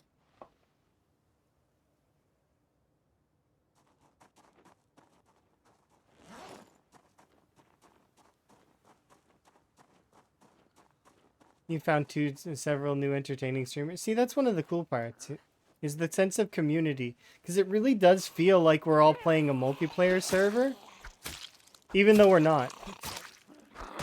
Almost, right? It's kind of on that same vein. It does feel multiplayer-ish. Because we're all discussing different strategies. We're talking about different things. We're telling, oh, this bug happened to me, and be careful, you know, and or oh, hey, have you tried leveling like this? Or there's a lot of different like back and forth, right? It's very wholesome, and I do like that part about these kinds of things.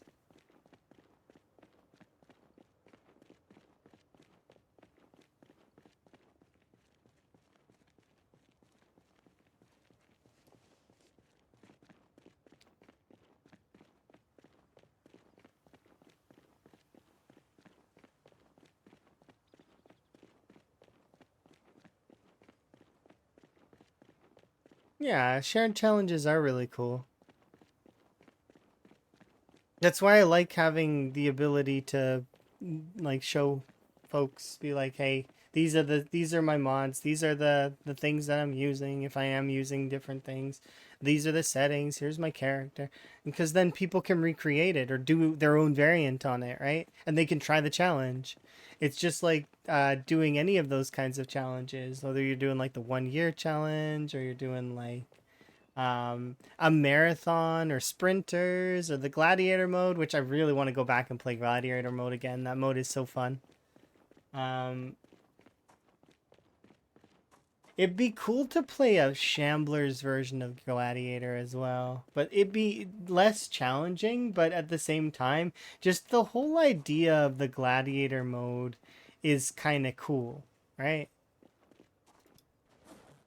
Being able to buy your own traits, like, and purchase food, weapons. It's a neat idea.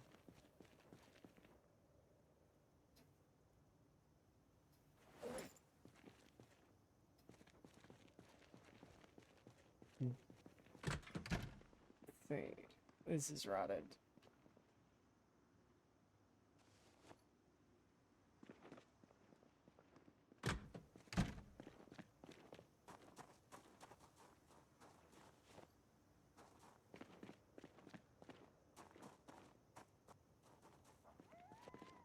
I bet you there's a rotten mushroom in the fridge too.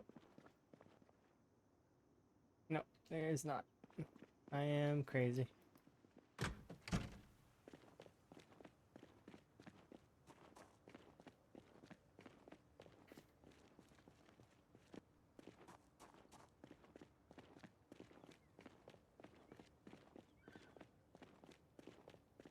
Oh, that's what that stutter means? No, not always, by the way. The stutter means a lot of different things. You can tell based on the situation sometimes what the stutter is meaning. Sometimes it's the stutter is the game area loading new cells. Sometimes it's that like it's making the sound thing. Sometimes it's creating a crawler. For some reason, the crawlers, I do not know why, but when the game creates a crawler, it causes a stutter as well. It's very noticeable. Like you can tell. You'll be like a zombie will fall on the ground, it'll stutter, and you'll be like, oh, it's a crawler. It just becomes passive knowledge that that's what's happening.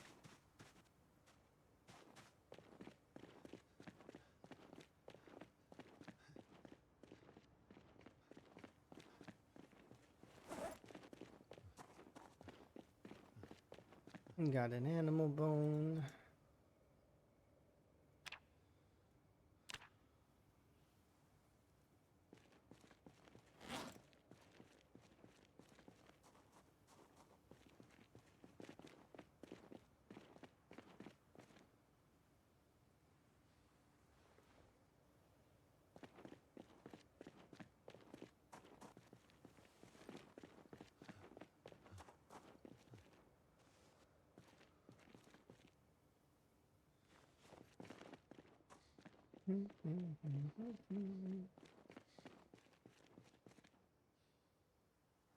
How many of these do I want? Let's do 6. It should give us 12, right? Yeah. Given to my original 3. Okay,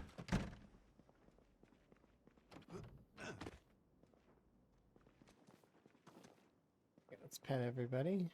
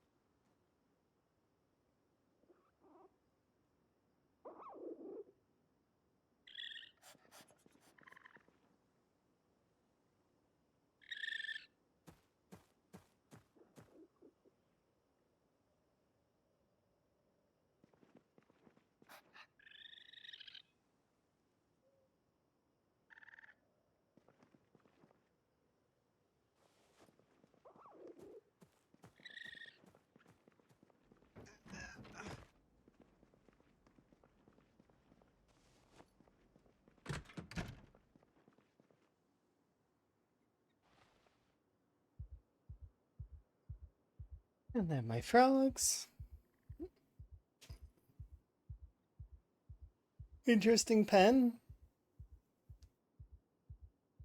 Don't call a health inspector.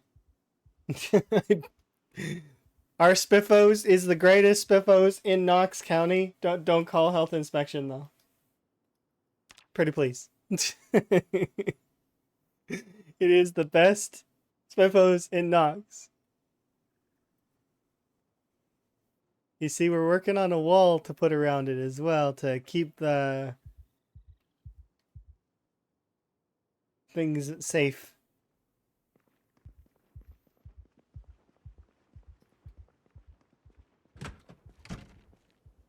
Of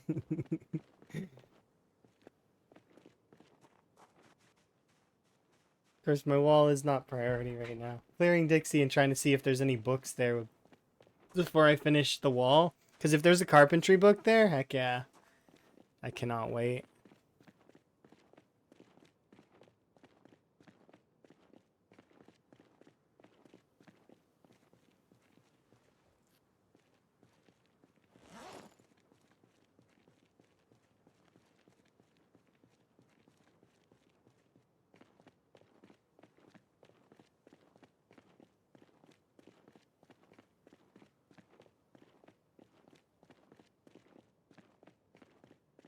Yeah, so in this game, if a car or house alarm goes off, assess the area is not... you don't need to run right away, as a side note. Sorry if I'm answering the question late, but you can assess. I didn't run away from this house right away. When this house alarm went off, I assessed the area. I was like, where am I? I am beside West Point. Hi, by the way. I'm behind or beside Dixie, and Dixie's going to be making its way up here if I stay here for too long. Okay, well, let's go over to this area. I think I looted this before I went over to the next one. Like, it's... yeah, you assess the area. And I would be tempted to go back and look at it, but at the same time, I know that... because when I was traveling along this way, I seen zombies coming from over here, over there, right? Across the field. I think it was, this is the path that I took, and I seen zombies coming this way.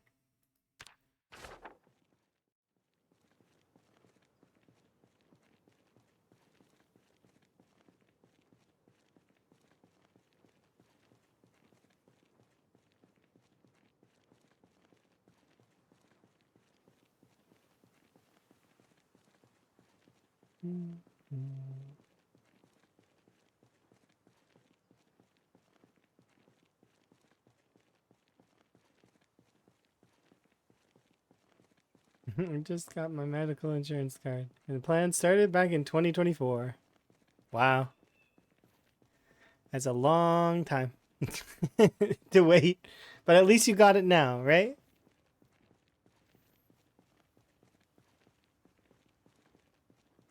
And kudos. Congrats.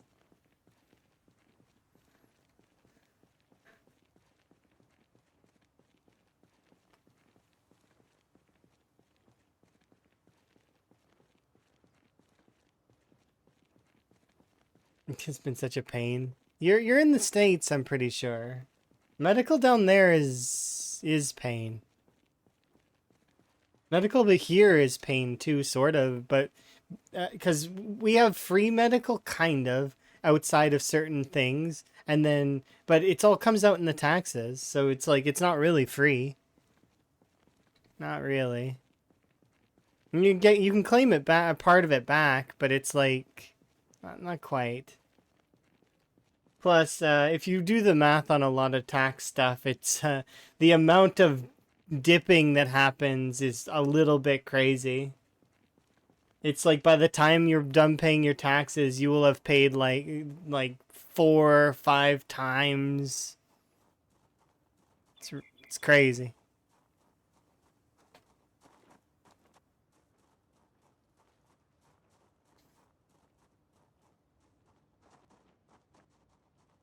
It's insane. Taxes on the service, taxes on the business, taxes on the products, taxes on it's just nonstop taxes. Which I'm okay with taxes. I know that taxes pay for services that are public, right? That's important. But it's just at the same time, I wish that there was a better balance with it. And then the folks that are handling the taxes a lot of the time, should they really be handling the taxes? I don't know. They're not the kind of folks that should be doing the finances for a lot of things. Of course, that's once again, that's an opinion, and it starts to get political, and I'd like to avoid that.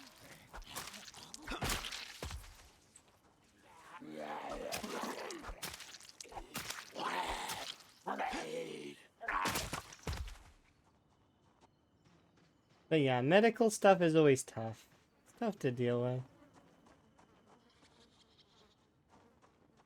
I think we were headed this way.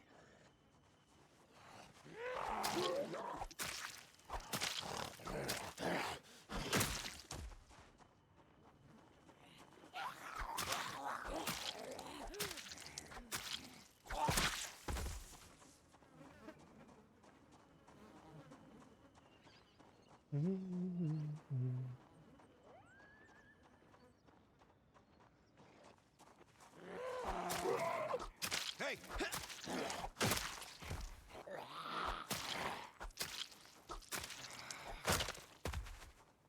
There's no way this amount. You see, during the Nox event, it was actually in July, right? So just to put this out there, this is in America, right? So Kentucky, and it was in July.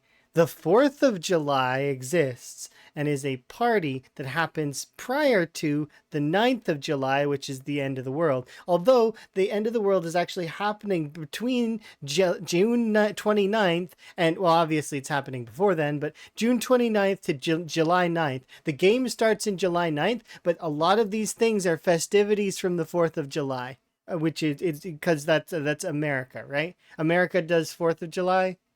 Like I'm 95% sure, because I've seen the newspaper clippings of them celebrating it.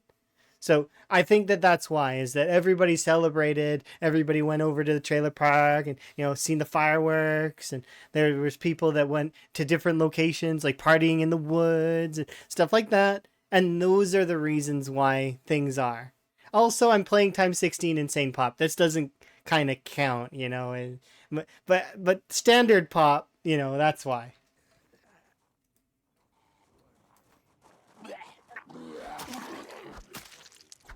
If you look at the newspaper clippings, it gets pretty intense too. You can watch the government trying to cover it up. That's what happens in the newspaper clippings. It's like the phones are out. It's okay. They'll be back up soon. Oh, don't worry. It's just a cold. No, it's literally the world ending. Same on the news stations. And to sort of put a pin in it, it's not just Kentucky. This entire world ends. The whole world in this universe ends. Because you can see different parts of the universe being affected.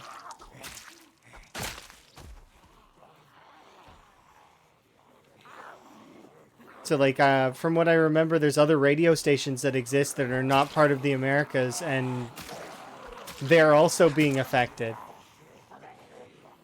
Also, it should be noted that, and I bring this up sometimes to remind folks that this is a different universe because they never had zombies.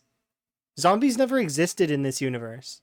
I know that sounds weird because it's a zombie game, but they never had zombies. They had Z people in the comics, but they never had zombies. These are zomboids. They end up being their own variant of zombie that exists. We call them zombies in our reality, but their reality, they're not. They aren't. They aren't zombies. They're zomboids.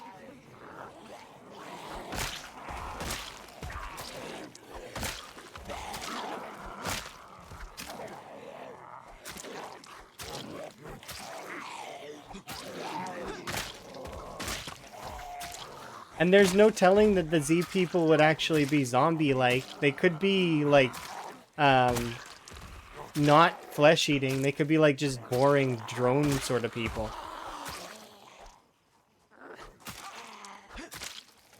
Yeah, it just never was an idea in this universe. They never had it. And then, you know, they had this happen.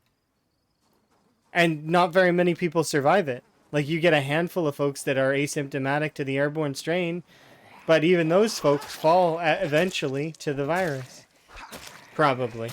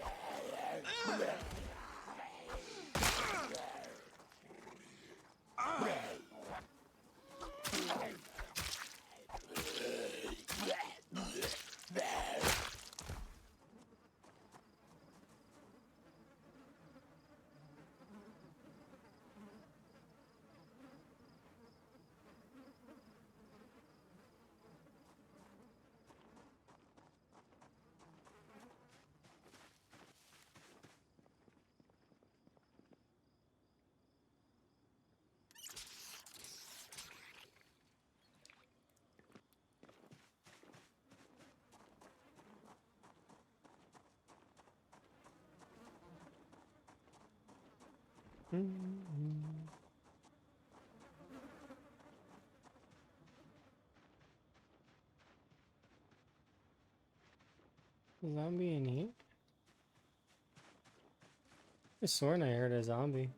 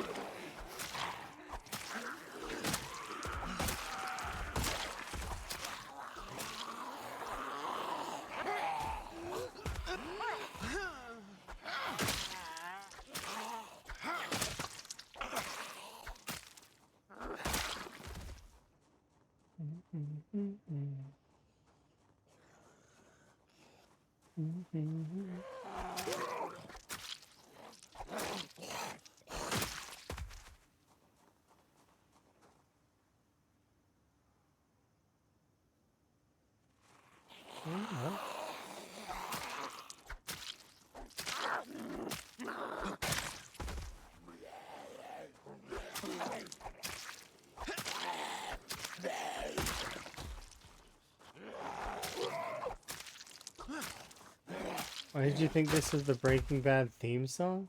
I've never seen Breaking Bad. One day I'll watch that series, though, I'm sure.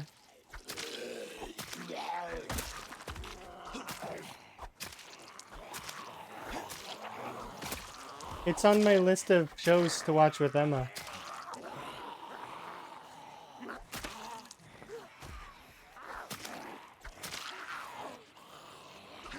Spoilers! Jesse! You can't keep getting away with it! Yeah, I know. I've seen the memes.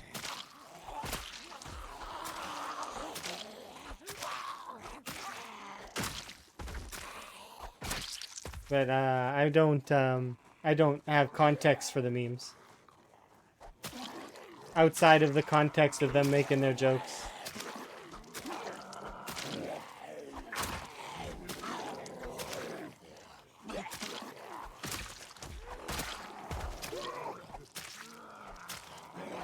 Yeah, it'll be a good show to watch with Emma.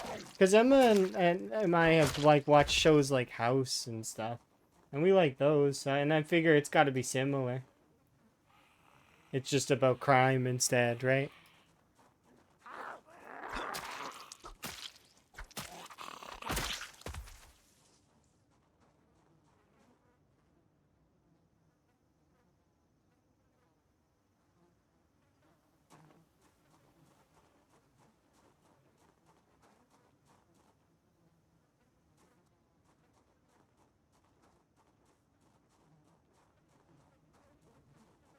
This vexes me.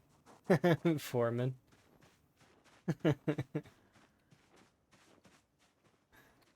Took me a second. I was like, wait, vexes you? And I was thinking how, and then I'm like, wait a second, isn't that a house meme as well? That took way more loading time than it should have.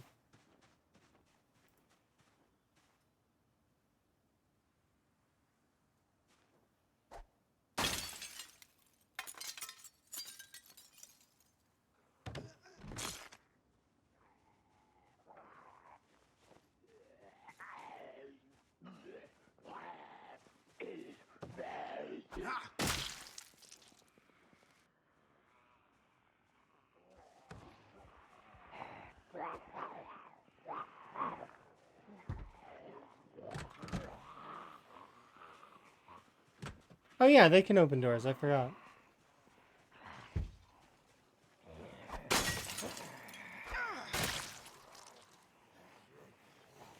I don't know which key this is for, but if it's for this house, that's kind of funny. Oh, another broken katana. That's our third one. So far, I haven't seen one that's in full, like, katana mode for a while.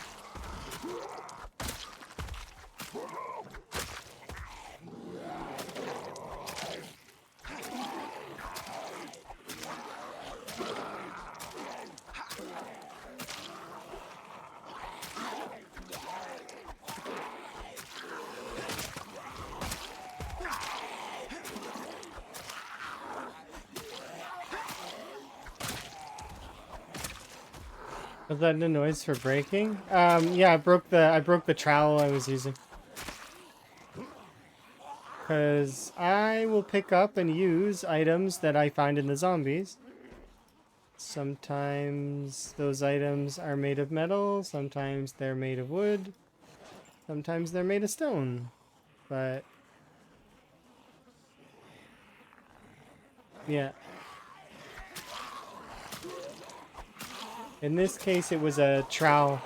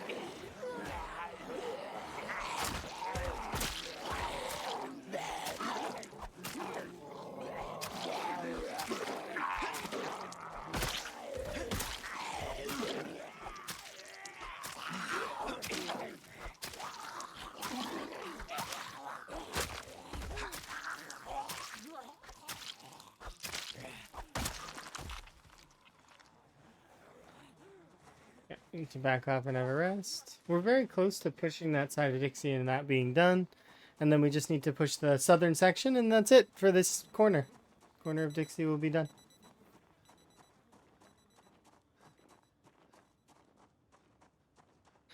Then begins the looting if we want to. Which I'm very much keen to see how many books we get.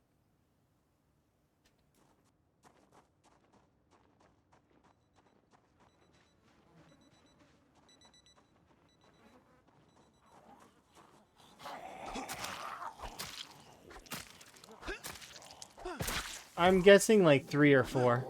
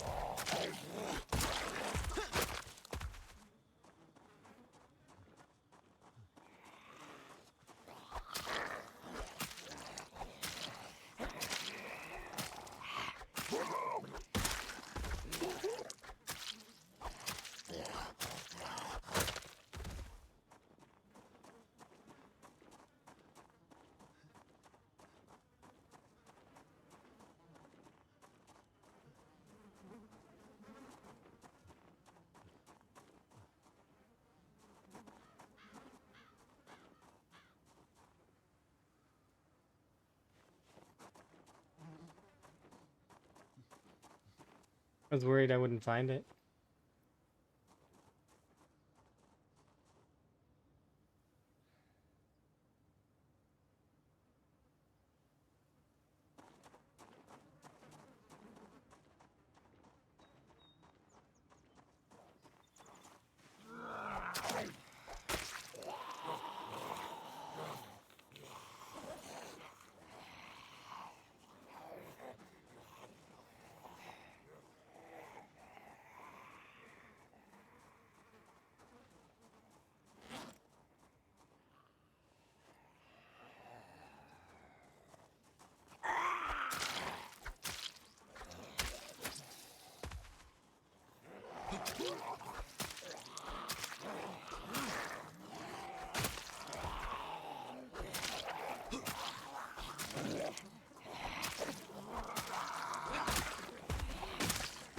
That's something that is, like, it's very niche, but I just jaw stabbed while I had 4 zombies clearly approaching me from behind.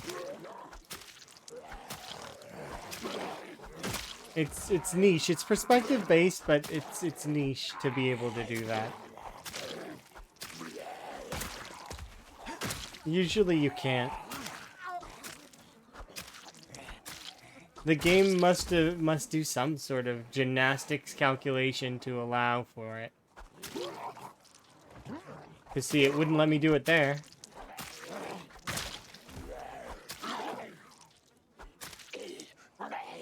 It won't let me do it at all for this one. What about for you?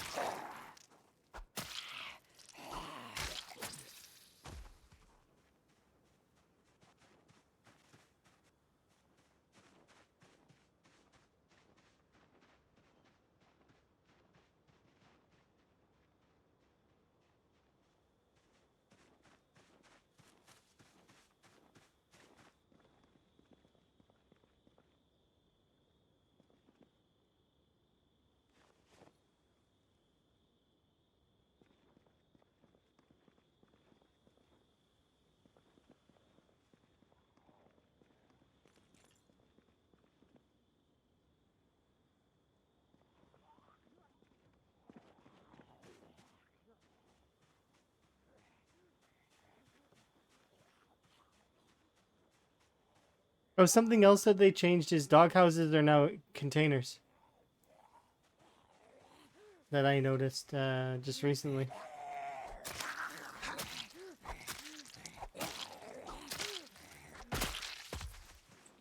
If I walk over next to this doghouse, it has a container inventory. See? Which makes me think that they are thinking about dogs and cats. Ah, we might have dogs and cats. I can dream. I can dream. We're gonna have pets. It's gonna happen. Look, there's a leash. Come on, please. Let us have animals. It would be so cool to have a pet.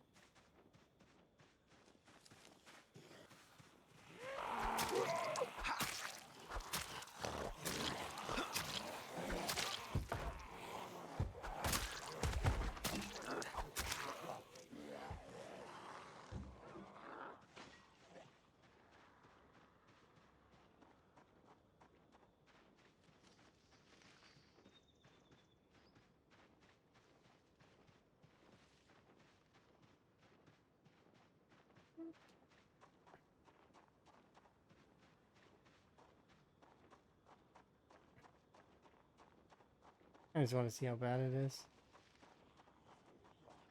It doesn't look like it's that bad. A few hundred left here in Dixie.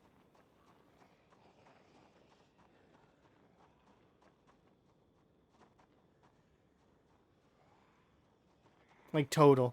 Like maybe a couple of hundred. It doesn't look like that much. But I gotta remember that there may be a few more than I'm seeing. What time is it?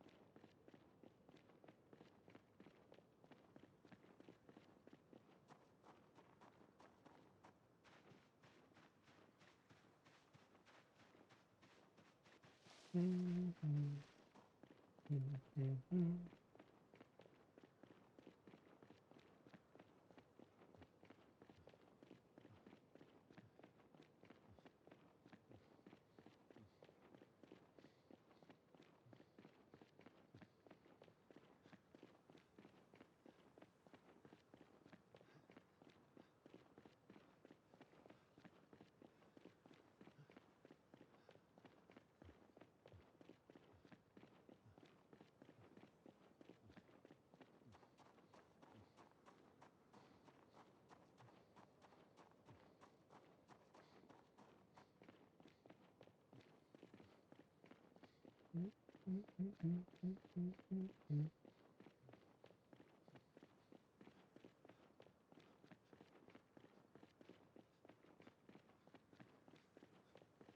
we'll try and sleep in Dixie here soon.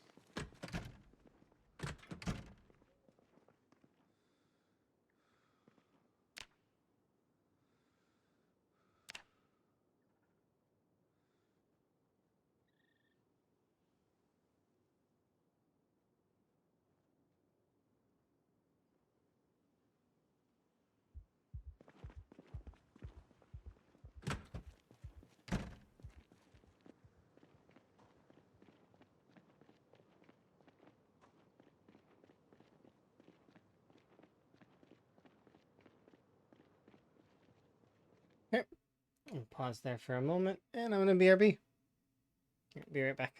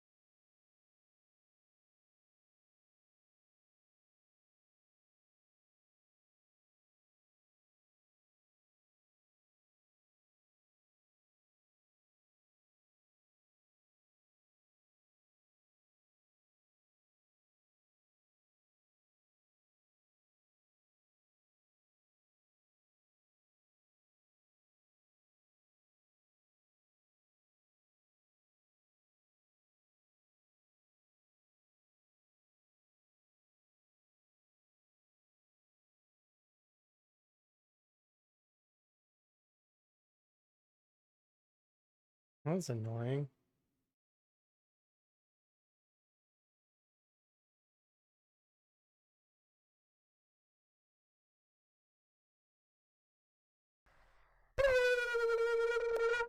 Thank you for the wellness check. Oh, just 1 second.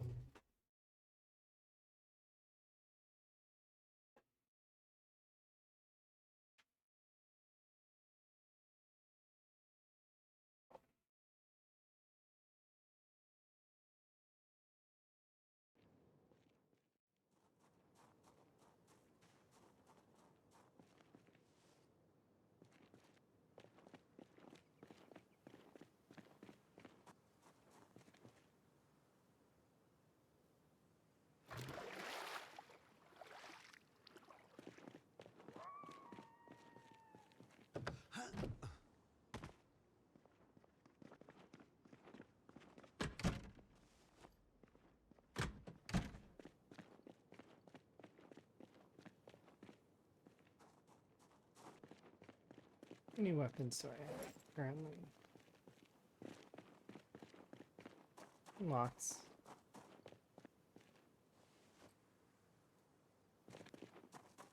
I don't need to set up another one at the moment.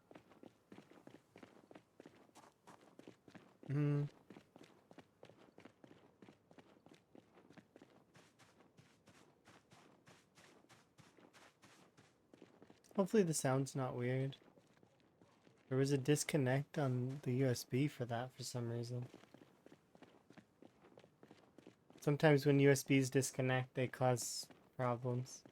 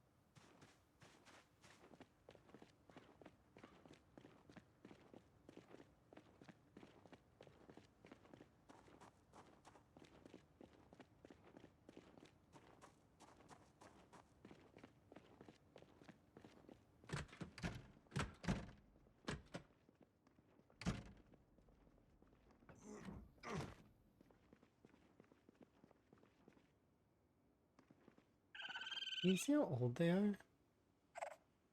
No.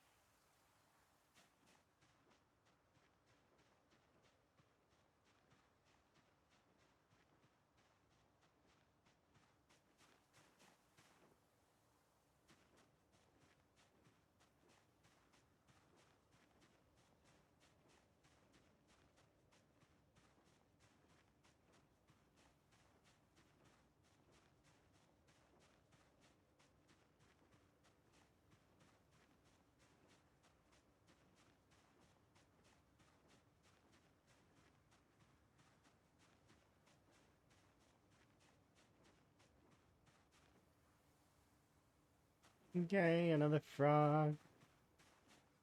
And a crate trap. Okay, sure.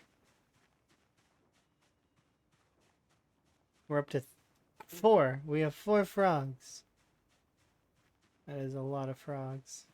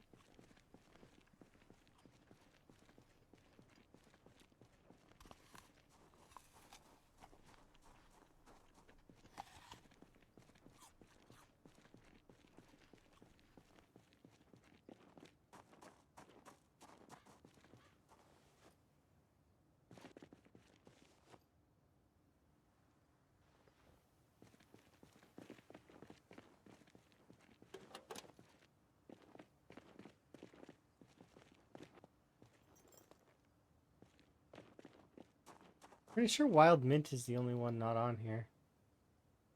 Yeah. For some reason, wild mint doesn't exist as a herb that is dryable.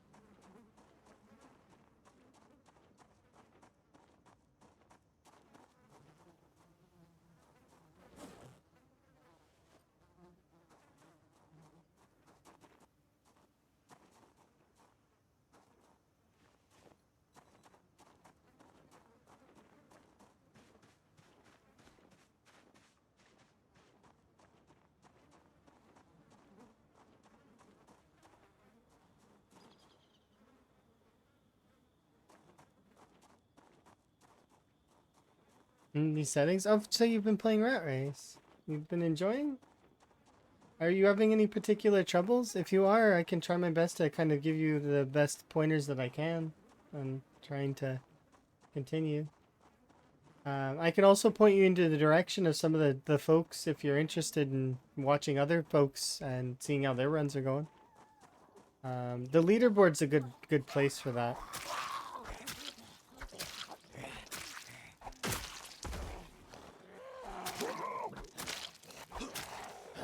Ah, you're doing them offline. I think you intend to start soon? Alrighty. And feel free to use the Rat Race tag when you start, like in your streams. Because that way then other folks that enjoy the Rat Race will come and hang out.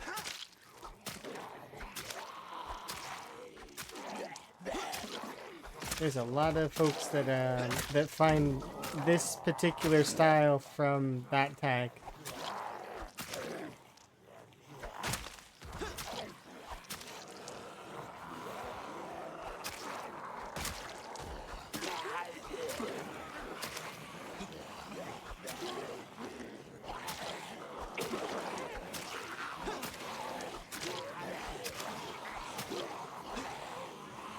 It's fine.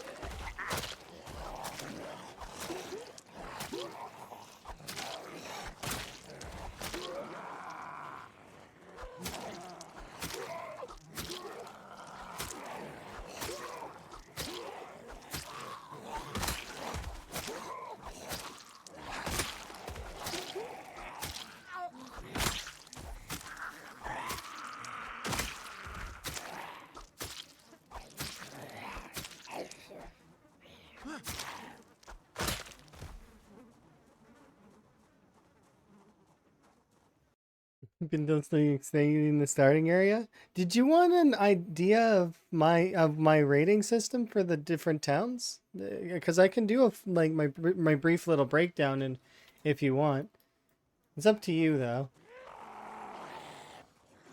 I might have already done it for you. If I already did it for you, then you know, it's fine. But I like to give as much knowledge as I possibly can for this stuff. But if you would prefer to kind of do it on your own as well, then no harm, no foul kind of deal, right? Don't want to overstep bounds. It'd be great to hear. Oh, so you haven't heard it. Okay, so I'll start out with it's a 5-star rating system that I have for the starting areas based on how easy I feel they are versus the general idea of the rat race in total, and then based on loot in the area and other such things. Okay, first, so we'll do this in order of easiest to hardest. So in easiest, number 1 is West Point. West Point is the easiest town to do. I know traditionally it didn't used to be. It used to be a behemoth of a town that used to be really difficult to deal with. And it still kind of is if you get spawned in the commercial district. However, if you do manage to get spawned in the commercial district, or you manage to get in one of the outskirted houses, you want to get to the riverbank. And then once you're onto the riverbank, you can actually just go out, and there's a lovely little batch of cars usually over here that you can go loot. And then after that, then you're free to kind of just bail from the area. West Point is the easiest by far. There's also a chance to get camping equipment on this side. Now, if you don't spawn on this side and you end up spawning over here somewhere, there is a hiking path, and once again, there's chance for getting camping equipment. So you can get like tents, you can get there's fishing supplies potentially. West Point is the easiest as a result of that. I haven't seen a camping event on here, but there have been a few folks that have seen like full-on fishing events and stuff, and especially in the early stages of the rat race, back when twine was difficult to get, West Point was the go-to for that. It would be because you had a higher chance of getting twine right at the beginning, and then you would start your run off nice. Plus, most of the runs, even in the commercial district, would be able to get off the ground, and then they'd be good. So yeah, West Point is the easiest town, followed by Rosewood. Rosewood is the next easiest town after that. The reason why I say Rosewood is the next easiest is because the spawns are kind of condensed. So there's only a few choice spawns that you're going to get. A lot of the time you'll spawn in this house in the bottom right. And if you do spawn in this house, you get to loot this house and then you get to leave. I recommend going down and through along this road and eventually making your way down to like this area down here would be a good idea. Because then you can live out in the wilderness over here. Zombies won't be able to get to you until you're ready to go and fight them. So you can live out here, you can fish, you can get your food and all that. So that's Rosewood, and why I think Rosewood is number 2. Although going past the bus depot and the drive-through is a nightmare. This place is scary going past it. It will test your computer walking past this. But once you get out and you're good. So that's why Rosewood's number 2, is because generally speaking, it's fairly okay. But much like West Point, you want to leave right away. Next one would be Echo Creek.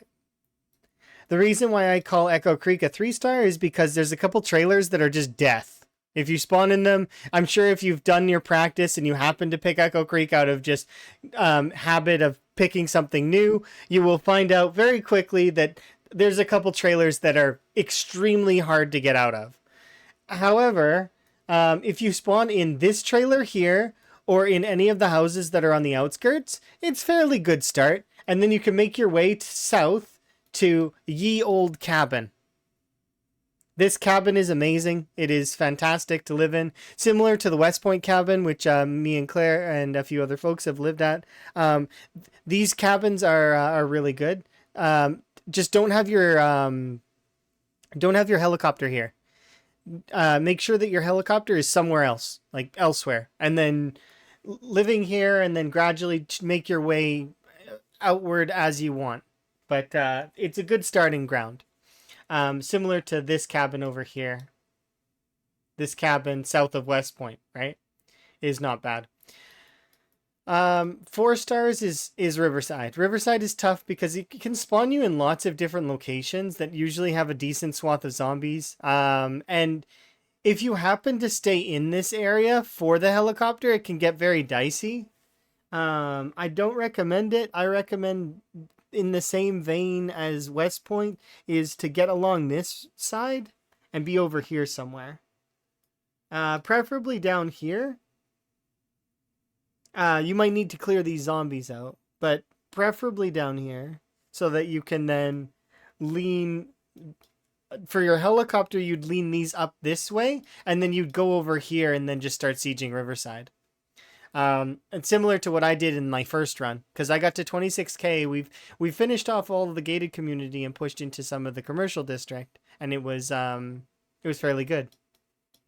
Last but not least, I rate Muldra as a 5-star. If you want the hardest version of the rat race, you do Muldra start.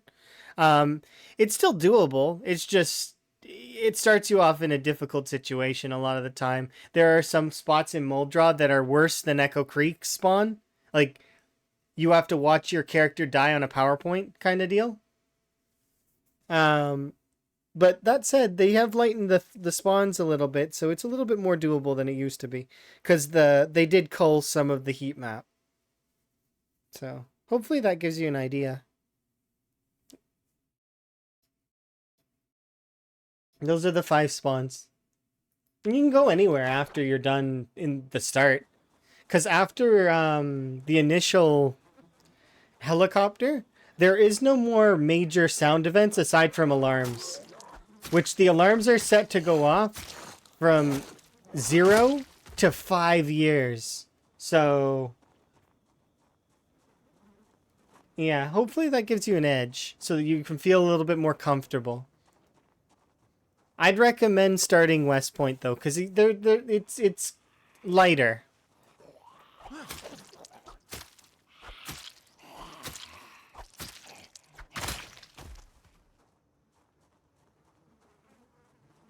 Ah, yes. Fast forward for the first 5 years.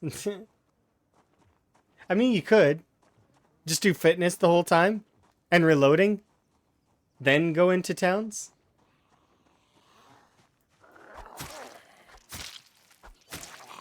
I'm pretty sure in my very first playthrough, Rhett, I had the alarms shut off in the first month. Because I did not have a single house alarm in all of the areas. And in this playthrough, I've had one so far.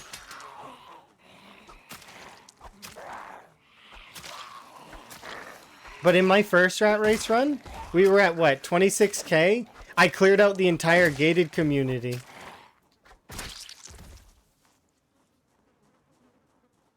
Yeah. I think so too. I think they all roll a specific date. And then they're all just shut off. It was good RNG, but bad RNG. I'm the only one, well, not the only one, but I'm one of the people in the community that likes the house alarms.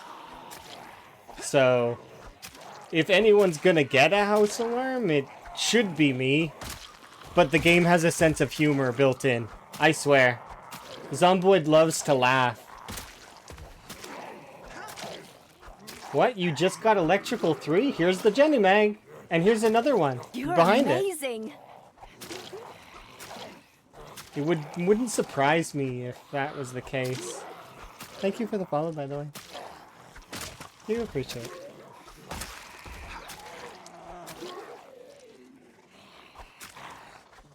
After level 3, it's like increase odds. The non-smoking characters get all the cigarettes.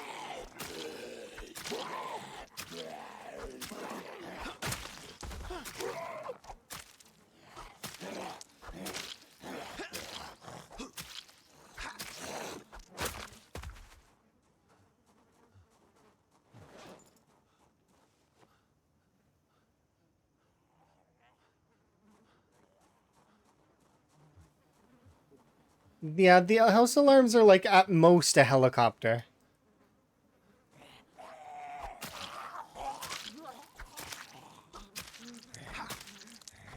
So essentially, on these settings, a shotgun blast. It's the same. It's all the same.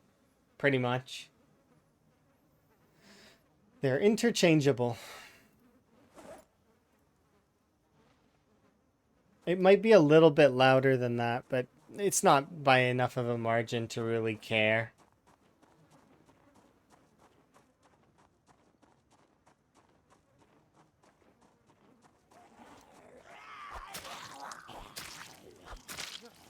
Yeah. It's between like, yeah, it's 300 to 500. I think maybe 700 max. Meanwhile, the helicopter and they're roughly the same, about 700, right? What's the distance between here? Because I did the measuring like this, Rhett. It's from here to the edge of McCoy. So like the edge of this building here. That's the distance on the helicopter. And then that's the radius. So a sphere that's that large. It's got to be like not quite, like it's like 3 and a bit. Something like that. A little bit less than 3 cells. It's probably over 1K, but maybe not. It's between like 900 and 1.1 or something like that. I don't remember. And you got to remember, can the helicopter trigger the multiplier on the sound thing that the cars can do? Can the helicopter do that? And then my question would be, so if the helicopter can't, can a shotgun?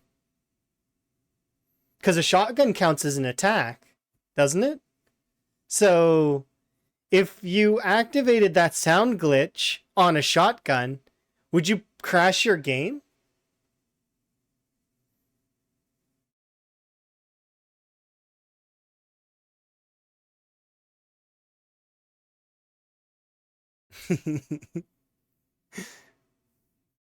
Be interesting. Fire off a shotgun, your game just is like, no. Close. Close this. What are you doing? Shooting a shotgun like that.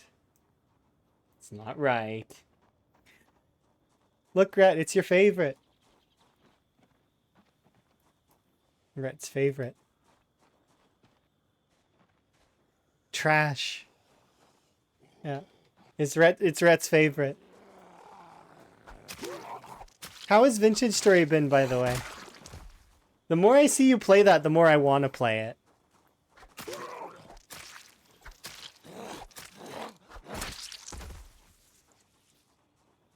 You love Vintage Story? You tempted me here, Rhett. You tempted me.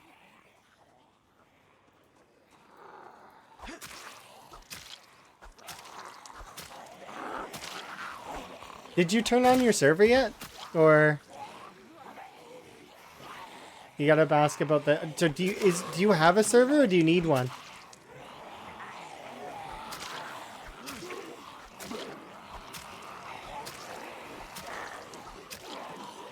That's Gamer's server? Okay, so are you're gonna turn on you're gonna open up a public one?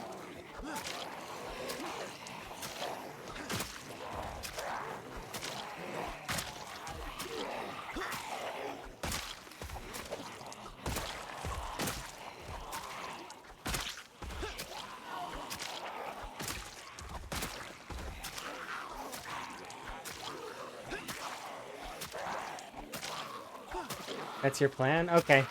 Keep me posted. And is the server, like, how far in is it? Is it gonna restart? How is it working?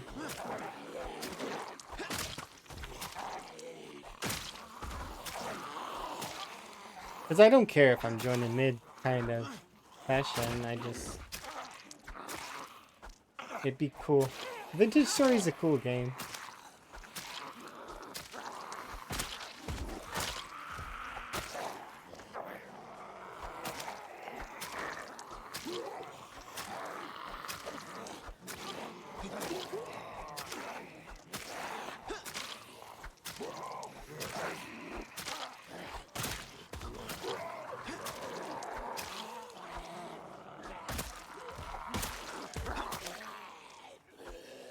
Oh, so copper, right? Copper era? Or are you talking like... Yeah, see, barely even started.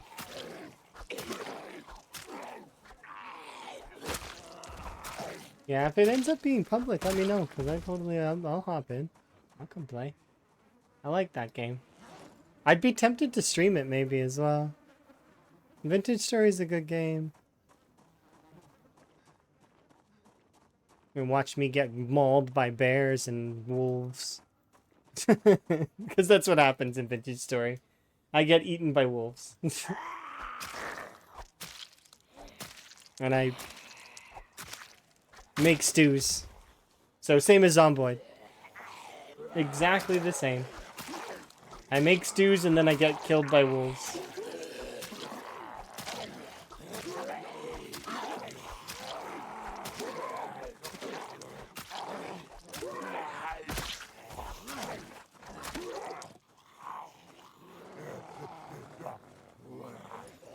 Oh, that's a nice hat. Makes me think of Venus.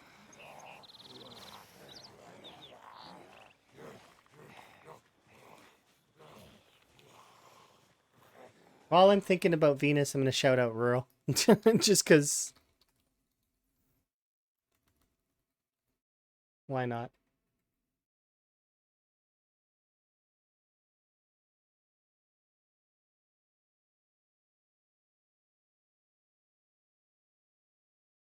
There we go. Shout out Rural. Because Rural is awesome. And Venus is cool. Venus retired. Venus is one of the few characters in Project Zomboid that makes it to the point where they get to retire. And if I remember correctly, Venus had all the weapon skills. Like, all maxed out. So... that includes Spear. Which... takes quite a while, but I think the most impressive part was that it was all the weapon skills with slow learner, pacifist, and no weapon bonuses at all for any of them. There's like a 500k run, or not 500k. Was it 300k? Something like that. Maybe less, maybe more. Don't remember. Was it 300? Was he at 380? I don't remember. I know that it was what Venus is his PB though.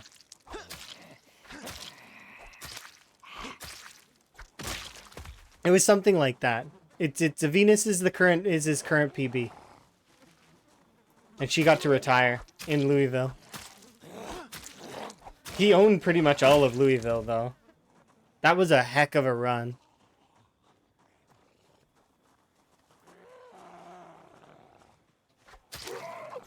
Is long? Yeah, I like playing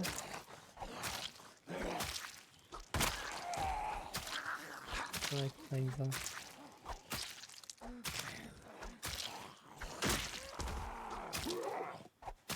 Yeah, like Twist and Chivas both have 300k runs going at the moment. My runs generally get killed at like 20 to 40k. I haven't had an 100k run for a while. Not since my PB. Like, I get to, like, I think the most that I've had was, like, 60k? Maybe less? Maybe it was 40k.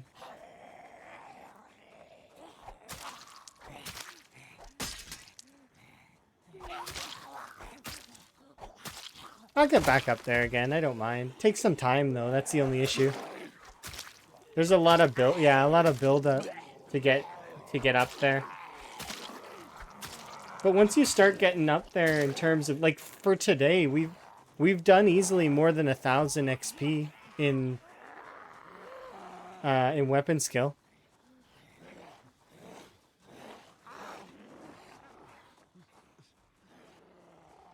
Playing it totally alone makes it harder. That's one of the reasons why the rat race is really fun, is because it feels like multiplayer a little bit. But at the same time, I like playing alone. I like soloing. I like playing with my friends too, don't get me wrong, but I like soloing. These kinds of games are built really well for people that want to solo as well. So you can enjoy solo gameplay. That said though, you can also enjoy multiplayer if you so choose.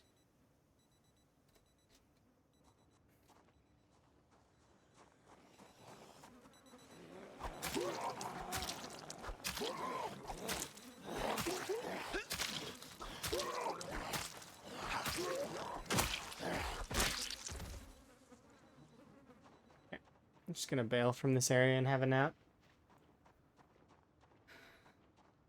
But yeah, I've had I think that was my last 100k run. Last time I was in the 6 digits. Survival time though, I've had a few runs go over the 2-year mark. But it's getting over like the 3 to 4 year mark that is more impressive in terms of survival time, because it's you've stuck with it for quite some time at that point, and it really feels like, you know, you've been invested in the character. I suppose that's me speaking from marathon gameplay though, is that when I spend a year on a character, it doesn't feel like that long anymore. Like this character here just feels like they entered mid-game to me. Like they just crested into mid-game recently. Like before that we were in the early game, even at the 9-month to 10-month mark. Which is, you know, but that's because that's how marathon gameplay and the mindset works, right? Is I've been marathoning for a while, and as a result, that's kind of just what happens, right? I can make metal weapons if I choose to break some bars. I actually have to physically go break the bars, though, on zombies. And I'm avoiding that right now. I want a hacksaw or a welding torch. If I get a welding torch, and a mask, I should be able to have the bar. No car. So it's not about not having a car. I could have a car right now. I could go lug a generator all the way over to the gas station, grind electrical 3, and then start the generator and get myself fuel for a car. It's by choice currently that I'm not doing that. Also out of laziness. Because I would have to go all the way to McCoy Estates, grab that generator, walk all the way back, put the generator on this, and then I'd have to go grind electrical. I could get a car going. See, these cars have batteries that are functional, so we could use them. But the reason being that I don't have a car is because on these particular settings, vehicle engines are 10 times louder, as well as follow sound distance is very high. So the zombies from all around the map will come here. And because we're playing on time 16, me being in between West Point and Muldraw, it would be a bad call to drive a car through here. I don't think I would be able to restrain myself from accidentally revving the engine. It's better to just not take the chance. At least until I'm ready. Or until one of the two towns is dead.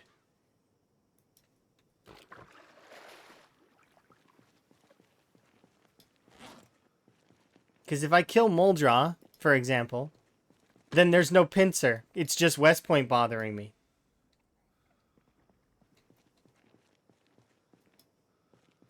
Yeah. Like Rhett said, but outside of that, because I wasn't including that, because that's that's something that's awkward. Leveling aiming is going to be a challenge? I mean, not really. I would argue that leveling reloading will be the hardest challenge in the game. Because the level of patience it takes to level reloading, you gotta have patience. Ungodly levels of patience to do that. Like... I only know of a couple people who have platinumed a character. Or, made a perfect character. Yeah, it's rough. But yeah, I have a couple of cars. They're here functional though. So that's the player on that. Yeah, I mean, so there's a couple ways you can fatigue your character. You can fatigue, or you can fatigue in real life. Yeah, I feel like aiming destroys you in real life a little bit. Or sorry, reloading. Aiming is at least fun. You get to shoot a gun, right? And you got to make sure you're collecting all those shotguns from the backs of police officers, because you're going to need all those, as well as the foraged boxes, as well as the basement caches. I did the math on it before, and it's possible.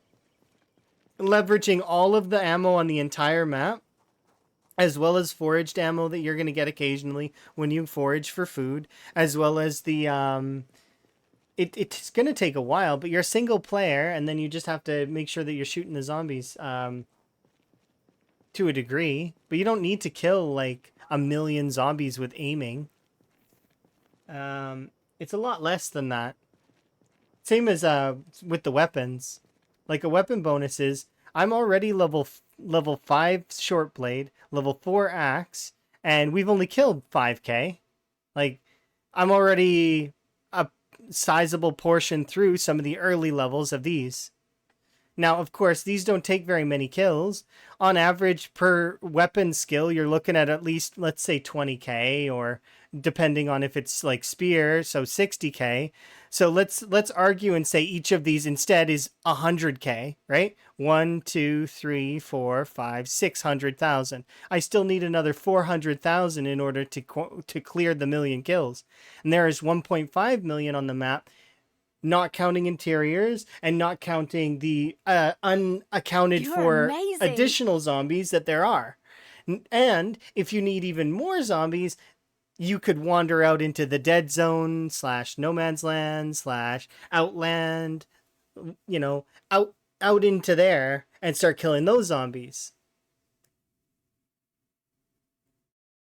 Is hitting the 10k zombies with bullets? Yeah, I guess that's true. Shotgun would be the best choice, though. But obviously, shotgun's not the only gun. The other guns while giving you microscopic amounts of XP after level 5, plus aiming books, of course, they'll still be giving you some. Thank you for the follow, by the way. Do appreciate. I do anonymous follows so folks can enjoy their lurk. So I can't even see who's following because I shut it off in the feed.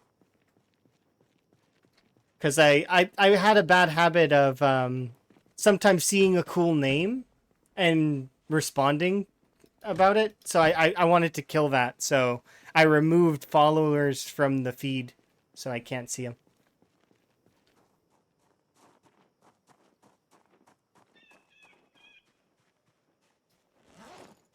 Okay, let's go get some food.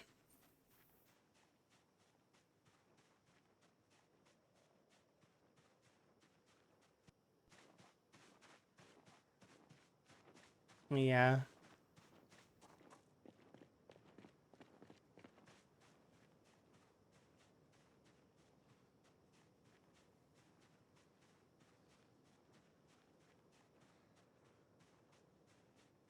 See, Emma likes playing the Long Dark. I need to convince Emma that Vintage Story is like the Long Dark somehow.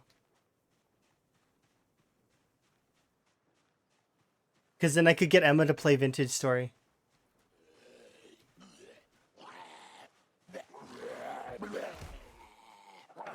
But it's too much like Minecraft. I don't think she will.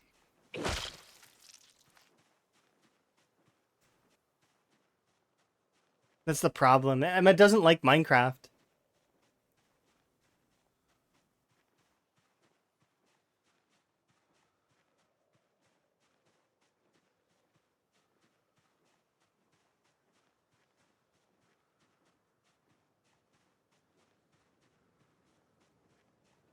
In 42, everything gives the same XP per shot. Oh, did they fix that thing with the shotgun? I'm more than likely, right?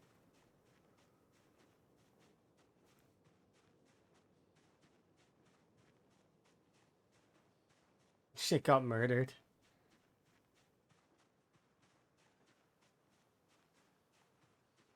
You know what they need to do? Take off that minus 67 debuff. Why is that even on there? Has somebody ever talked to them about that? Why is that on there? Is it for PvP? Because this game should not be a PvP game ever. Somebody should talk to the devs about that and be like, why is this on there? It's pointless.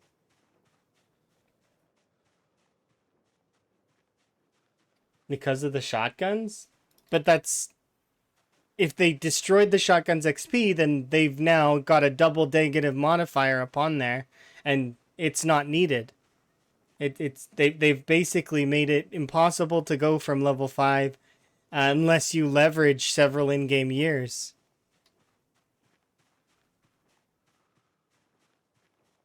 They only fix things one step at a time per patch. I need to... It's because the team is split up, right? Between different things that they're doing on the game. Like they've got different little teams within their team.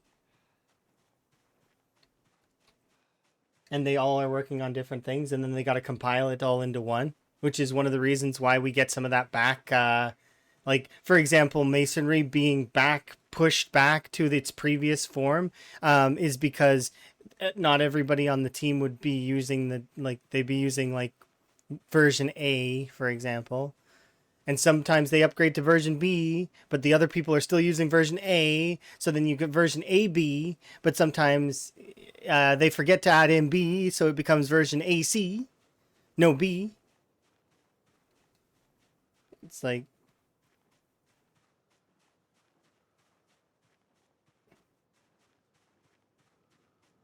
Oh, so they don't have people doing code.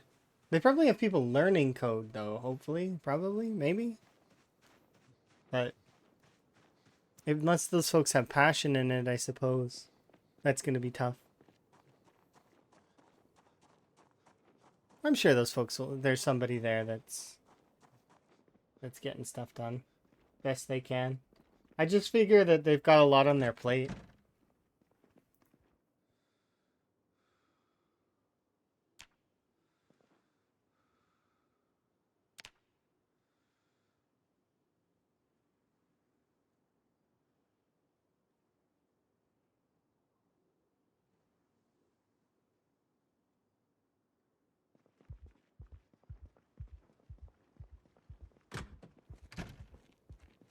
Interesting.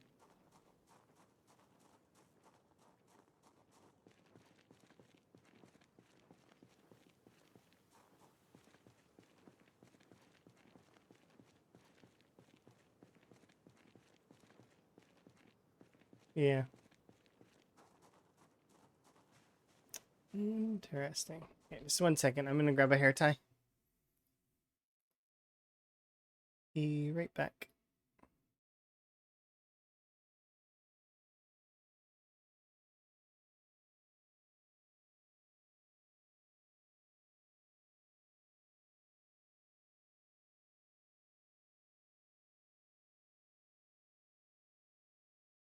You're amazing.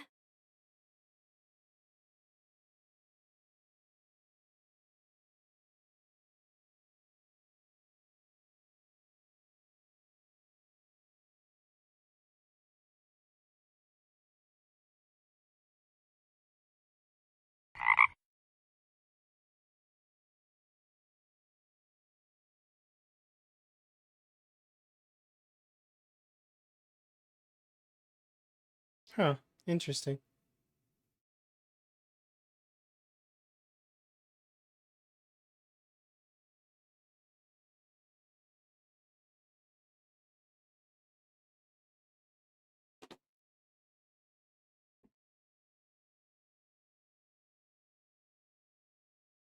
Mm.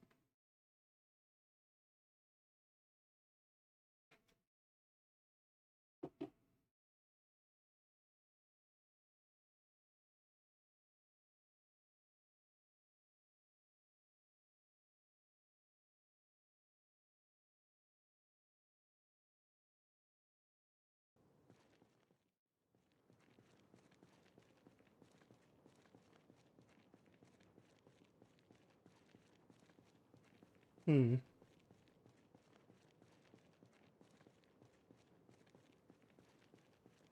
Well, hopefully there's some balance in the team eventually. 'Cause it sounds like things are leaning too heavily in one direction, which is never good. You should always balance a team. If you find that teams are not like working well, there, causes issues and can cause things to be delayed.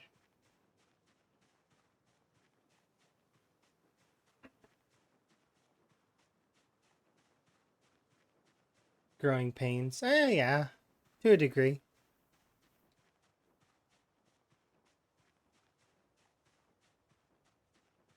I wonder if that means the Zomboid 2 will be on the horizon. I know that this one's still in early access, but I can dream of Zomboid on a different engine.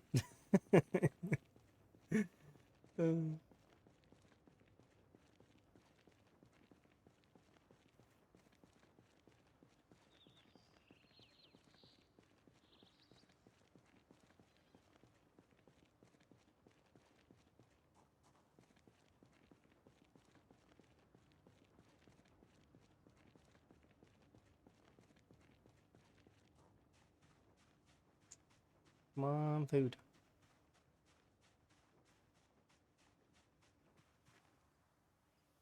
Must seal so far away. Well, I mean, yeah, because like they're what, on 42 right now, and their roadmap goes to like, can't remember, but it's pretty far. It's like lengthy. I just remember it being long.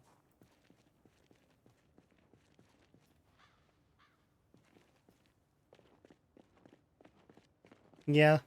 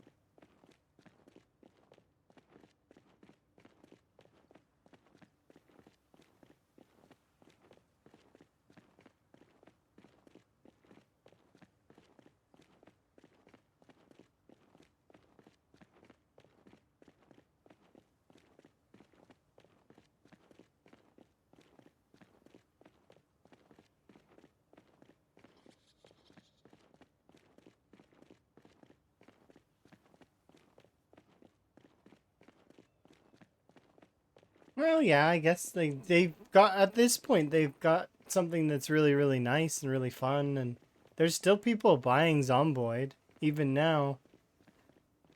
So it's like,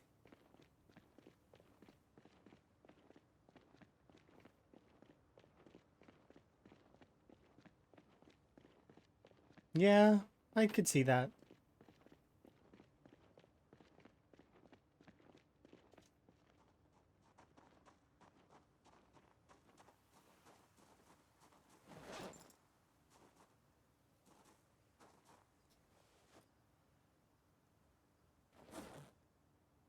Oh, we may not have enough short blades. Oops.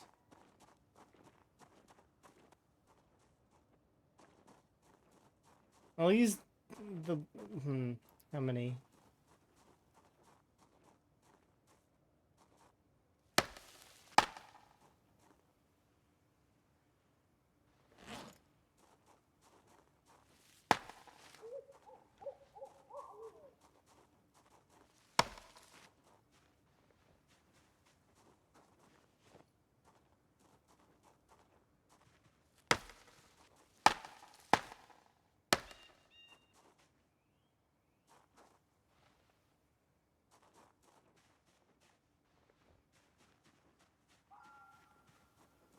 That might be enough short blades.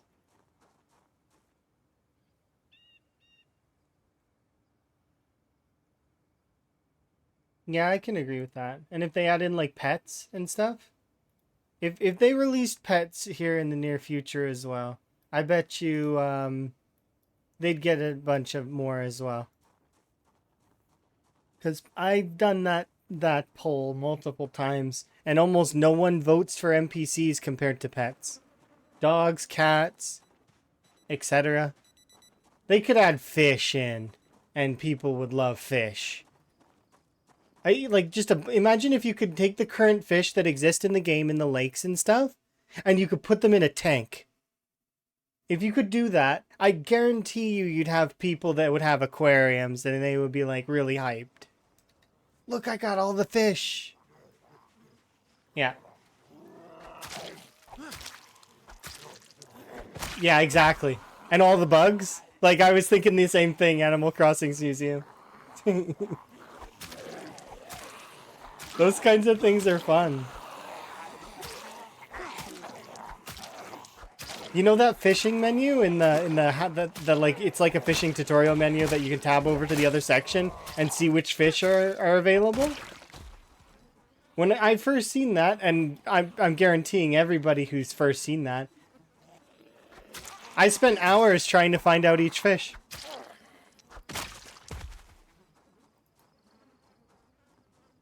I wanted to know all the fishes.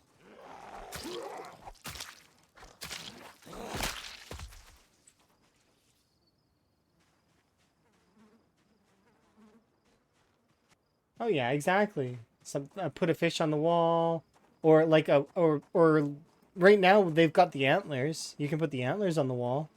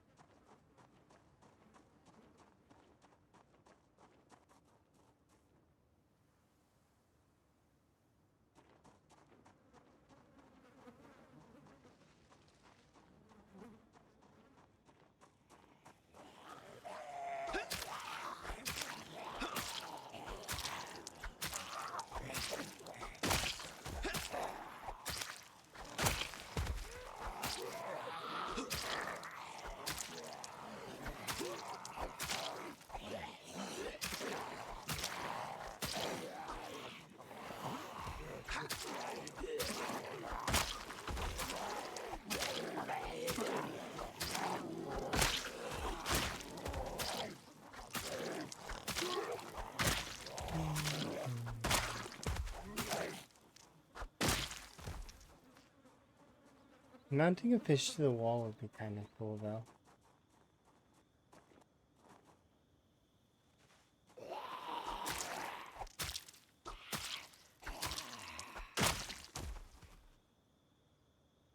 But she had a fork on her. I guess not.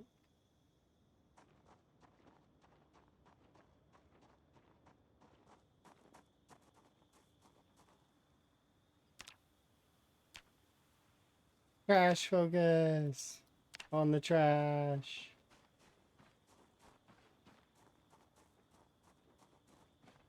I gotta go do like the north pile. I gotta see if there's any books here. That's I'm hopeful. This trailer park's not as good as the other one though, isn't it? It's got some bookshelves, but not nearly as many as the.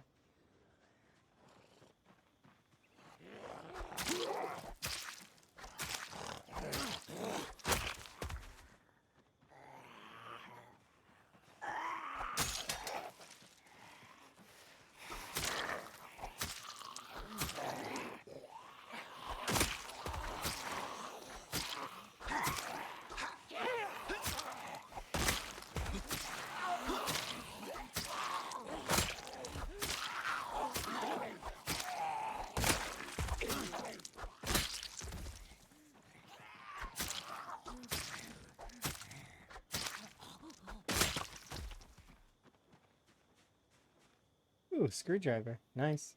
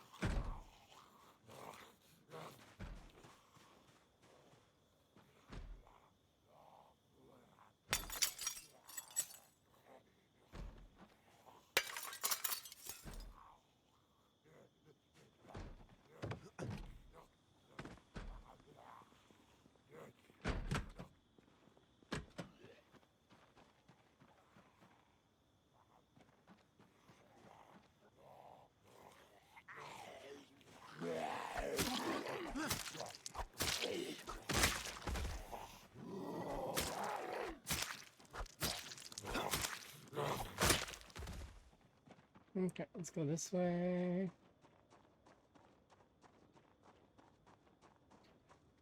Now I've got nothing but the PZ character doing a little spin and showing their bug. Here's a bug I found on the ground.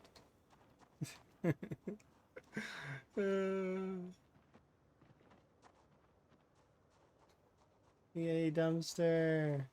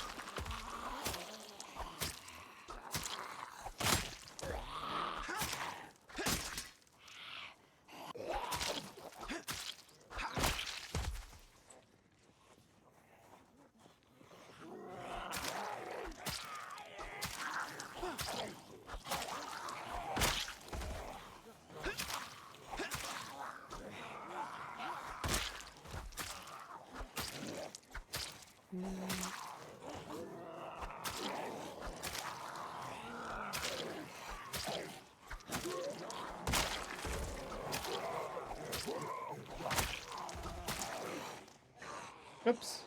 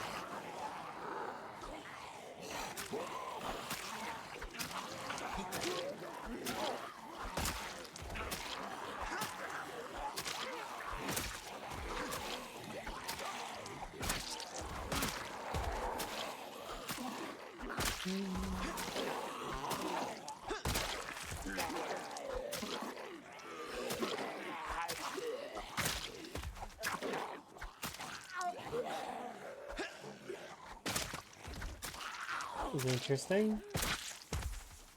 That other one gained physical form before and blocked the other one from being able to be pushed. Like, they still got pushed, but I mean, movement-wise. It's just interesting.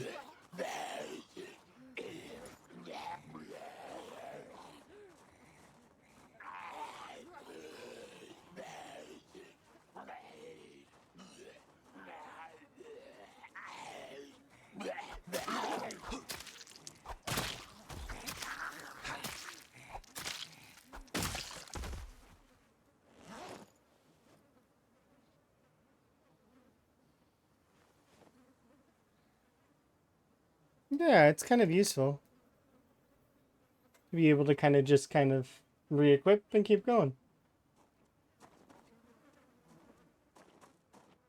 I'm pretty sure one of these zombies had a fork in them. Ah, it's a letter opener. Mild disappointment on that. I was hoping for a fork so I could have another shiv. I suppose I could start checking drawers, but most of them will be empty, so there's almost no point to do that. I need to just make more mistakes later.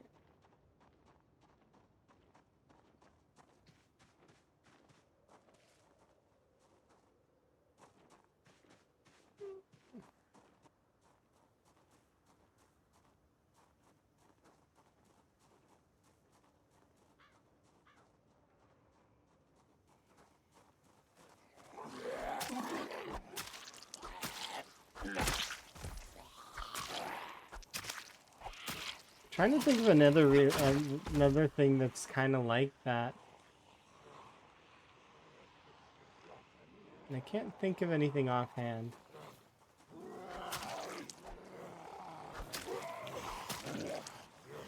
Is the ball peen thing still a thing? Probably is.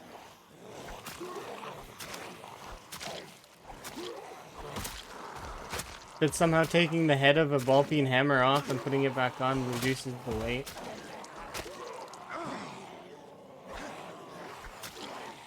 No? Okay, so they fixed it.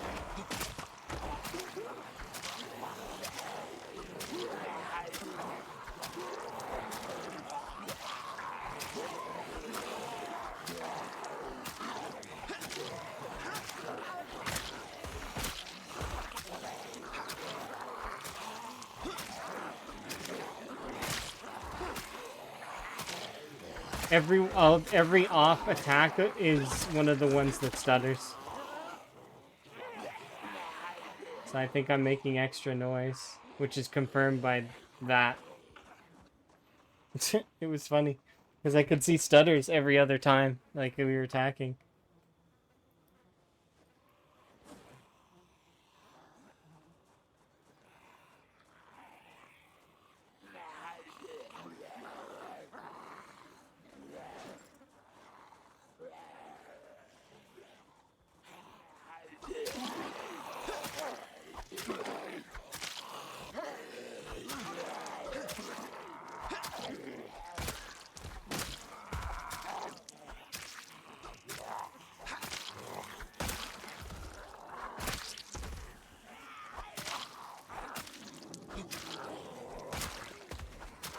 It's either that or some of these bodies are despawning. I'm leaning towards making extra noise, though.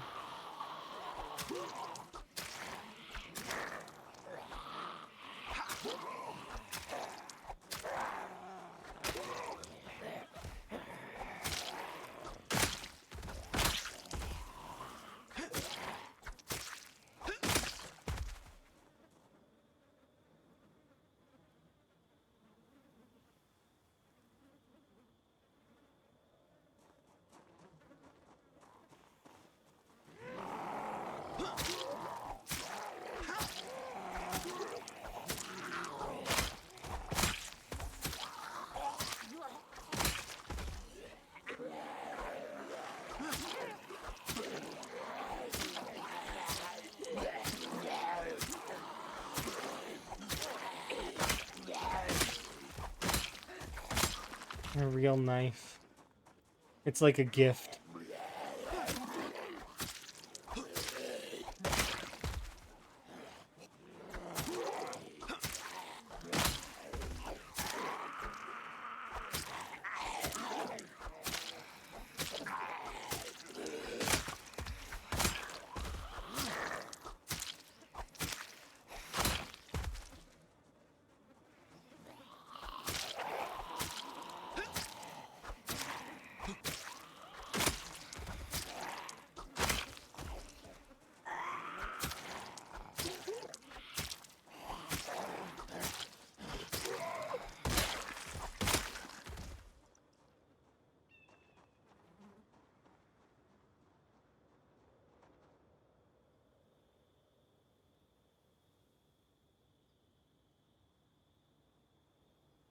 I want to find more hunting knives.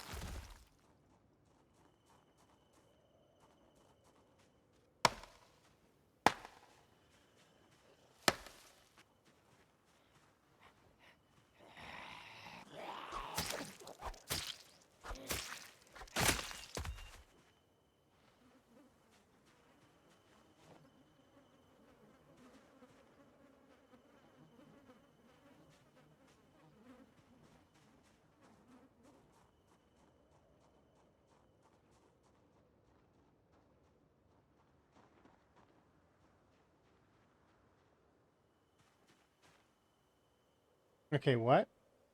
Oh, empty paint bucket.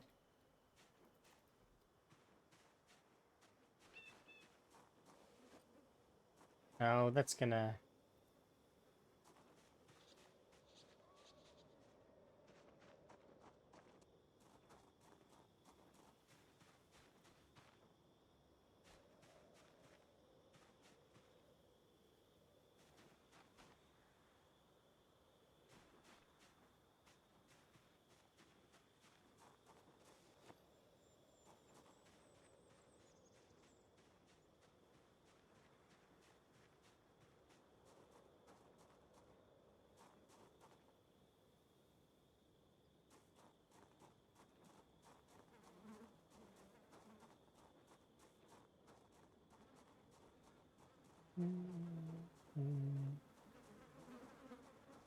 Is fence kills allowed? Of course.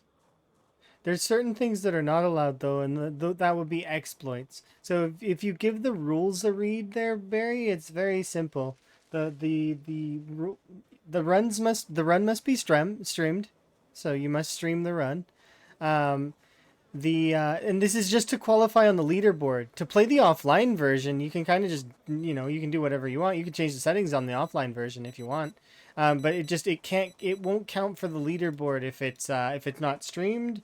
Um, you're not allowed to use exploits. So exploits would be like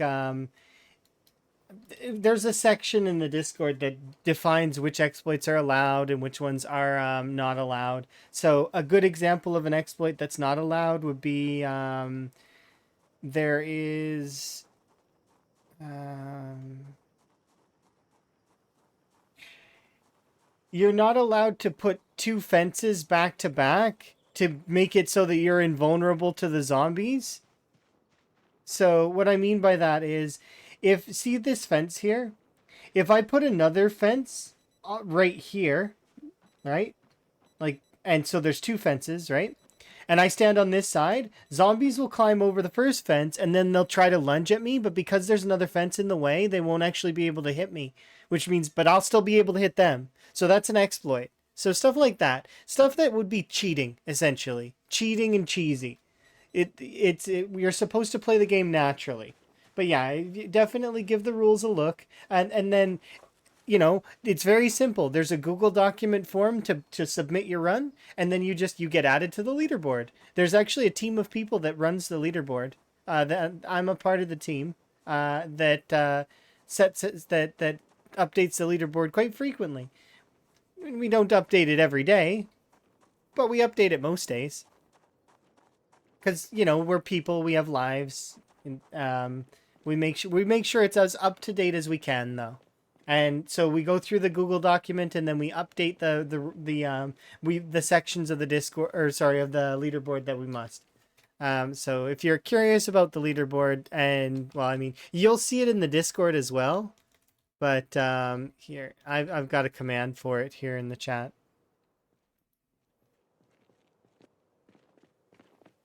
as well. That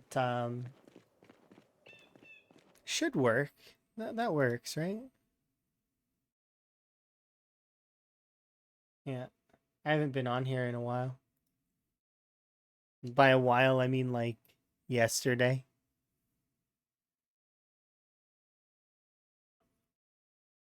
So you can see that right now, my PB on the run is 26K. And if we were to look at where I actually would be standing at the current time, I would be, if we were to do this run, we would just be 17th or 16th. No, 17th. Or no, 18th. But yeah, it's neat. There's 43 participants currently in the rat race, and in the history of the rat race, we've had 95 people participate. So, hello. Hopefully we can. There's a couple of things that I'd like to get done in this run. But yeah, we've been doing really well. We've managed to break into Dixie. More than half of Dixie is dead. So...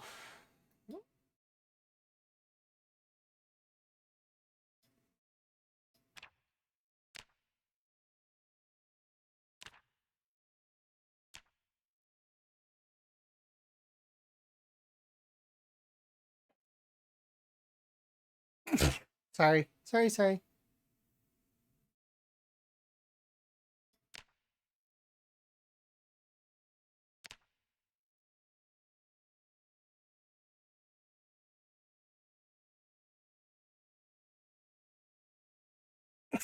Sorry again. Appreciate it. I'm just sorry. Awkward. All right, let's see. Okay, so currently we've done pretty much this whole section actually. We're starting to push Dixie back this way, and we should be able to take the full thing here soon. which will be nice because once the full thing is done, then I can start working my way to Moldra. I appreciate it. I apologize. I tried to mute myself because I know some folks don't like sneezes. So I try, but sometimes I can't catch it. Sometimes it's too quick.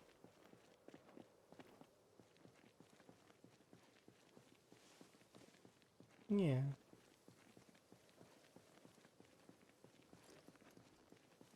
You're indifferent. I'm glad a lot of folks are, but I don't want to bother people at the same time.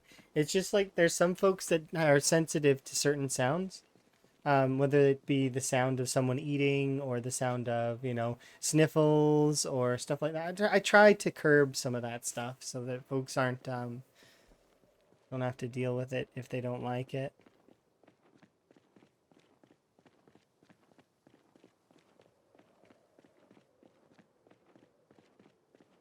And inhale the microphone.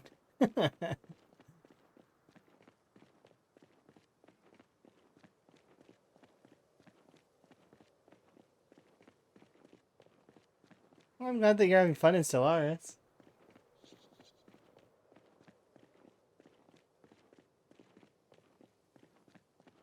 Emma and I need to give that game another go.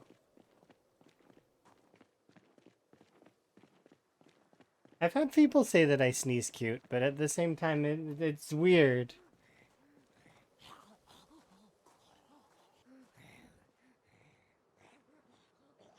And zombies on a mission.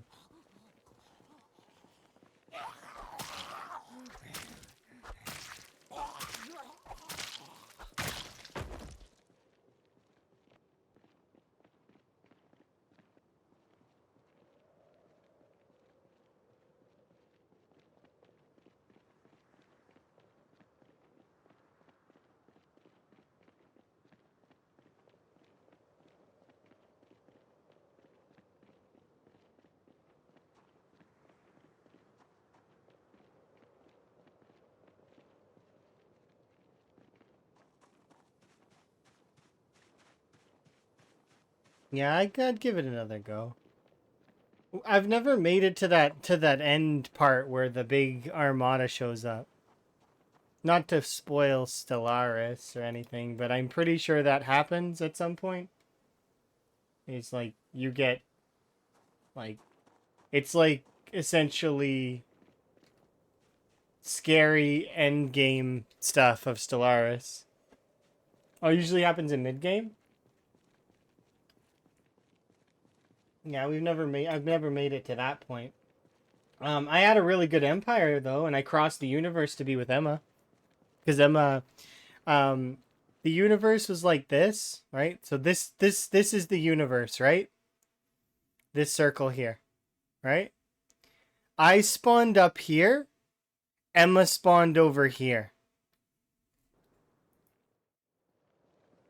It's like reality. But I did it. I crossed the whole universe.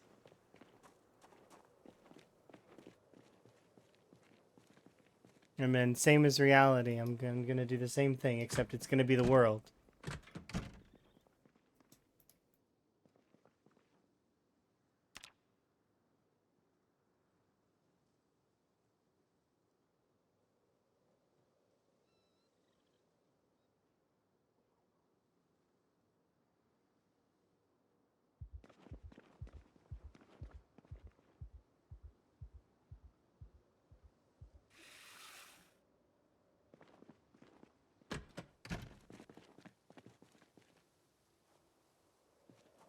Okay.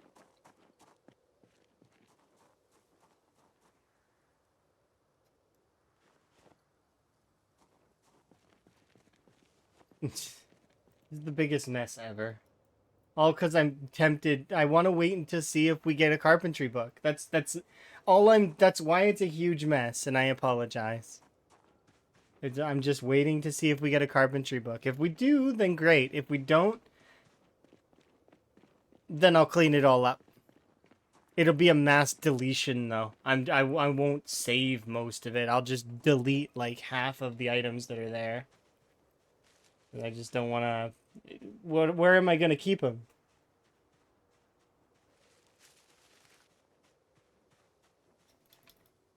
Good God, foraging. Calm down.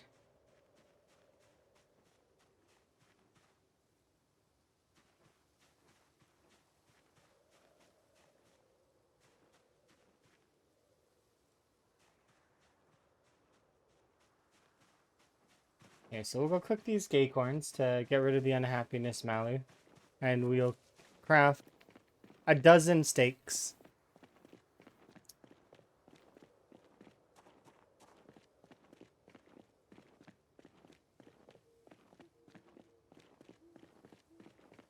As a loot hoarder, you're massively outraged by that select. I don't need all this stuff, though. It's all excessive. You see, what we're doing is we're deleting items to make room for new items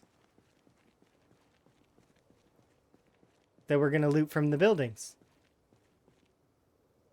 These old items, we don't need them anymore.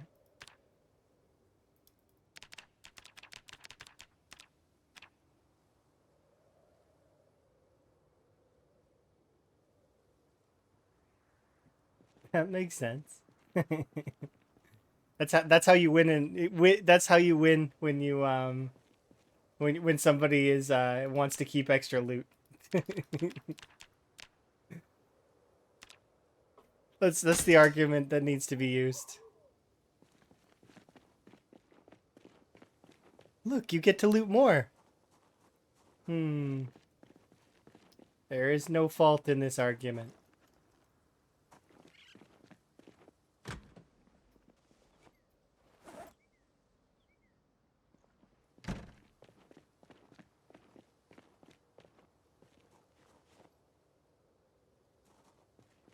Just gonna leave you there.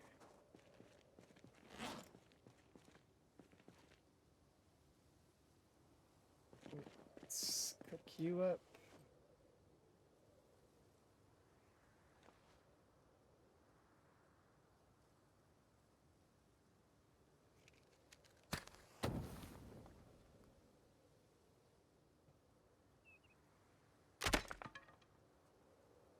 Disappointment.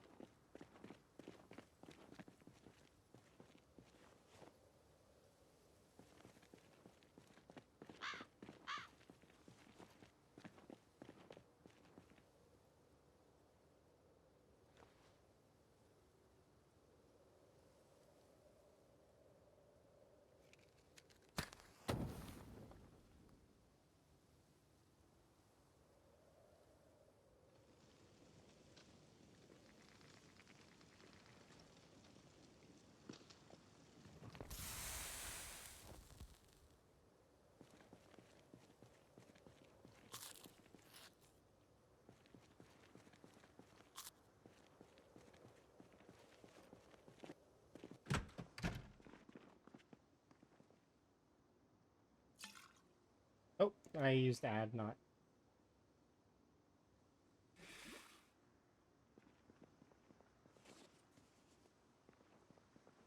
Enjoy your sleep, Yuri.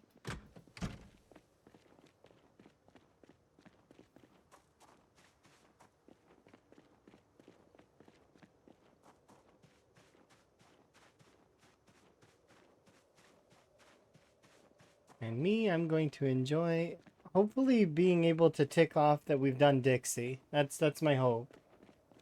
That we finish Dixie off and that we get to move on and loot the place for a bit.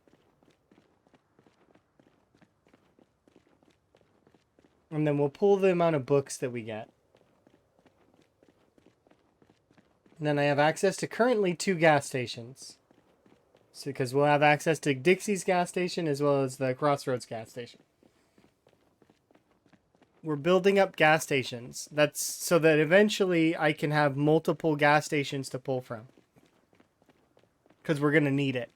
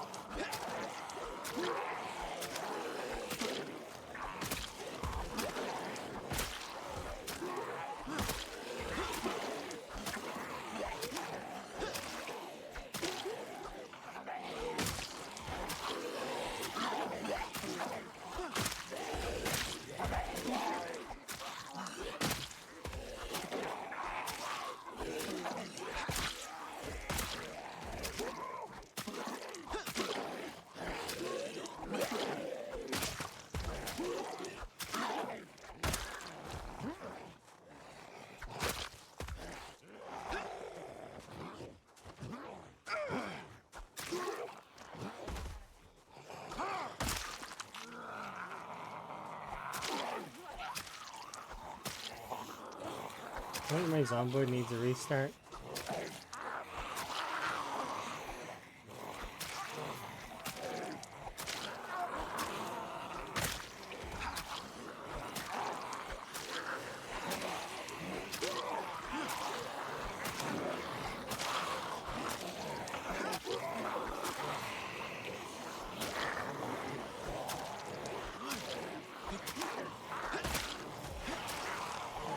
I don't feel like it used to do this.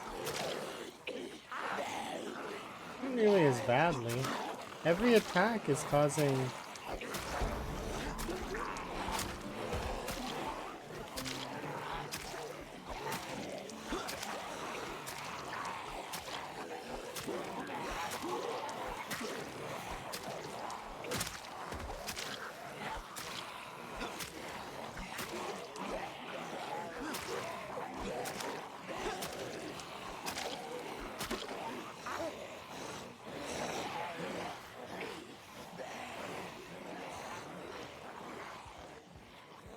Is that what's causing this? The blood should go away.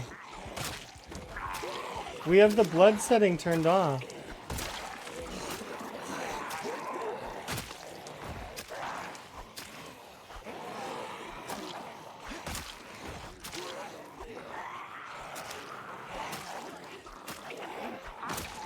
Like, well, sorry, it's not turned off. It's just the blood goes away in like 3 in-game days. There's no way that I built up that much blood in 3 in-game days. We've not even killed 1,000 zombies. And then not to mention that I went on a little fitness montage for a few in-game days that would have despawned some zombies and got rid of some blood splatter.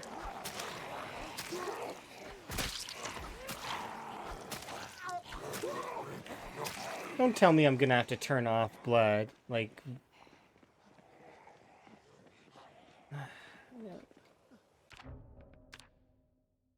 Let's see if it fixes it. Where are you? Interface? Or is it under No, it should be under...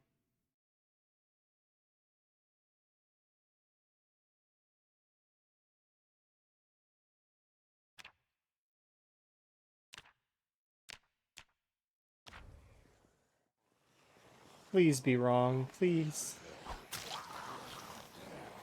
No. Oh, maybe no. It's still framey. It may need a full restart though in order to take effect.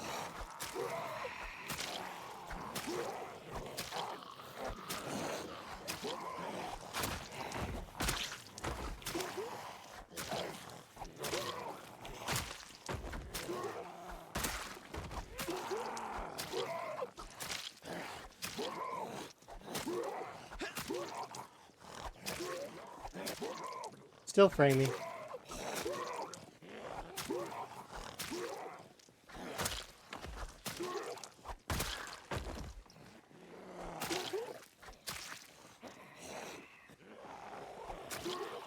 It says 60 frames though.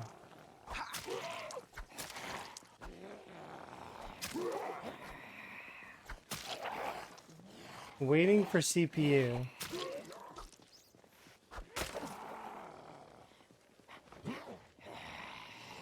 I don't think I've ever seen that before.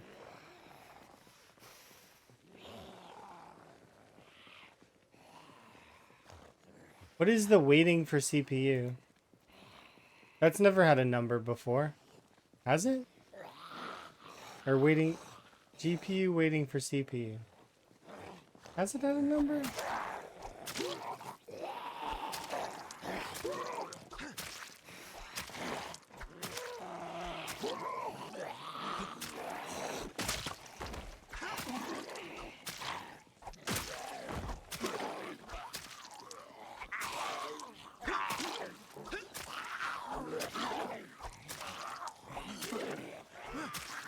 How many zombies are there right now? I went tier 3 exertion. I know better than to do tier 3 exertion. Damn it. I'm distracted. It's because of the whole frames thing. The frames distracted me.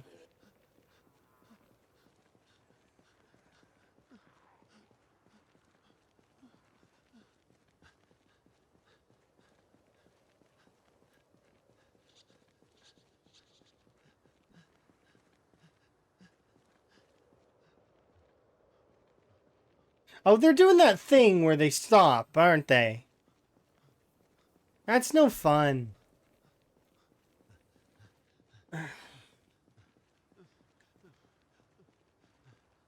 Because I'm not looking at them. They're not. That takes away some of the fun of this. This was a moment that could be very dangerous for me, but it's not now because of that. It's unfortunate.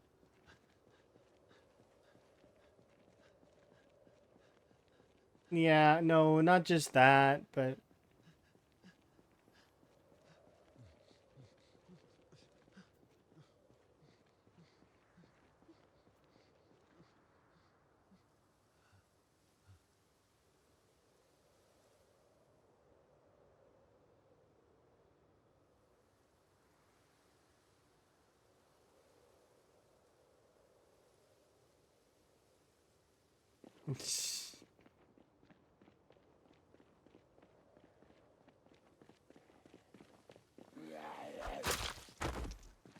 that's so.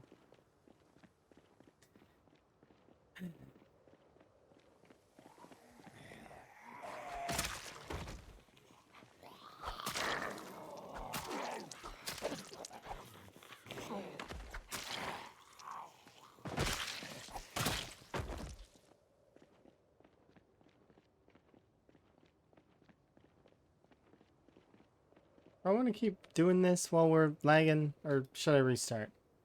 Time is it?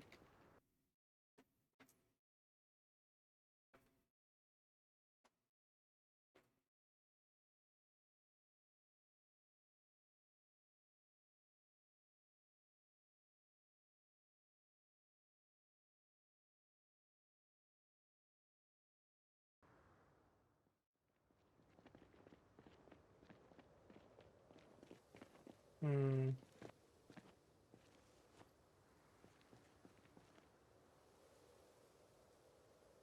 Okay.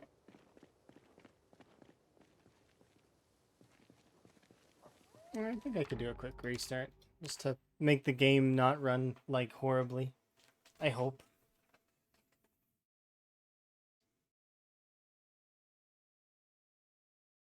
You know it's bad when Zomboid decides it wants to freeze when you close it.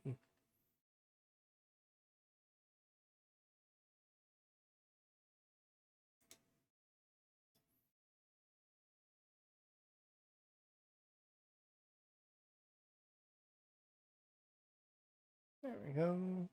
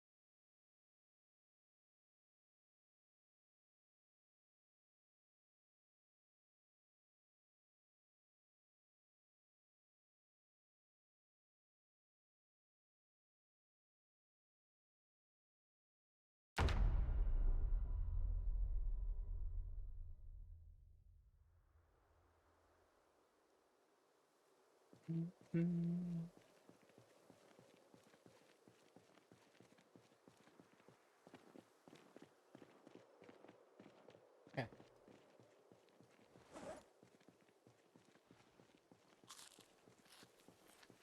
Let's get into combat right away. I should turn back on the blood.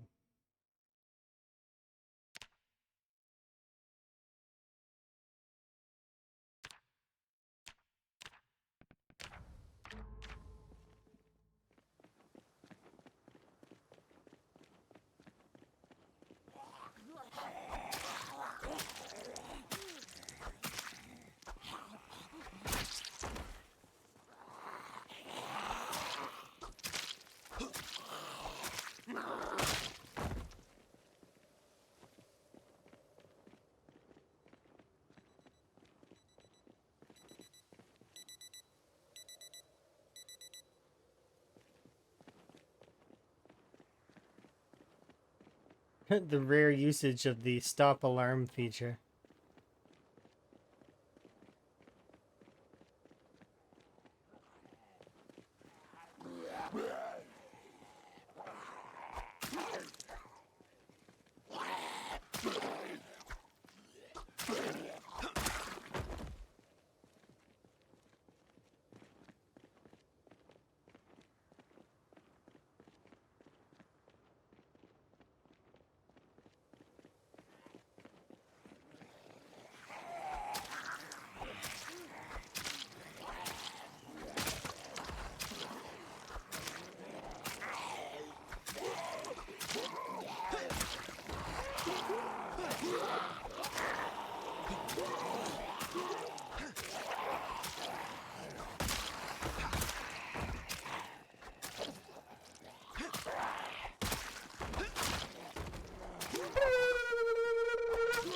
Thank you for the wellness. Do appreciate it. I'm sipping my tea.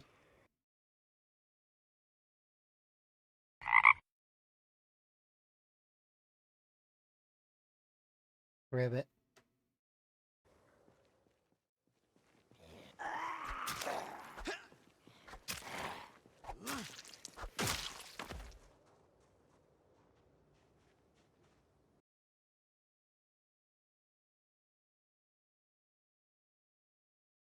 Mm.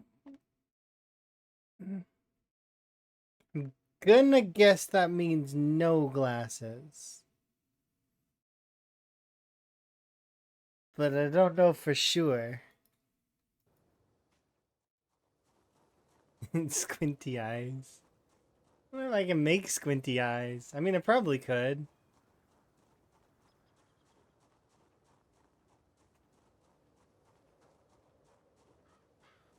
I think the closest that I have to squinty eyes would be doing this. Being less than impressed.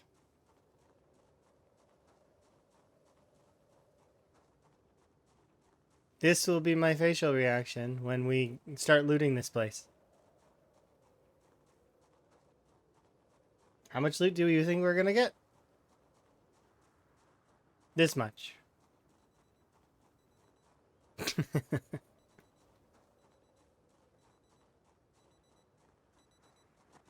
If I had to guess. Yeah, there's something in the area that's causing lag. And it's probably not the rat droppings. Was it the rodents? Are there rodents in this area that are like in a trailer? Let's go looking.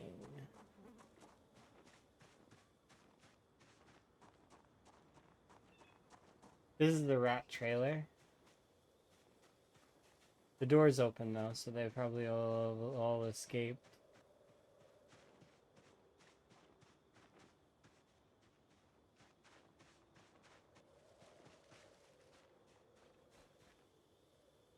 Seriously, a hacksaw?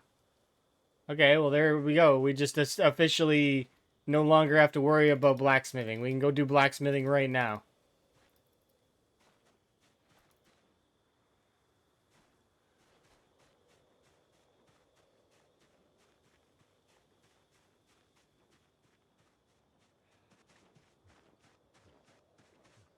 while we are receiving random really good items, trash piles, can you give me how to gen? So I don't have to level up electrical right away.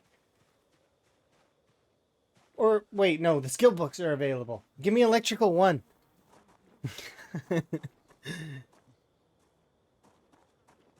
Come on, electrical 1.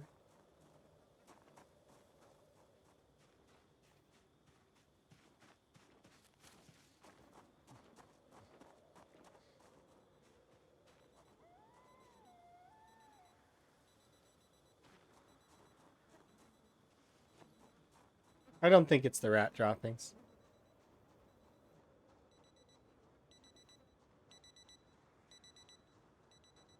What I do think, though, is that there are rodents nearby that are causing this.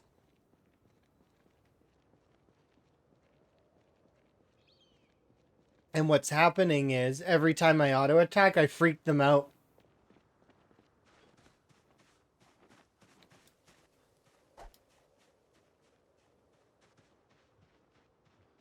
So it's causing them all to react aggressively, right? Because they're freaking out because they're animals. And that's what's probably causing the laggy, framey-ishness. It's not happening right now, but I do believe that that's part of it.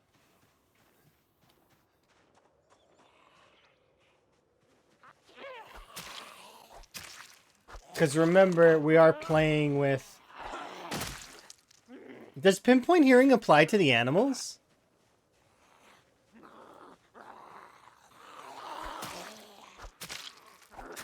Or is it a zombie-only setting?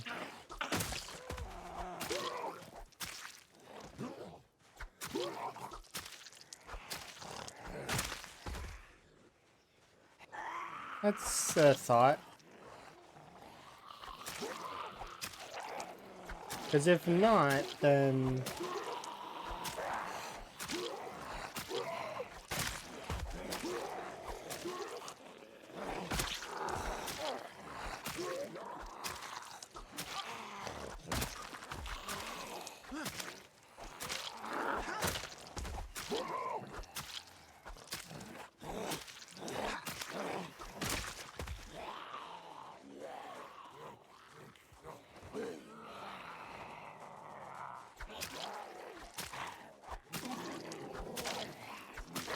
Because they react to sound too, right?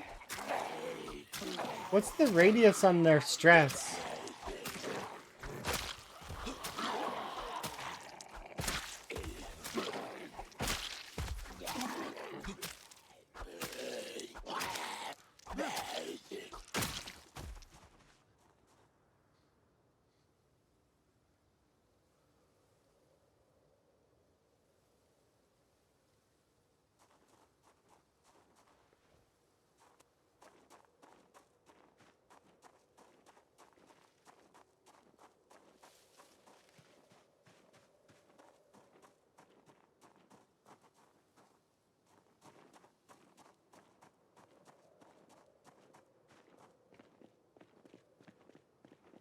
So, fun fact. We're going to McCoy.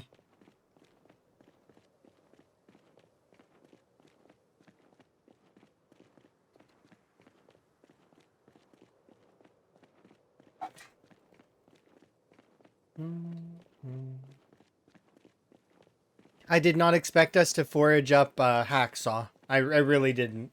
So, that changes everything.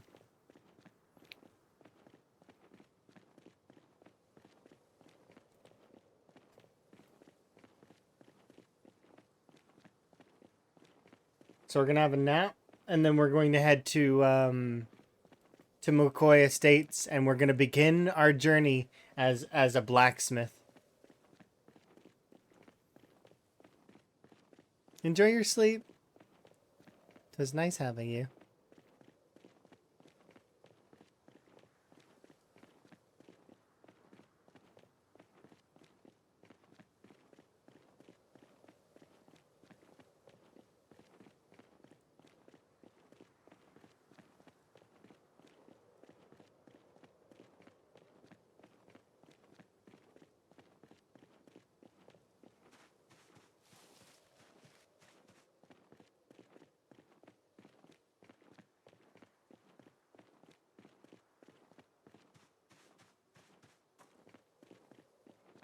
Go, go, go.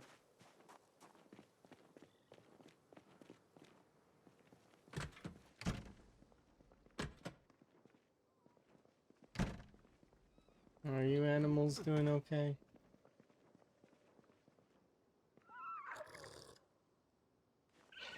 You make the weirdest shitter noises.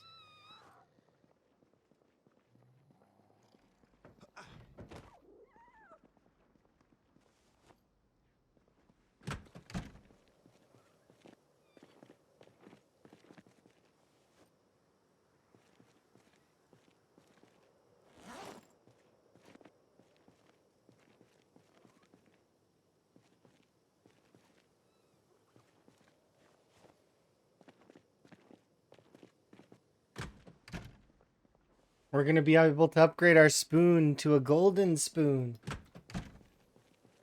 And we're gonna have golden keychains.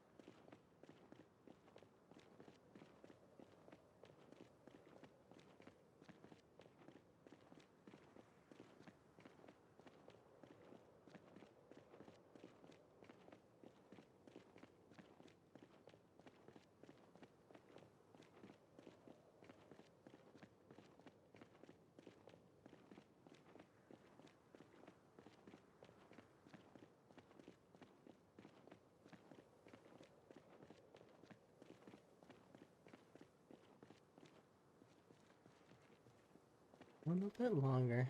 I wonder if we can make it to the handcrafted dagger. I wonder how far that is in. I don't have the ability to make lots of metal, though, at the moment. So what I'm going to go for at the moment is we're going to hopefully make a couple boxes of nails. That's what I want right now. Outside of a couple of boxes of nails, we won't be able to do much. But at least we'll have all the pieces of which to blacksmith. So we'll be able to make the heading tool. We'll be able to make the tongs. We'll have all the pieces required to blacksmith. I don't think I can really make good knives at the moment.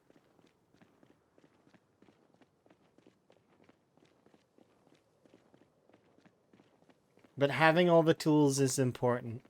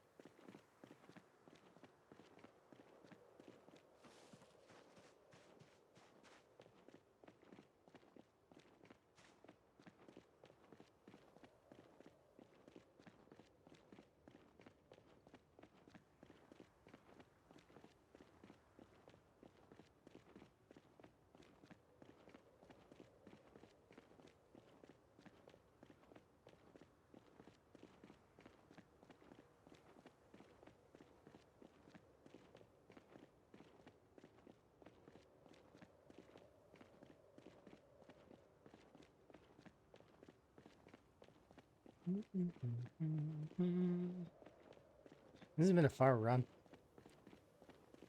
But it'll be worth it. Because we'll have nails. I so can't wait to have nails.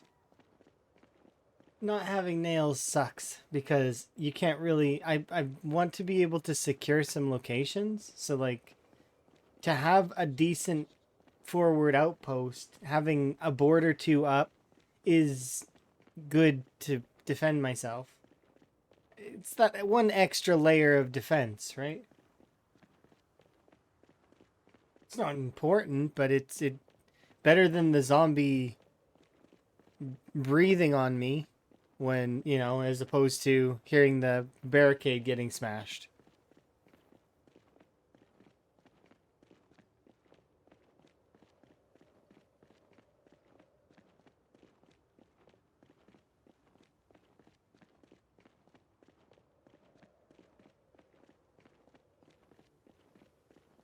We should be able to make... I think about with the amount of metal that I brought there, plus the metal that we collected from the location, there should be enough to make at least 2 to 3 boxes of nails. As well as a couple golden keychains just for fun. And, you know, maybe a couple ingots for fun. We'll see about making some of those. And then we'll also...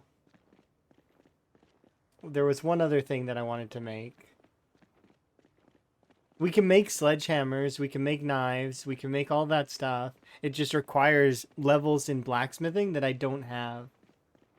And I left the smithing hammer in the cabin. So at some point in the future, I need to remember that there is a smithing hammer that we foraged way back at the cabin. But I don't have it with me, nor was I going to run all the way to the cabin just to run all the way back. Seems a little excessive.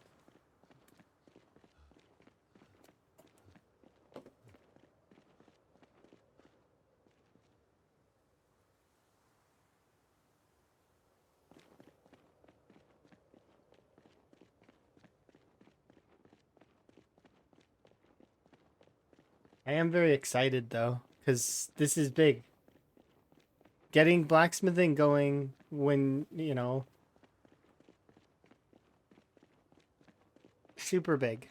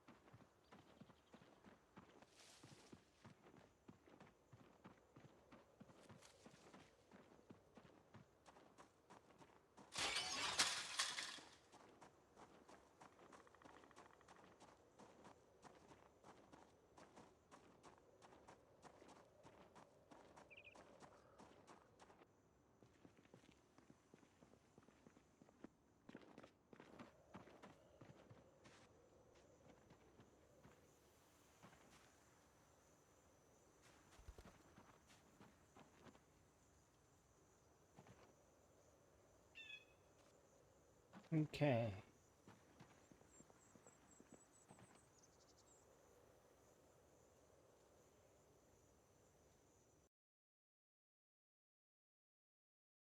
Why is this mold broken?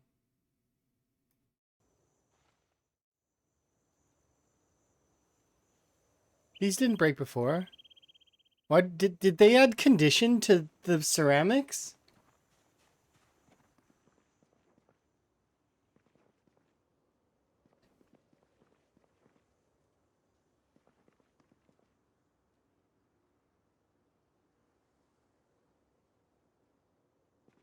That means that every time you finish a bar, you need another mold, which means you need to keep producing clay, which there's clay nodes, yes, but that's really annoying. That's like very annoying. Like,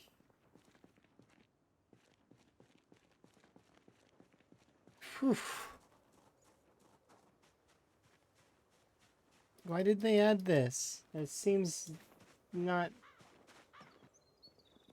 No.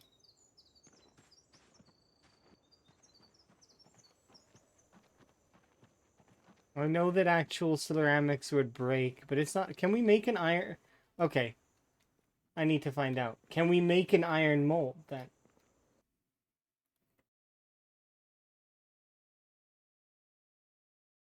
No. Okay, so then what? I'm just supposed to make and break ceramic molds over and over and over again?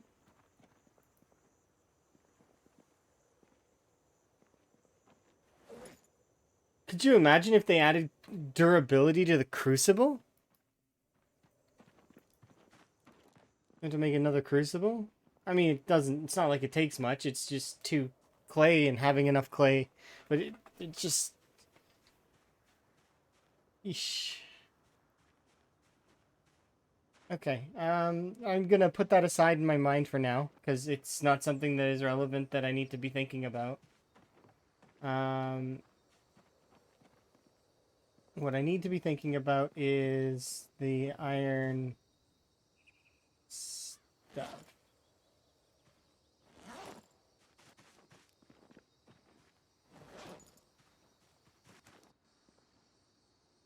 So we can grab this bar.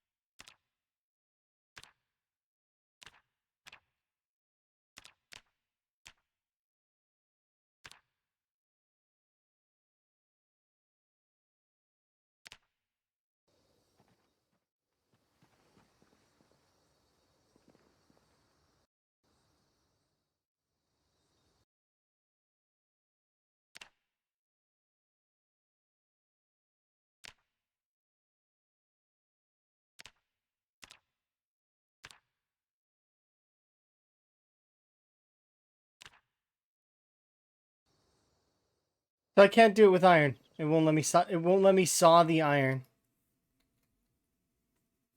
bar because that recipe's been removed.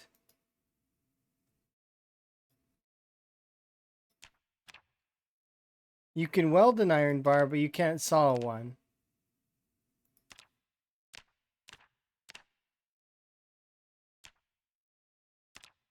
Yeah, it's been removed. Okay, well, I mean, that means that we just have to make steel then, clearly, right? Because can't saw iron, but I can saw steel, a material that is much harder than iron in this case, tempered in a different way, made more difficult to.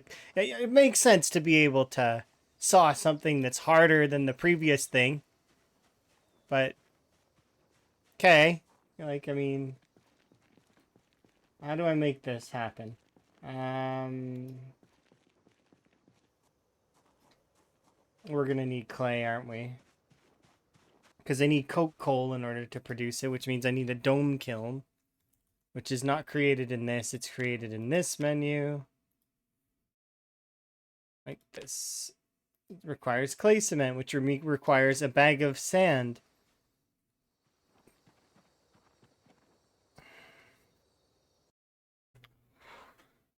The bag of sand is back at the Spiffos currently.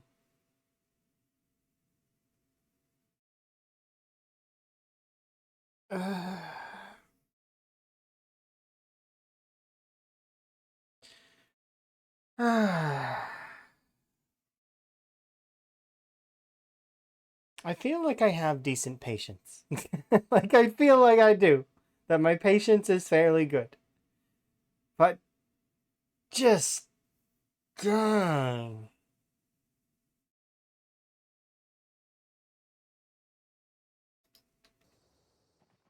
Ah. 1 second before I go and haul that over.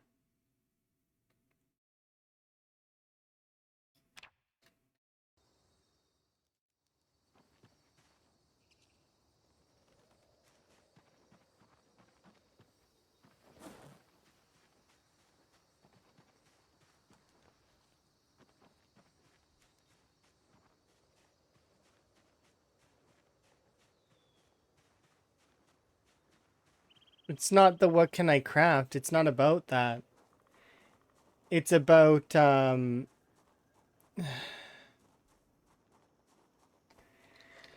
here. It's about things not making sense. That's what I mean.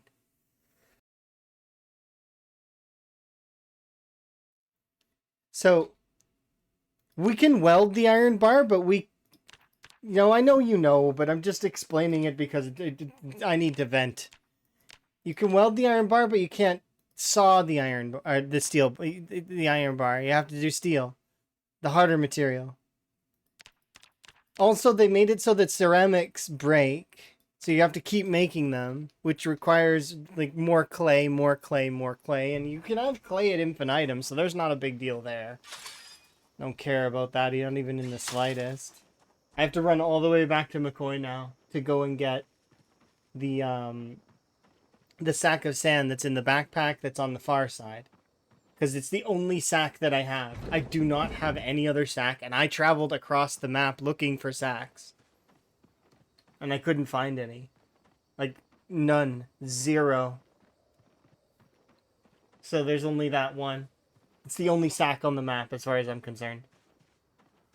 There's probably some in Louisville, but I mean, it's Louisville. Everything's in Louisville.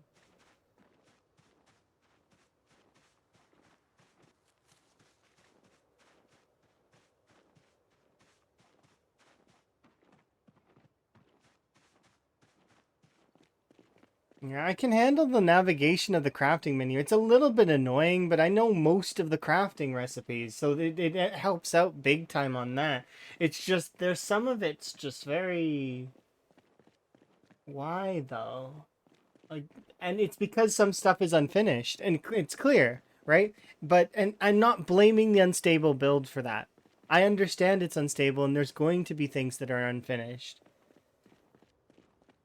But sections are taken out and then nothing's left. Like the accessibility options are not there. Those recipes did exist before, so they were intentionally taken out because they are going to be updated eventually. I get that portion, but if you're not going to update it right now, don't take it out, leave it in,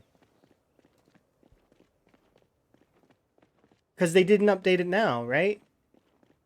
It's like they started updating it, deleting the recipe, right? And that they were going to update the next portion of it, but they didn't get around to it. So now it's just a gate, a solid gate that you can't get through. And that's frustrating for a player. That said, though, I can get around it. So like I'm not like I am frustrated a little bit, but not like I could imagine some folks just closing the game at this point, right? You're like, nope, I'm not dealing with that. Thankfully, I know it's not the end state, right? Like, there's going to be more eventually.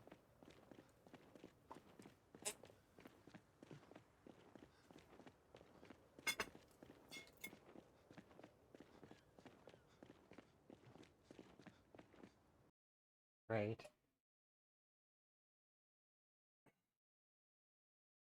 Apologies. I spilled a bit of my tea. Oh, I don't care about the loot rarity itself. That does hurt, but it's I have to bear in mind that like I mentioned before, it's I have to treat it like it's apocalypse. So if this was an apocalypse game, and for some reason we got only iron, let's say, we only got iron. We didn't get steel, but we rolled a bunch of iron, right, in our loot table. What would we be doing? Well, we would be gated off at this point. And smashing the bars into the zombies to make them into half bars or quarter bars is brilliant, but not the right call, you know? I do appreciate that that exists, but it's not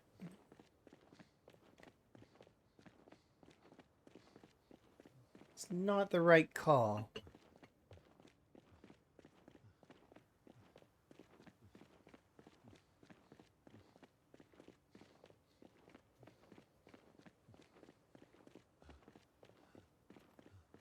Hmm.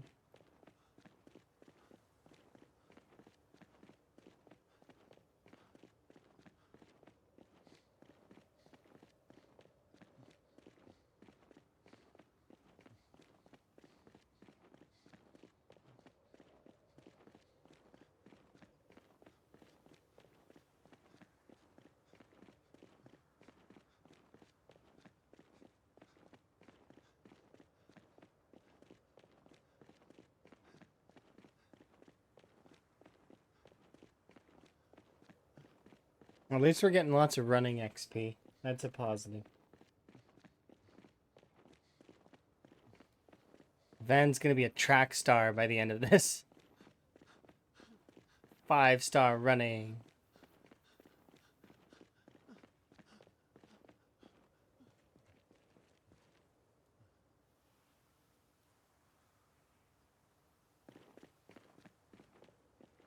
Okay, so we gotta run all the way back to Spiffos, grab the sand sack, run all the way back to McCoy.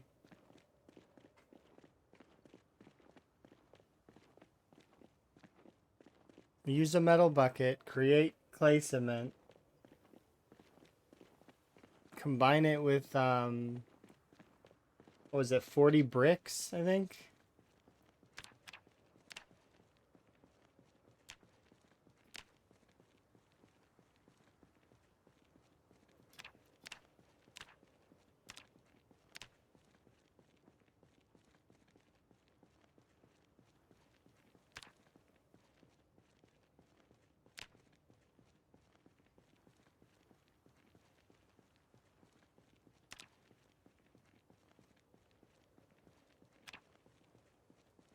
Interesting. The dome kiln is in miscellaneous.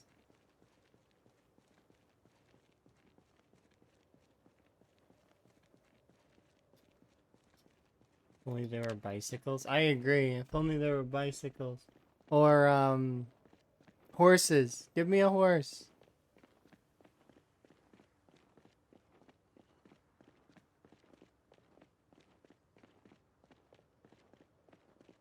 I want a horse.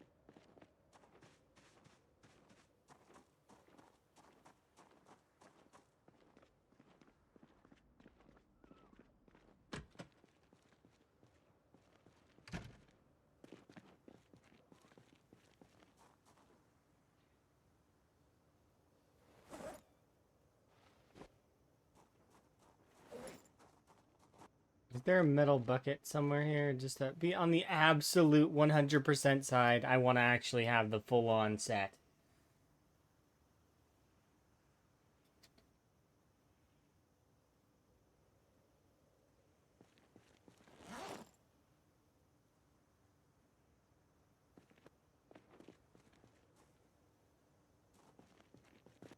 I don't see the metal bucket directly. That's something I would put outside, isn't it? Usually, yes.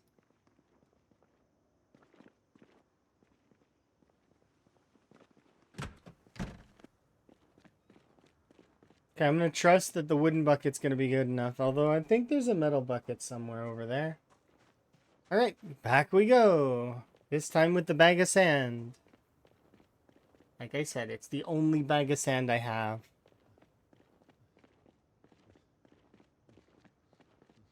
And that's not without trying. Definitely tried real hard to get bags of sand.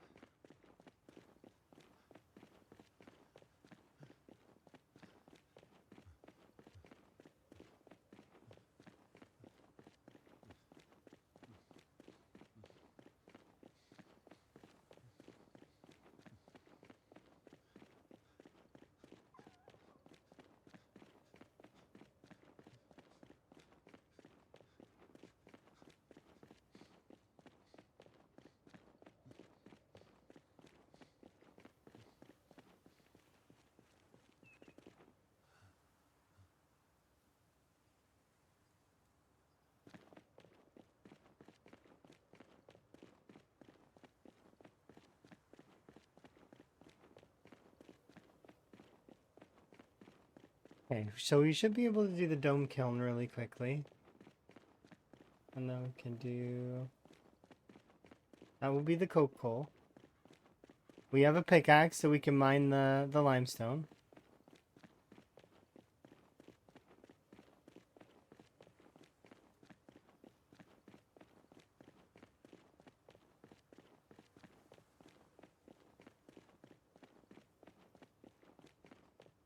And even not, if not, I think there's limestone there already in crushed pieces.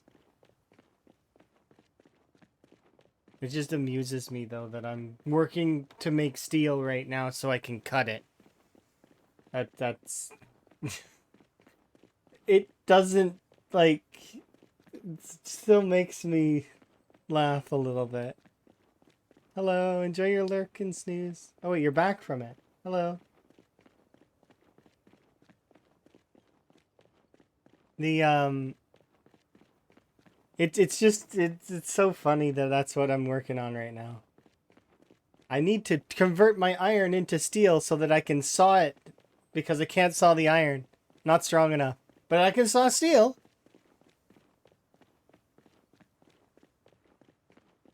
Maybe Van's allergic to iron. Maybe that's the thing. There's an iron allergy.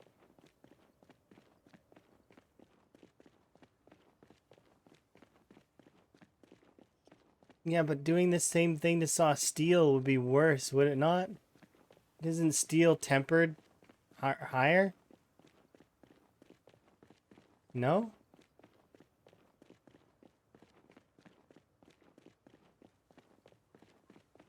Steel would be harder. Yeah, normally, right? But no, that's what I'm working on right now because the recipe it they took out the iron portion for the hacksawing of, so I can hacksaw steel, but I can't hacksaw iron.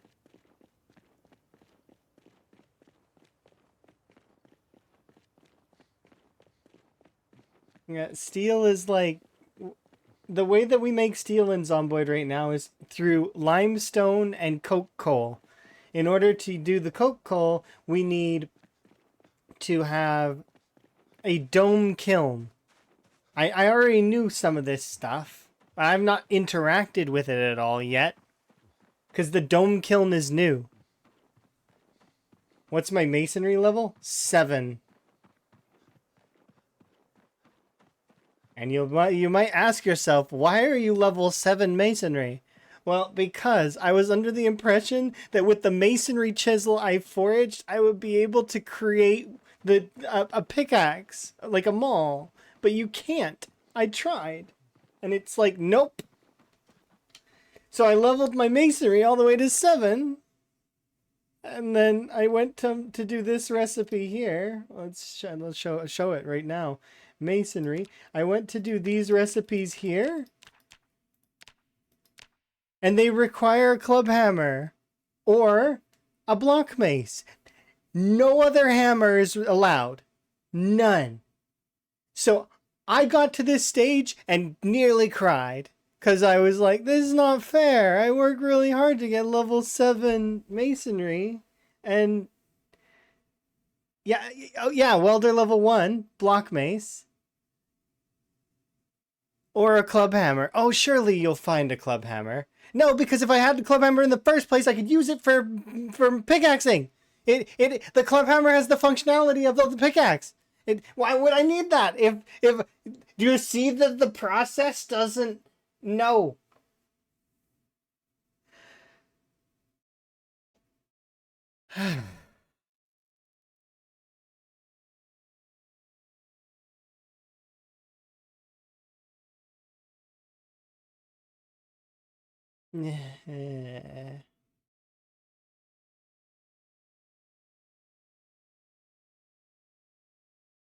Okay.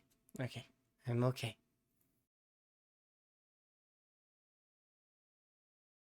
Can you make stone mace heads? No. Cause it or wait, stone mace. Mace. No, because that requires level 8 masonry.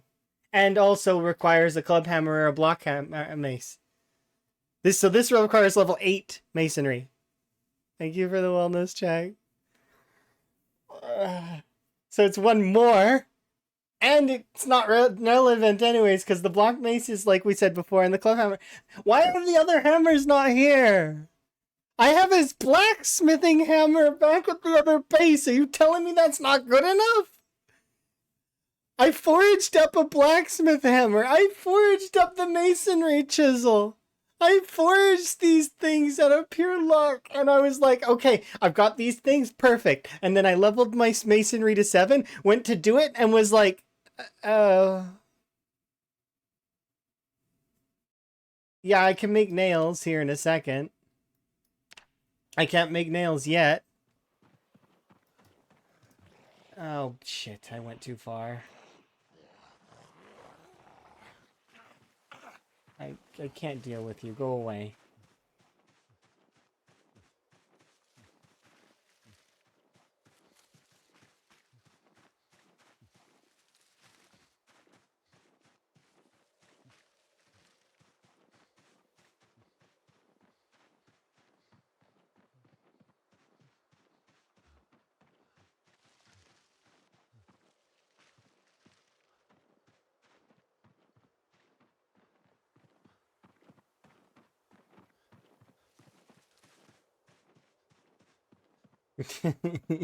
Pretty much. Just want to be left alone in my crafting corner. Leave me alone, zombies. I fought several of you in Dixie. If you want to go be in Dixie if you want to fight me again, okay? I'm busy.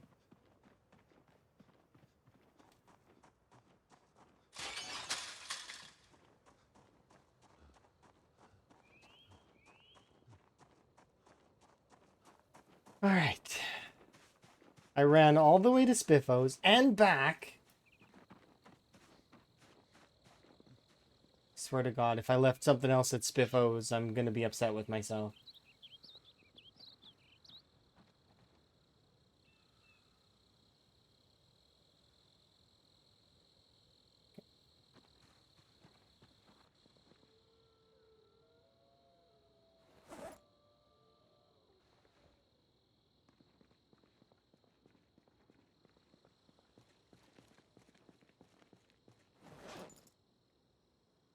I have 15 stones.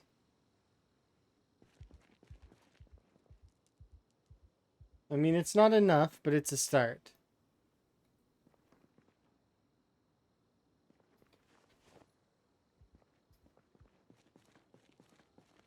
I need more chipstones.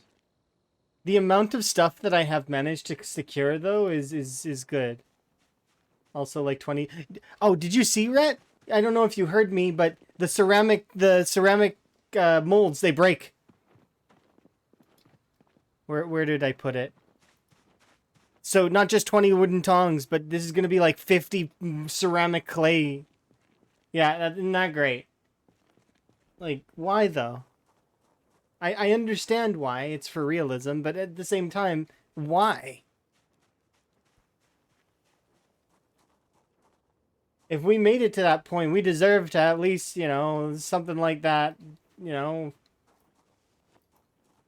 less...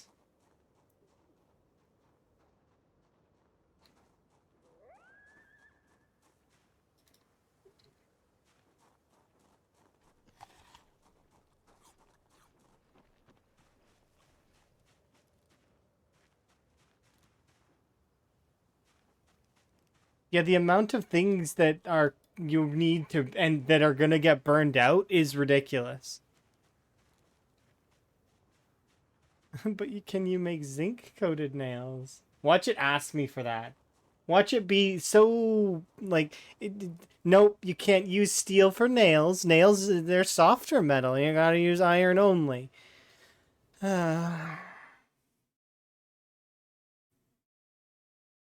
So running out of clay tiles isn't a problem because you can forage clay. So foraging clay is infinite, so that's fine. And I don't care about that as much as it's you're gonna have to forage a million years. People are already stuck in this foraging thing for a million years as it is. I like foraging. and it's excessive.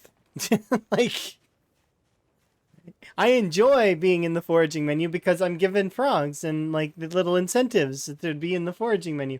I wouldn't want to stay like this all the time. Could you imagine? And let alone people who don't like foraging. The people who don't like foraging suffer.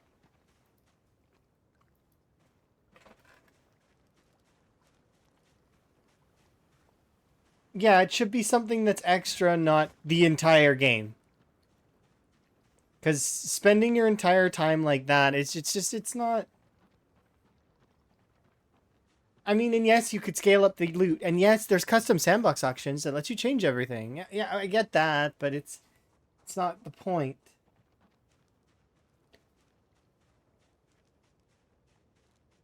Yeah, because I use that as a defense for the game a lot of the time myself. That's not the point.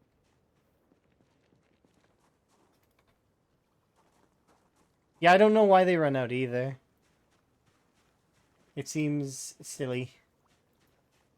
Because if you ever went to the beach and took up some sand, you know what happens? There's more sand under the sand.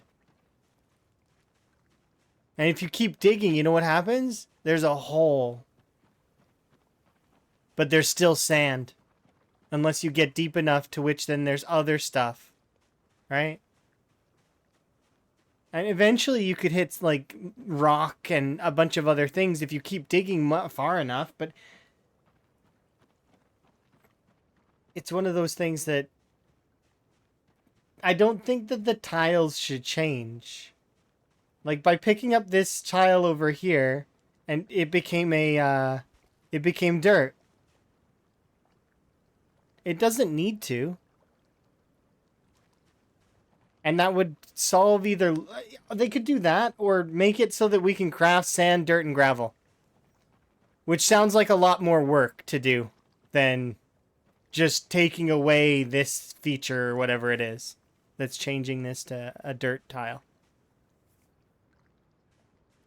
Yeah, if you either take this away, or recode it so that we can craft sand, dirt, and gravel. Because we should be able to place those things. Why are they not available? Right? I want to be able to make my own gravel paths that are like diagonal like this. I like the build menu.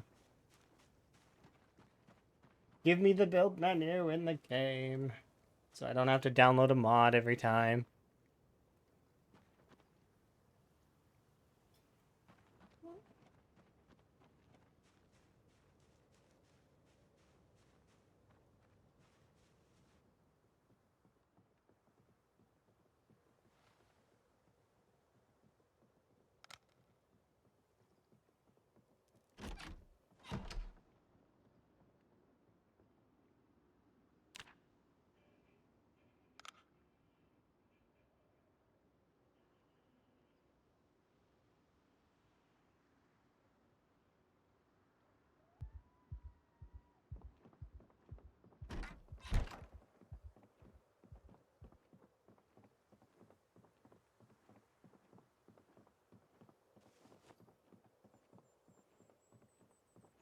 Yeah, washing yourself does remove sadness.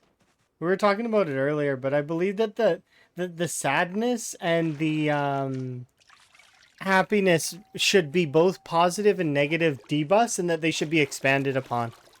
And that if you eat good food, that it should buff you, and if you eat bad food, it should debuff you in the opposite way. Like slower crafting times, slower attack speed, make your character, maybe give your character going in realism in that direction. Your character's depressed, give them real depression. Make them tired more. Make them, whimper. I know they already do kind of, but like really lay it on thick. Debuff to a degree. Yeah, and then for the folks that do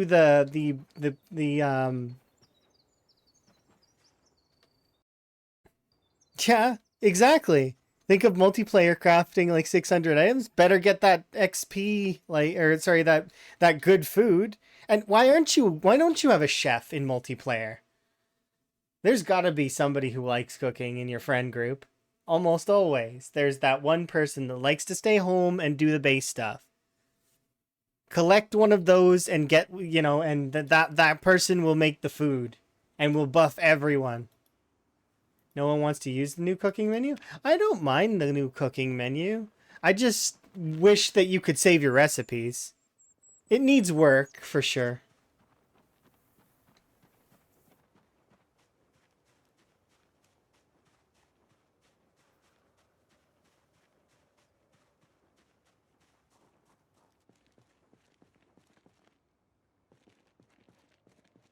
Um,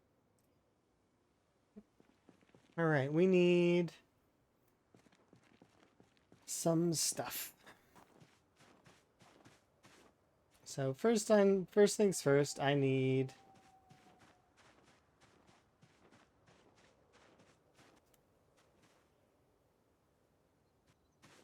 to pile up these over here.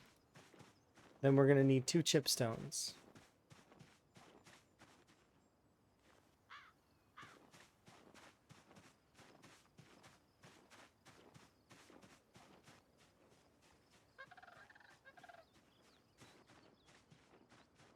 Is that a real thing that they're doing?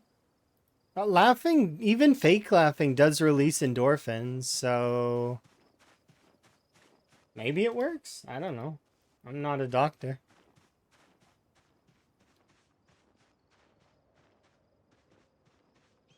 Seems like a strange treatment, though. The way a lot of antidepressants work is that they actually just lower the bar for your body's chemicals to the point where they start producing. I can't remember what the they lower your. So they lower up something in your body to. Is it a hormone? I don't remember. They lower something so that your body produces more happiness chemicals of some kind. I can't remember right now. It's because I'm not in those kinds of things, but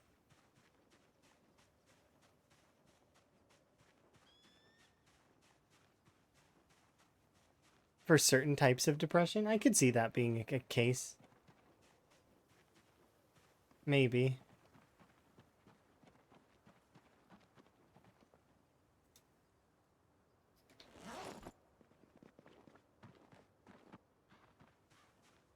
Okay, I need to put this over here. I need to think about where is... Or am I even gonna want this thing?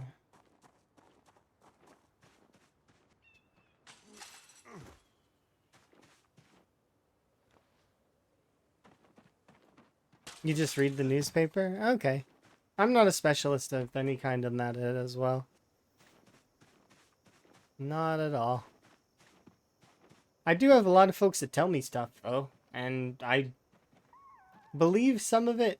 It's sometimes difficult to believe some of it, too, though.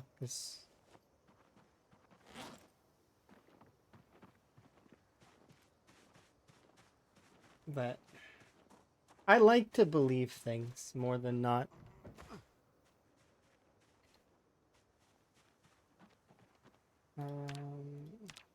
Stones.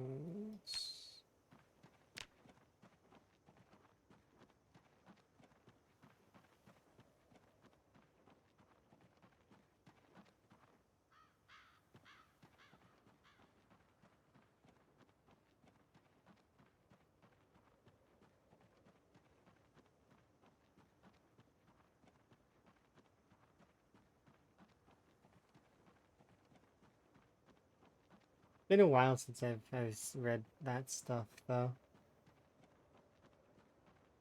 Wait, what's this? Small game hunter.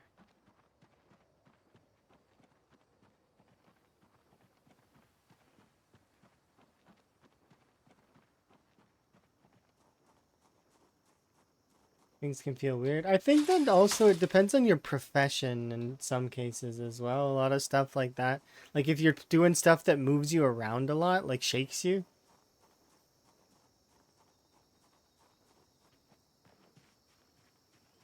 Or if you're in an environment that's really noisy, stuff like that. It all depends, right?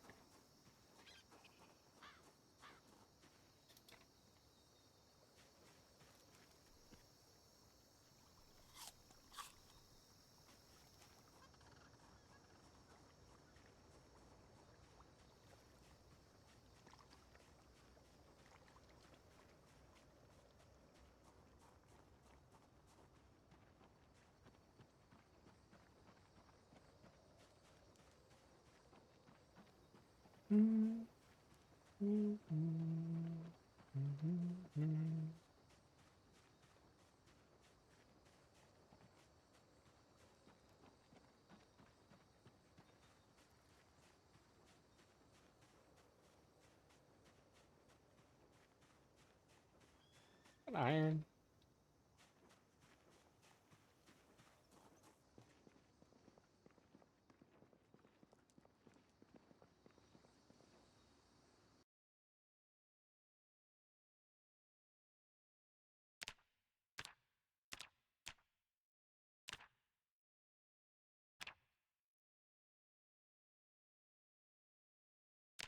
If I had regular tongs, I could make a quarter bar. It's so funny. I could make a quarter bar if I had iron tongs.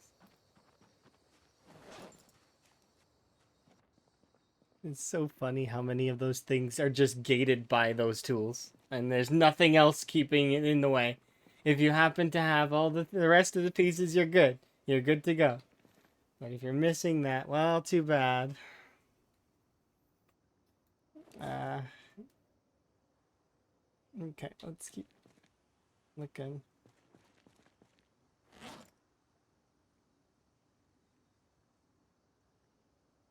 Mm-hmm.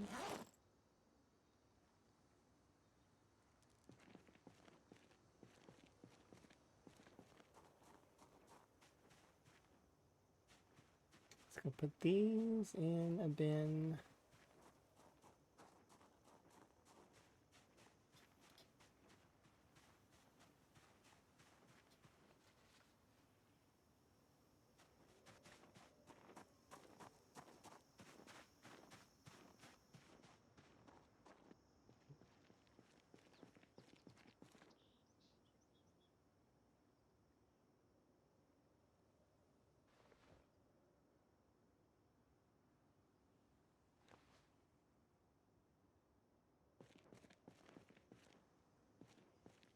Okay.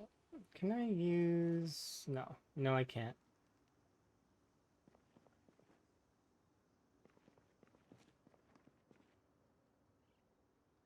There's a bucket of water here. Yeah, I think I'm gonna use this as a, just in case, because I want to make absolutely sure I'm using the right tools. And this is the type of bucket that it asks for initially. And although the wooden bucket is possible, probably, I don't want to take any chances. Zero chances. Let's get the other bucket out of here. Not only that, but I should fill this up.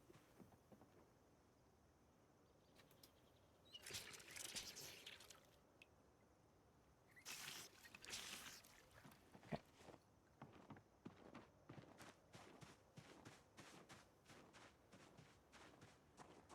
Let's go put this back. Can't stand the taste. The rest of your family loves it? I have no idea. I wish I could answer your question.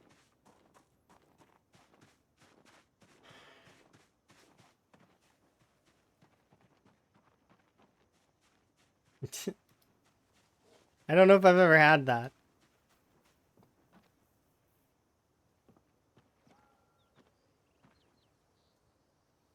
Maybe. I'm the kind of person that will eat anything you give to them. Even if I don't like it, I'll still eat it.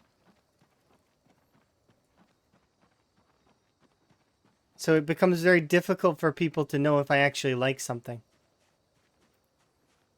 But they can ask, and I'll tell them. I'll be like, I don't like this. Why did you eat the whole thing? It's just, I always eat everything. Even if I don't like it. I don't like waste. Which is a psychological thing, actually, and it can be quite bad. But I don't like waste.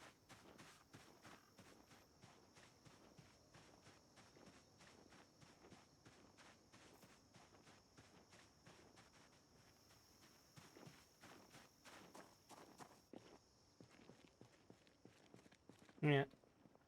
I prefer to make sure it's gone. Like, if it's within my power, like, if I really can't eat it, like, if it's something like I'm super duper full and it would cause me harm, I would stop. But most of the time, that's not the case. Yeah, I'll take leftovers with intentions of finishing it off later. If I'm going, like, yeah, see, throwing it in compost is good. That's the thing, is I would do this something like that too. If it's available. I would want to make sure. I don't like to waste. I'm not keen on wasting. It's not a good, not good. There should be a hammer here. But there isn't. There will be soon.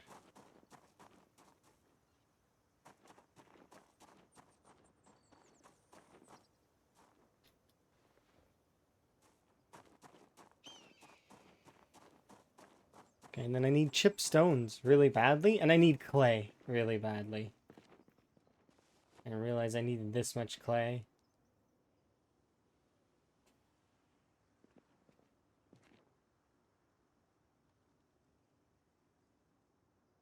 Where are the rocks at?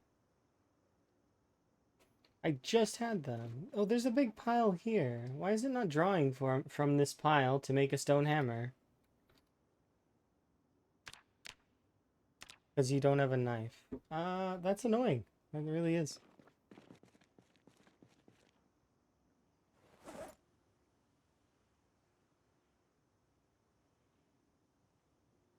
I don't think a bread knife counts.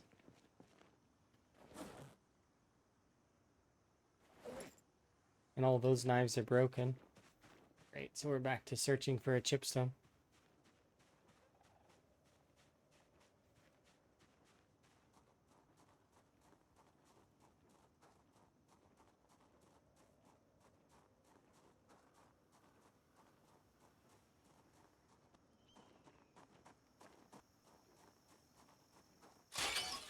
The bones that went to the dog.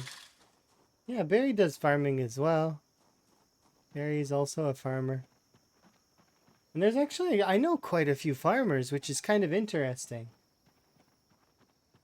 They're the folks that told me about the whole sense of smell thing. That human beings actually have a higher sense of smell for certain things than other animals, based on things like minerals. It's mostly minerals.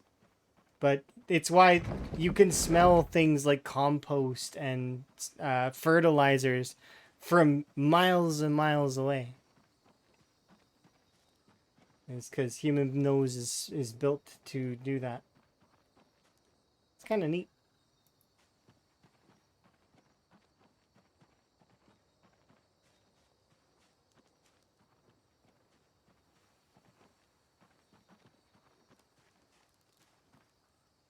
I'm just gonna discard these.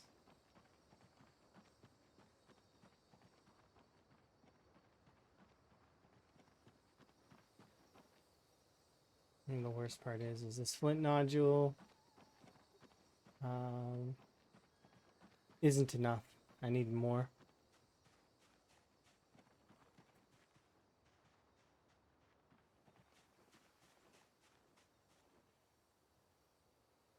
Is 4 clay enough? I mean, 4 clay is enough for now. And I should be able to actually craft this into one of those bone knives, even though the bone knives suck. They still count as knives.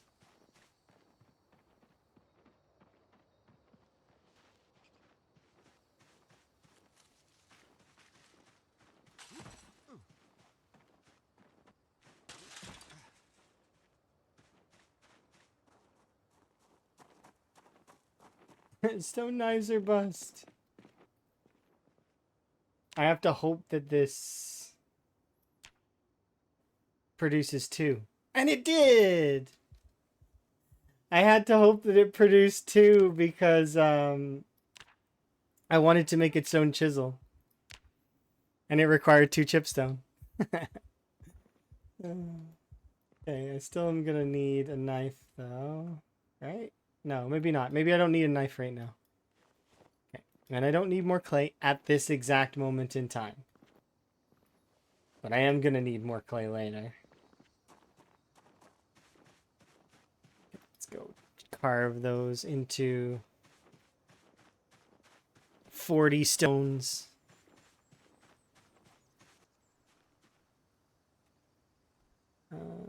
Yes. 1, 2, 3, and 4.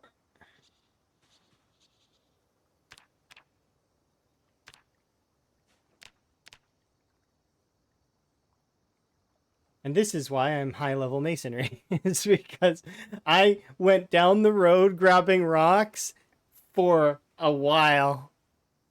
And just doing this. I grabbed as many as I could, and I put them around like little things. Oh, it's still brutal, but it's not as brutal as expecting us to make, you know, what is it, like or not, maybe not hundreds, but quite a lot of stone shelves.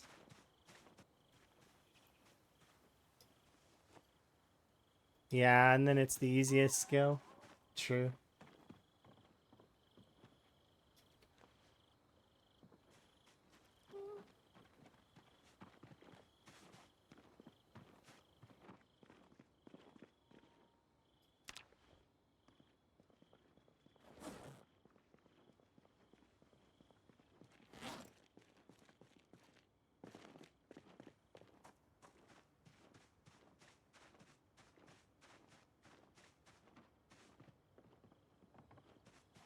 Didn't I put the...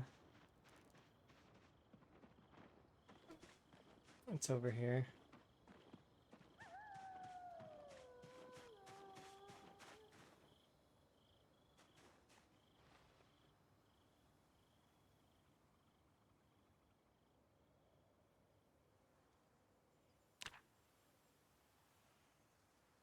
Oh, I'm so sorry. 2 clay. My bad.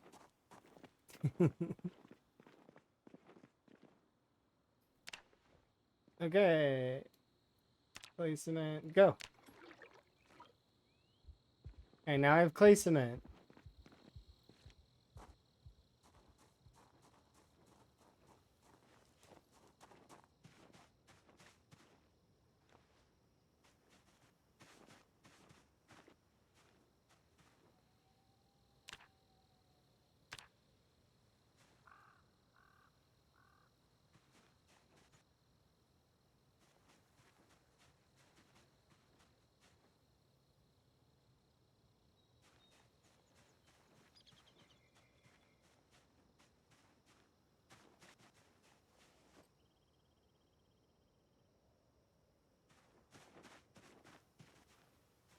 Alright, what do you require?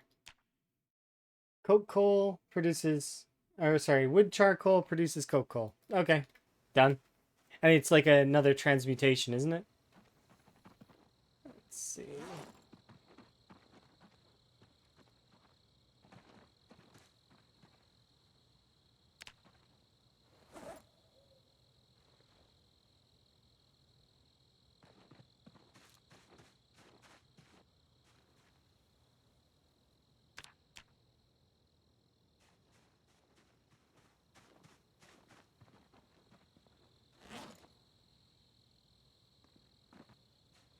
Right. Now we need limestone.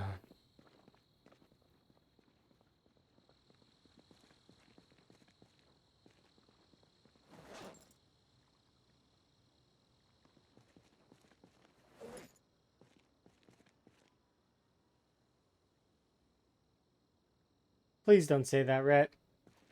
Because then it makes me wonder if the person who's doing that stuff is playing Factorio.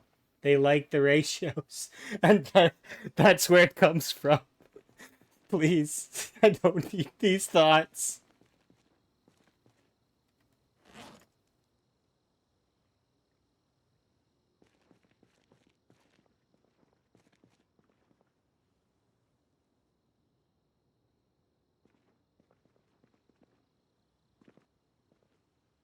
All right, we have 2 pieces of crushed limestone. That's not even close to enough, is it?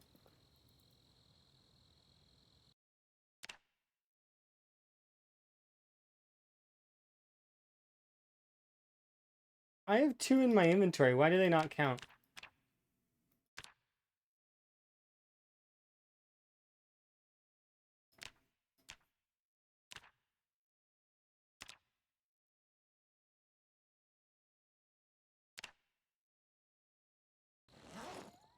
So the steel ingot mold is a thing.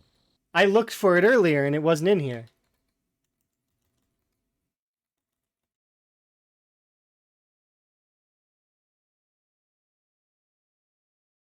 It's not in here. Please tell me that that's not that's not a recipe that's...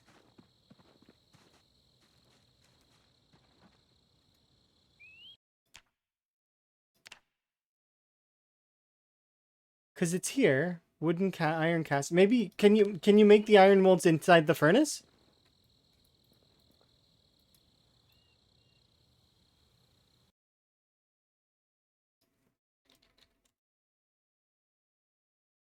Where do you make this? Cause it's in the game. Where do you make it? Which station? Cause it's not in the forge, and it's not in the furnace. Where do you make it? No, that's not what I mean. I don't mean the ceramic mold. I clicked this and it says there is a steel mold.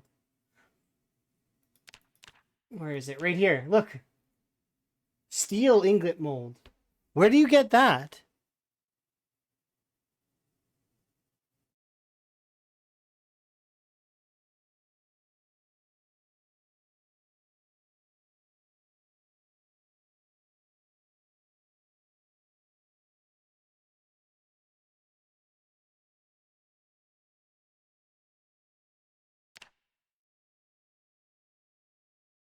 Because it would seem to me that that's the thing that you need that doesn't break, right? It wouldn't break. You'd be fine. Everything would be great. Well, that means that they might make the crucible something that breaks. Oh, no, I hope not. I really, really hope not.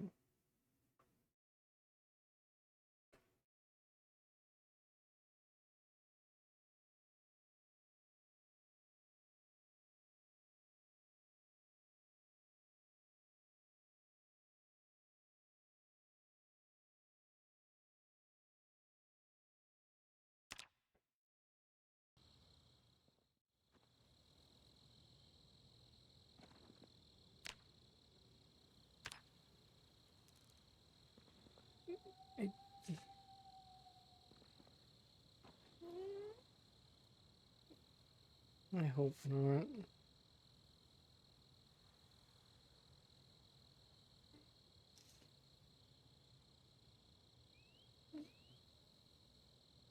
It's not.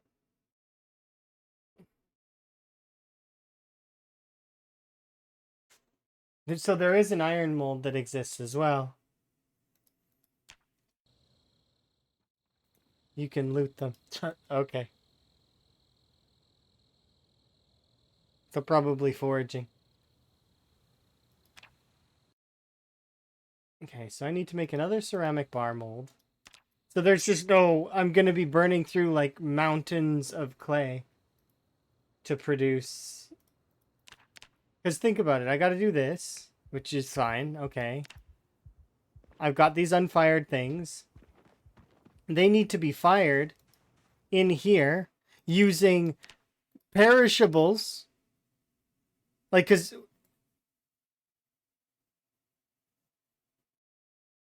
how am I gonna, I have to keep looting these from zombies, right? Have I snuck through the rail yard for loot? Not at the moment. Eventually I'll just clear that place out. It's on my list.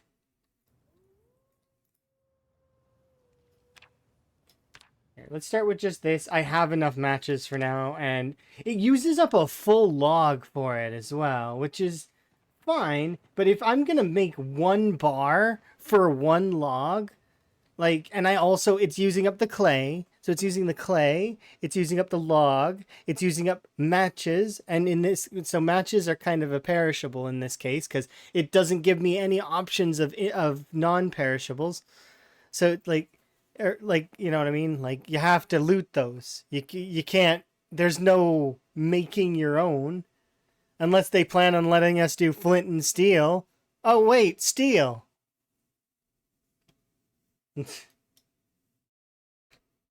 But I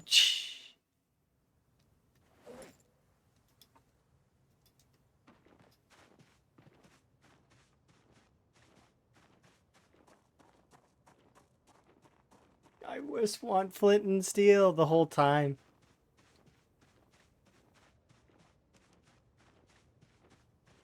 You like living in Modland. That's fair.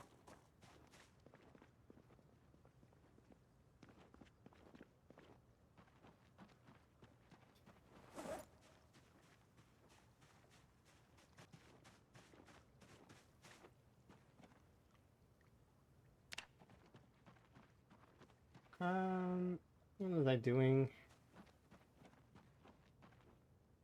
Alright. So currently, to make a steel bar, I have the iron bar.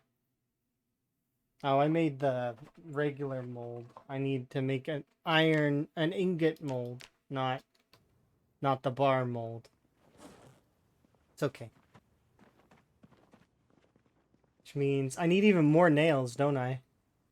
Because you need, in order to do steel, I need the bar mold, or this one, which is ingot cast mold, which means that I'm gonna need, yep, another nail. Thankfully, I think I have one nail left somewhere. Yeah.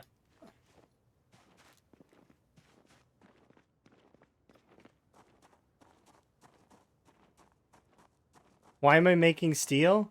In order to saw it. I know that sounds... I have to make steel to saw it. I could go smash the iron bar against a zombie until it breaks. That's one way. But I have a hacksaw. So I can saw the iron bar... Or the... Sorry, I can't saw the iron bar. My bad. Sorry. I gotta make sure that I'm saying this right. I can't saw the iron bar. Because it's not an option. I only have steel as options. Apparently the hacksaw is weak. One weakness is iron. My bad. It's fine. We'll make steel and saw the steel to make this happen. So that's why I'm making steel, because you can do the bar for welding, but for some reason this recipe they removed the iron. So it's been removed from this recipe. You smash your bar on trees to break it? I'm not breaking the bar. I don't want to. I'm too stubborn for that. I am sooner going to make steel in order to be able to saw the steel. I'm not smashing the bar.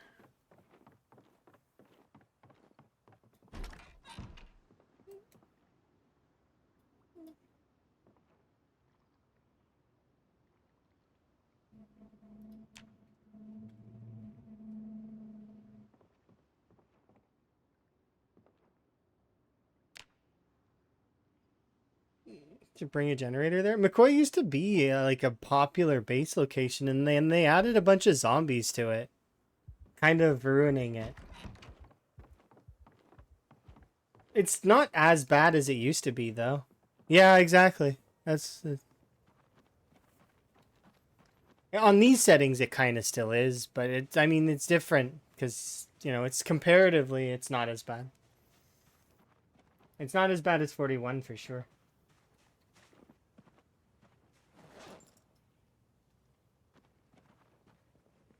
North side's empty. That's because it's a heat map, right? So the heat map is all on the south side, or on that other side by the building on the this side. Oh, it's too dark to read.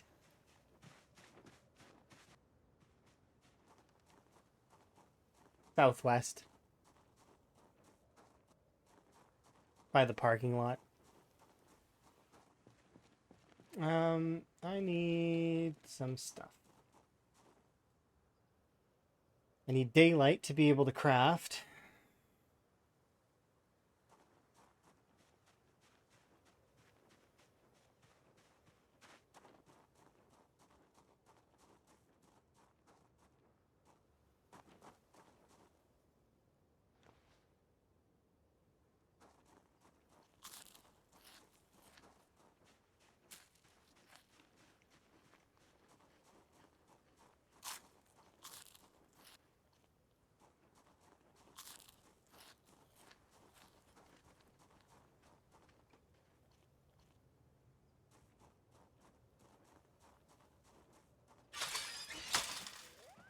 Let's see if you can get a saw or not. I still think West Point's the best start, just specifically for that upper section, and actually because of the storage units, and then that what is that building that's beside the storage units? That one, because there's a bunch of stuff in there. Then you could probably slip in there, grab the stuff, and you know what I mean. I can't remember what that building's called, but it has a bunch of woodcraft stuff.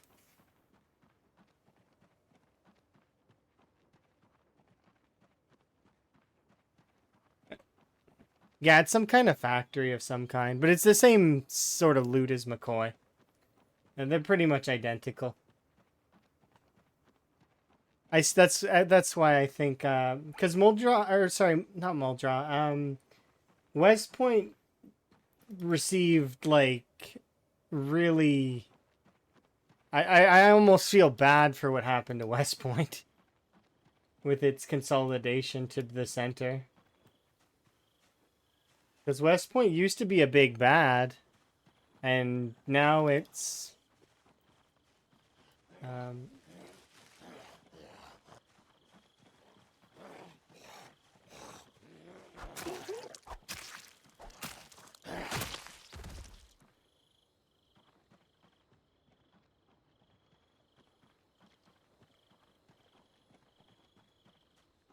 it's just blank in some places.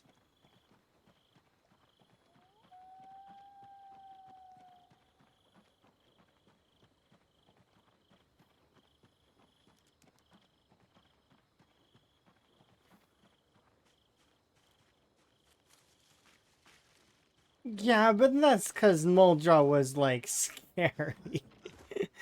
It was so frightening on that side. They kind of overdid it, let's be fair. Yeah, that's true. It is now tame, but it's a lot of people complained. Which, yeah.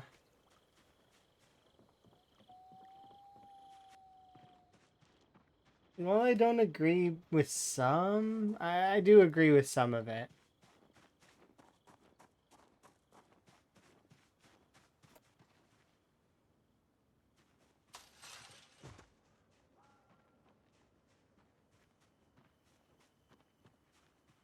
Yeah, I know, I agree. It should be a bit more sloth. Why is there no setting between uniform and the other one? Urban? Could you not splice the settings together to give like a Not quite uniform, but not quite urban.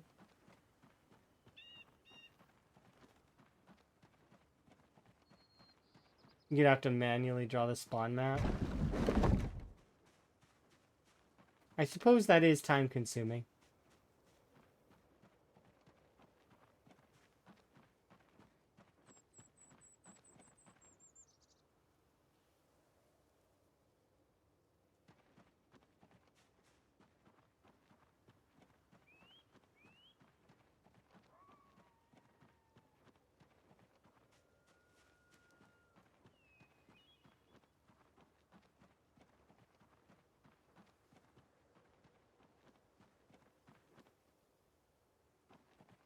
What's our weight at? 78.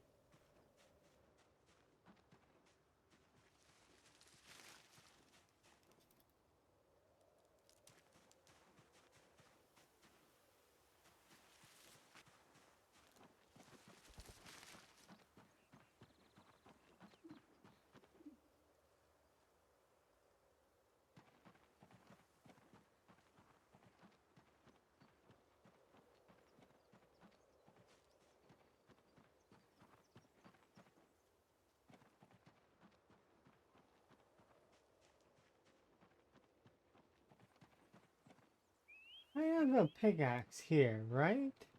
Or I didn't take it with me when I went to... I'm pretty sure I took just the sledgehammer. Because the sledgehammer does the same thing as the pickaxe, and I'm probably sure that I left the pickaxe here, right? That's... If not, I have to run all the way back to Spiffos again. Fingers crossed. That's not the case. I don't see any limestone nodes, though, but I could be missing them. They are a little bit weird.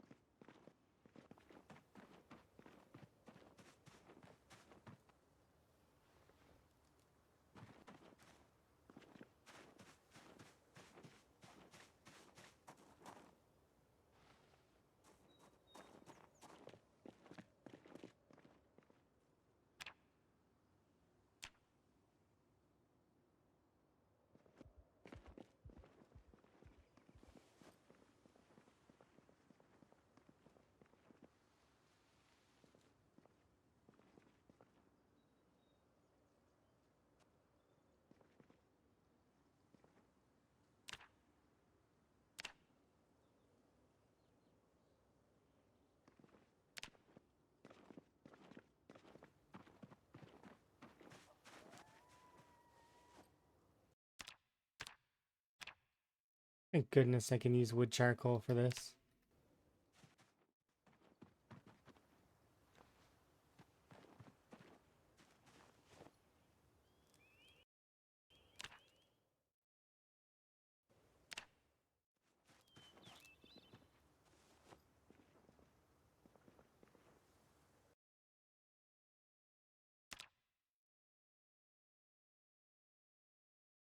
Okay, I need a pair of wooden tongs and 4 more limestone pieces. Come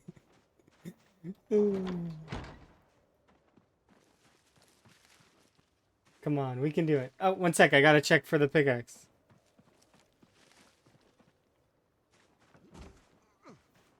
Where would I have put the pickaxe? Knowing me, I would want it somewhere visible. So it would be out here somewhere. Which leads me to believe I took it back to the other place with me. That's fine though, because limestone is something that we can find just on its own.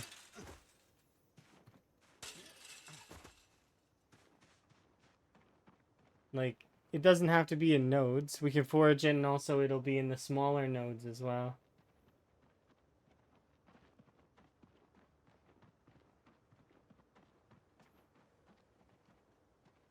Yep, 4 limestone, 1 tong.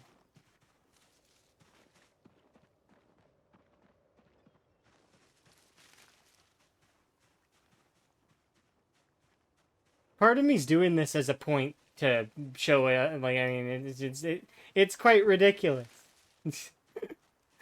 Stubbornly.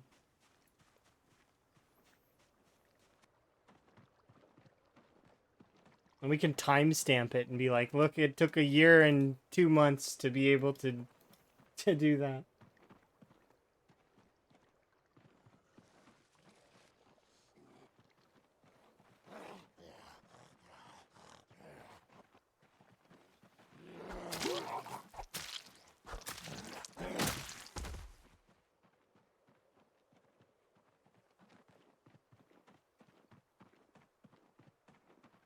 No, these are all rocks. They're not, none of these are limestone.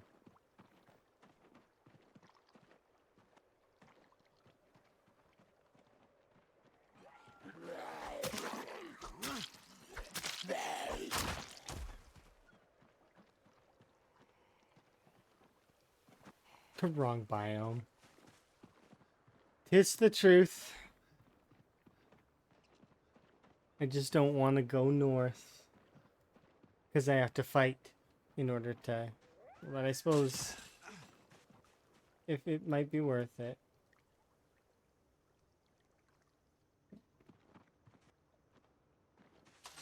The reason why I have to fight up there is because there's zombies because that's where the health alarm was.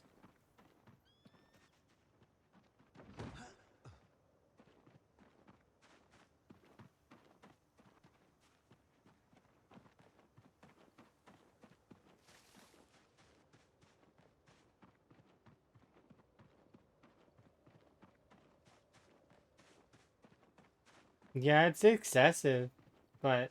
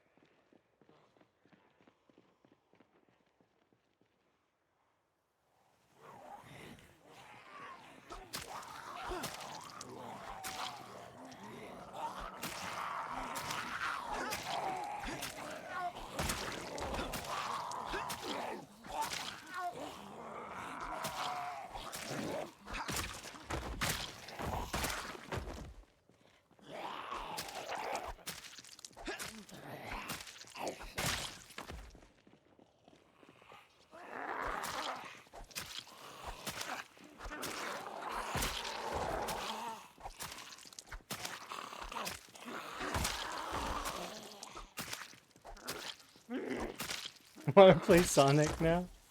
Really, Rat? When was the last time you played a Sonic game? Do tell. I'm curious.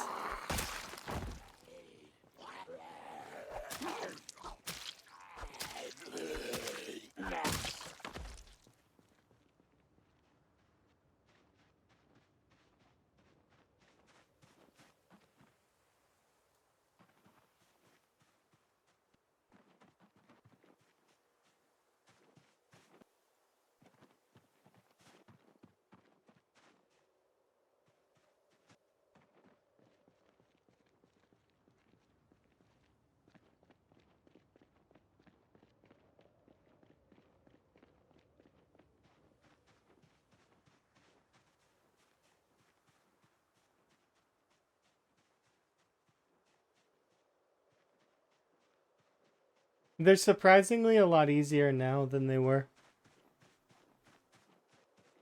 Some of the new Sonic games, though, are a little bit tougher. The ones that are 3D. I was watching one of my friends Slink play just recently.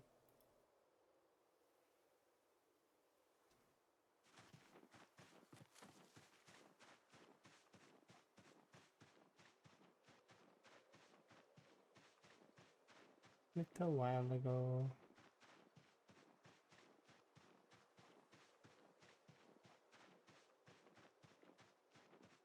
game's done quick.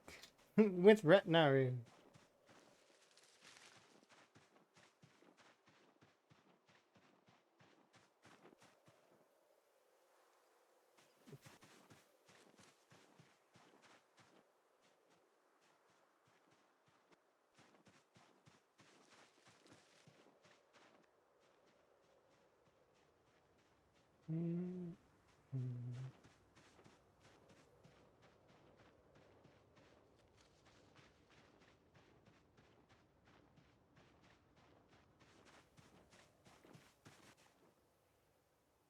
Two.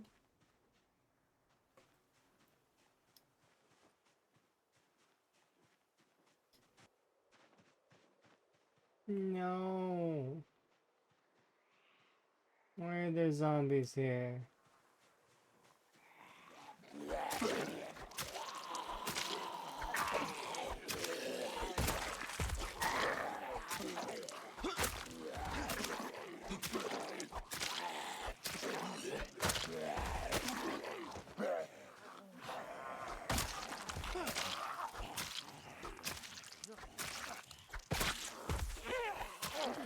Zombies in my apocalypse. How dare.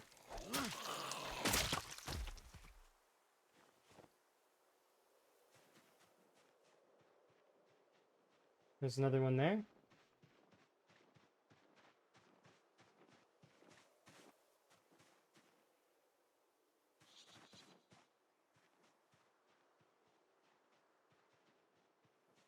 Big old limestone there that I can't mine. What about this one? Yes. That's 4. Hey, the limestone part's done. What was the other thing that I needed? Oh yeah, tongs. Wooden tongs.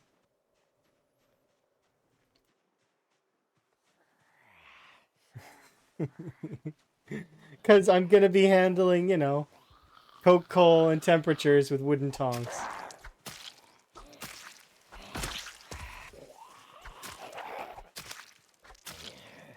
That sounds familiar to me, so maybe.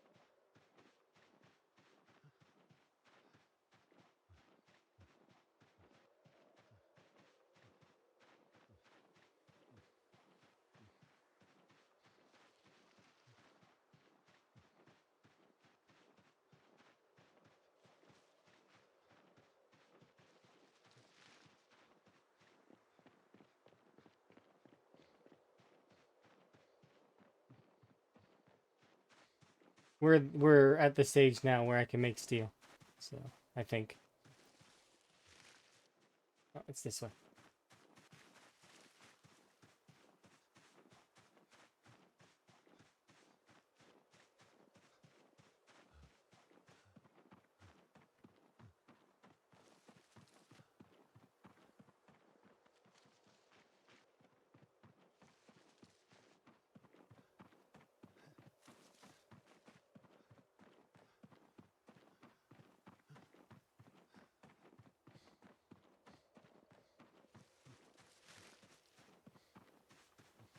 It's true, I did skip ahead with the stations.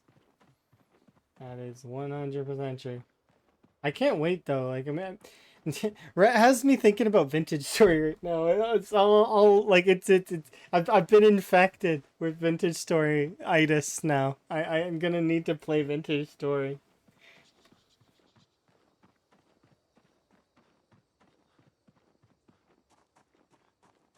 soon. TM. I know. I'm excited. It's gonna be fun.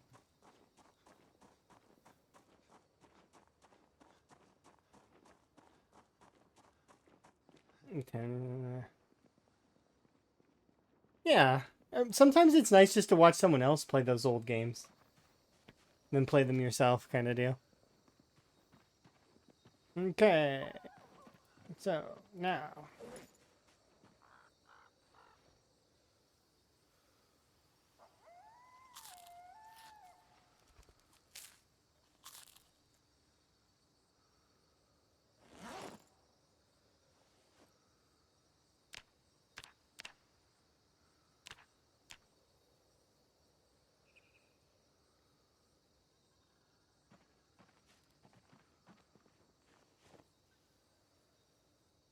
Okay, now.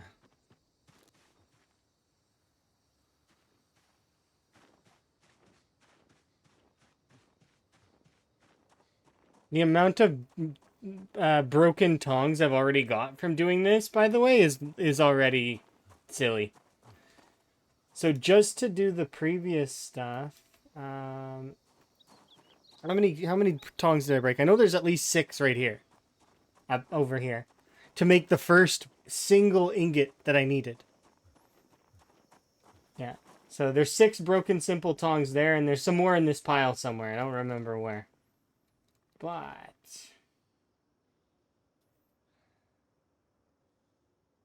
yeah, you can use them for throwing away.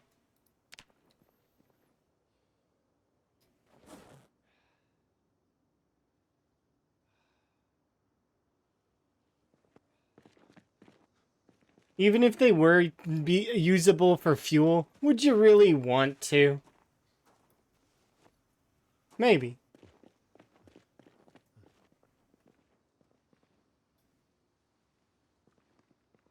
Spell words to the devs.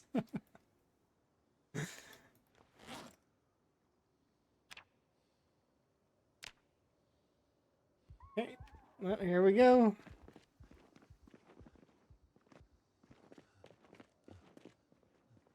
Make me a flint knife, please.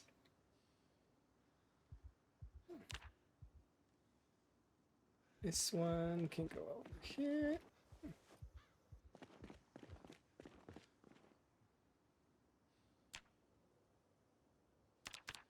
Just because I don't trust it, give me 3.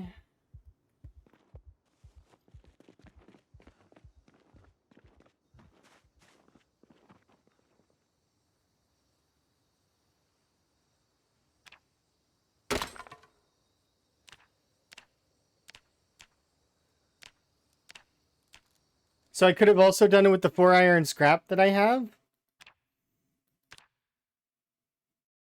And I could have made a steel bar with this too, I guess.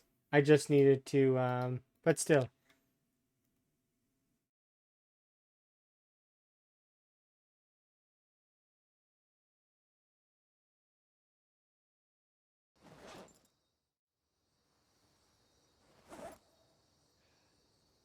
Wait a second, what? Steel. Crap.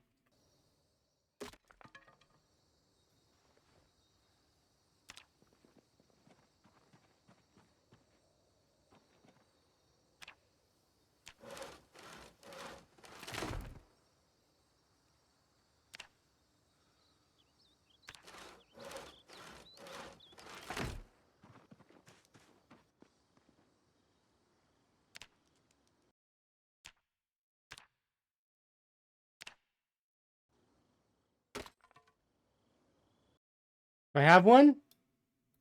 I have the editing tool! The ultimate tool!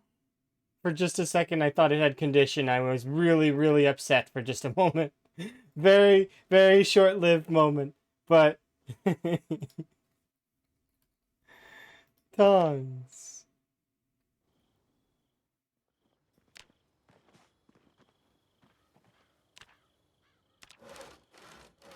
They better not for some things. Like something, you don't need it to have condition for everything.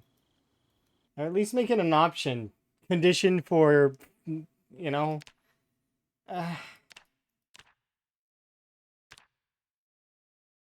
Very well, though. But they gotta make it easier to craft stuff then. If you're gonna apply condition, it's gotta be easier to craft. time.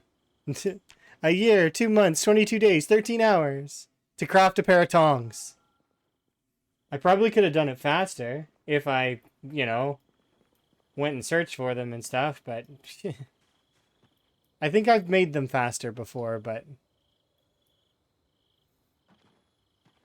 there, no more simple tongs, but now we have to make molds like crazy. This is frustrating, this part here. Imagine if they break the first time. Oh, could you imagine if you take if metal tongs had condition right now? I'm gonna bring this over there. Hello.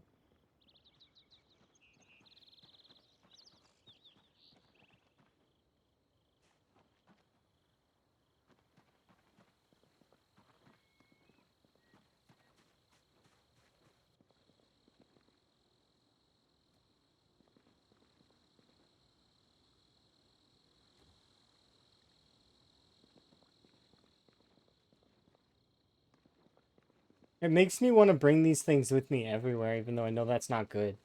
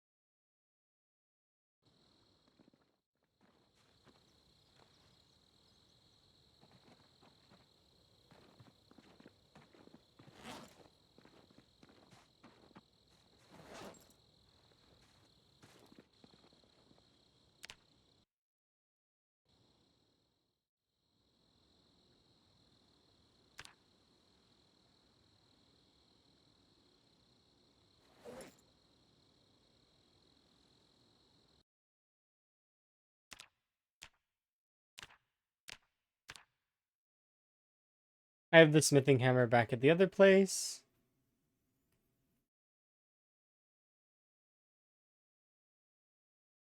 Which means that I could come back here. We can then make nails and stuff.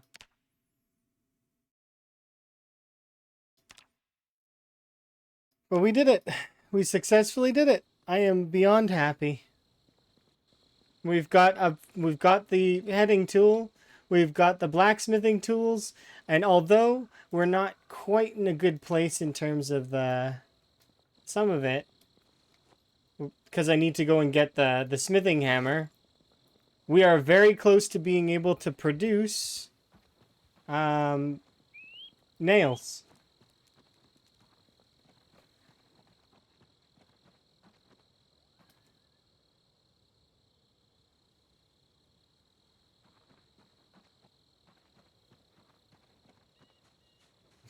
Yeah, we did it. Can be happy. Let's go get a drink. I did. I won. That's it. This is further than my previous character got, and that character had 26,000 kills. This is way further in terms of the crafting. Now I have all the crafting unlocked, kind of. Not fully, because I have to keep making molds. But you know, that's it.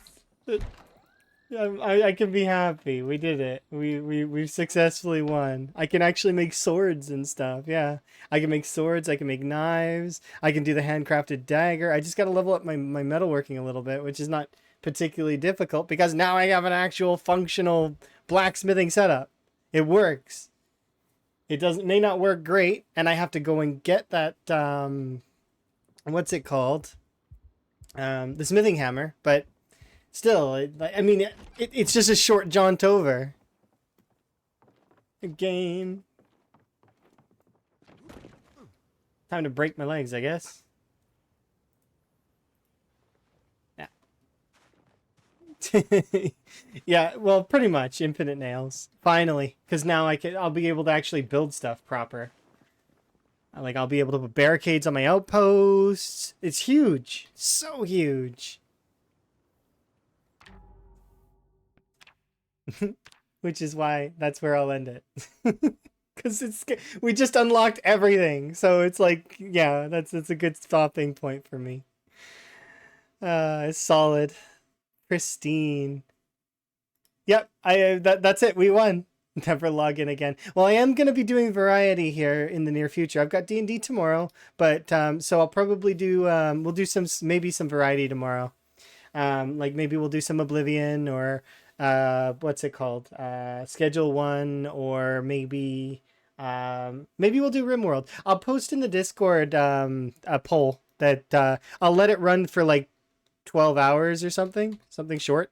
Just so if you guys want to vote in the poll, it's in the hashtag polls section. And I'll find somebody for us to raid, somebody for us to go hang out with. I am so happy right now.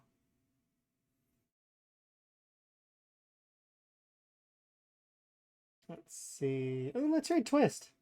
Twist is right now at 356,000 kills in the rat race. So let's raid Twist.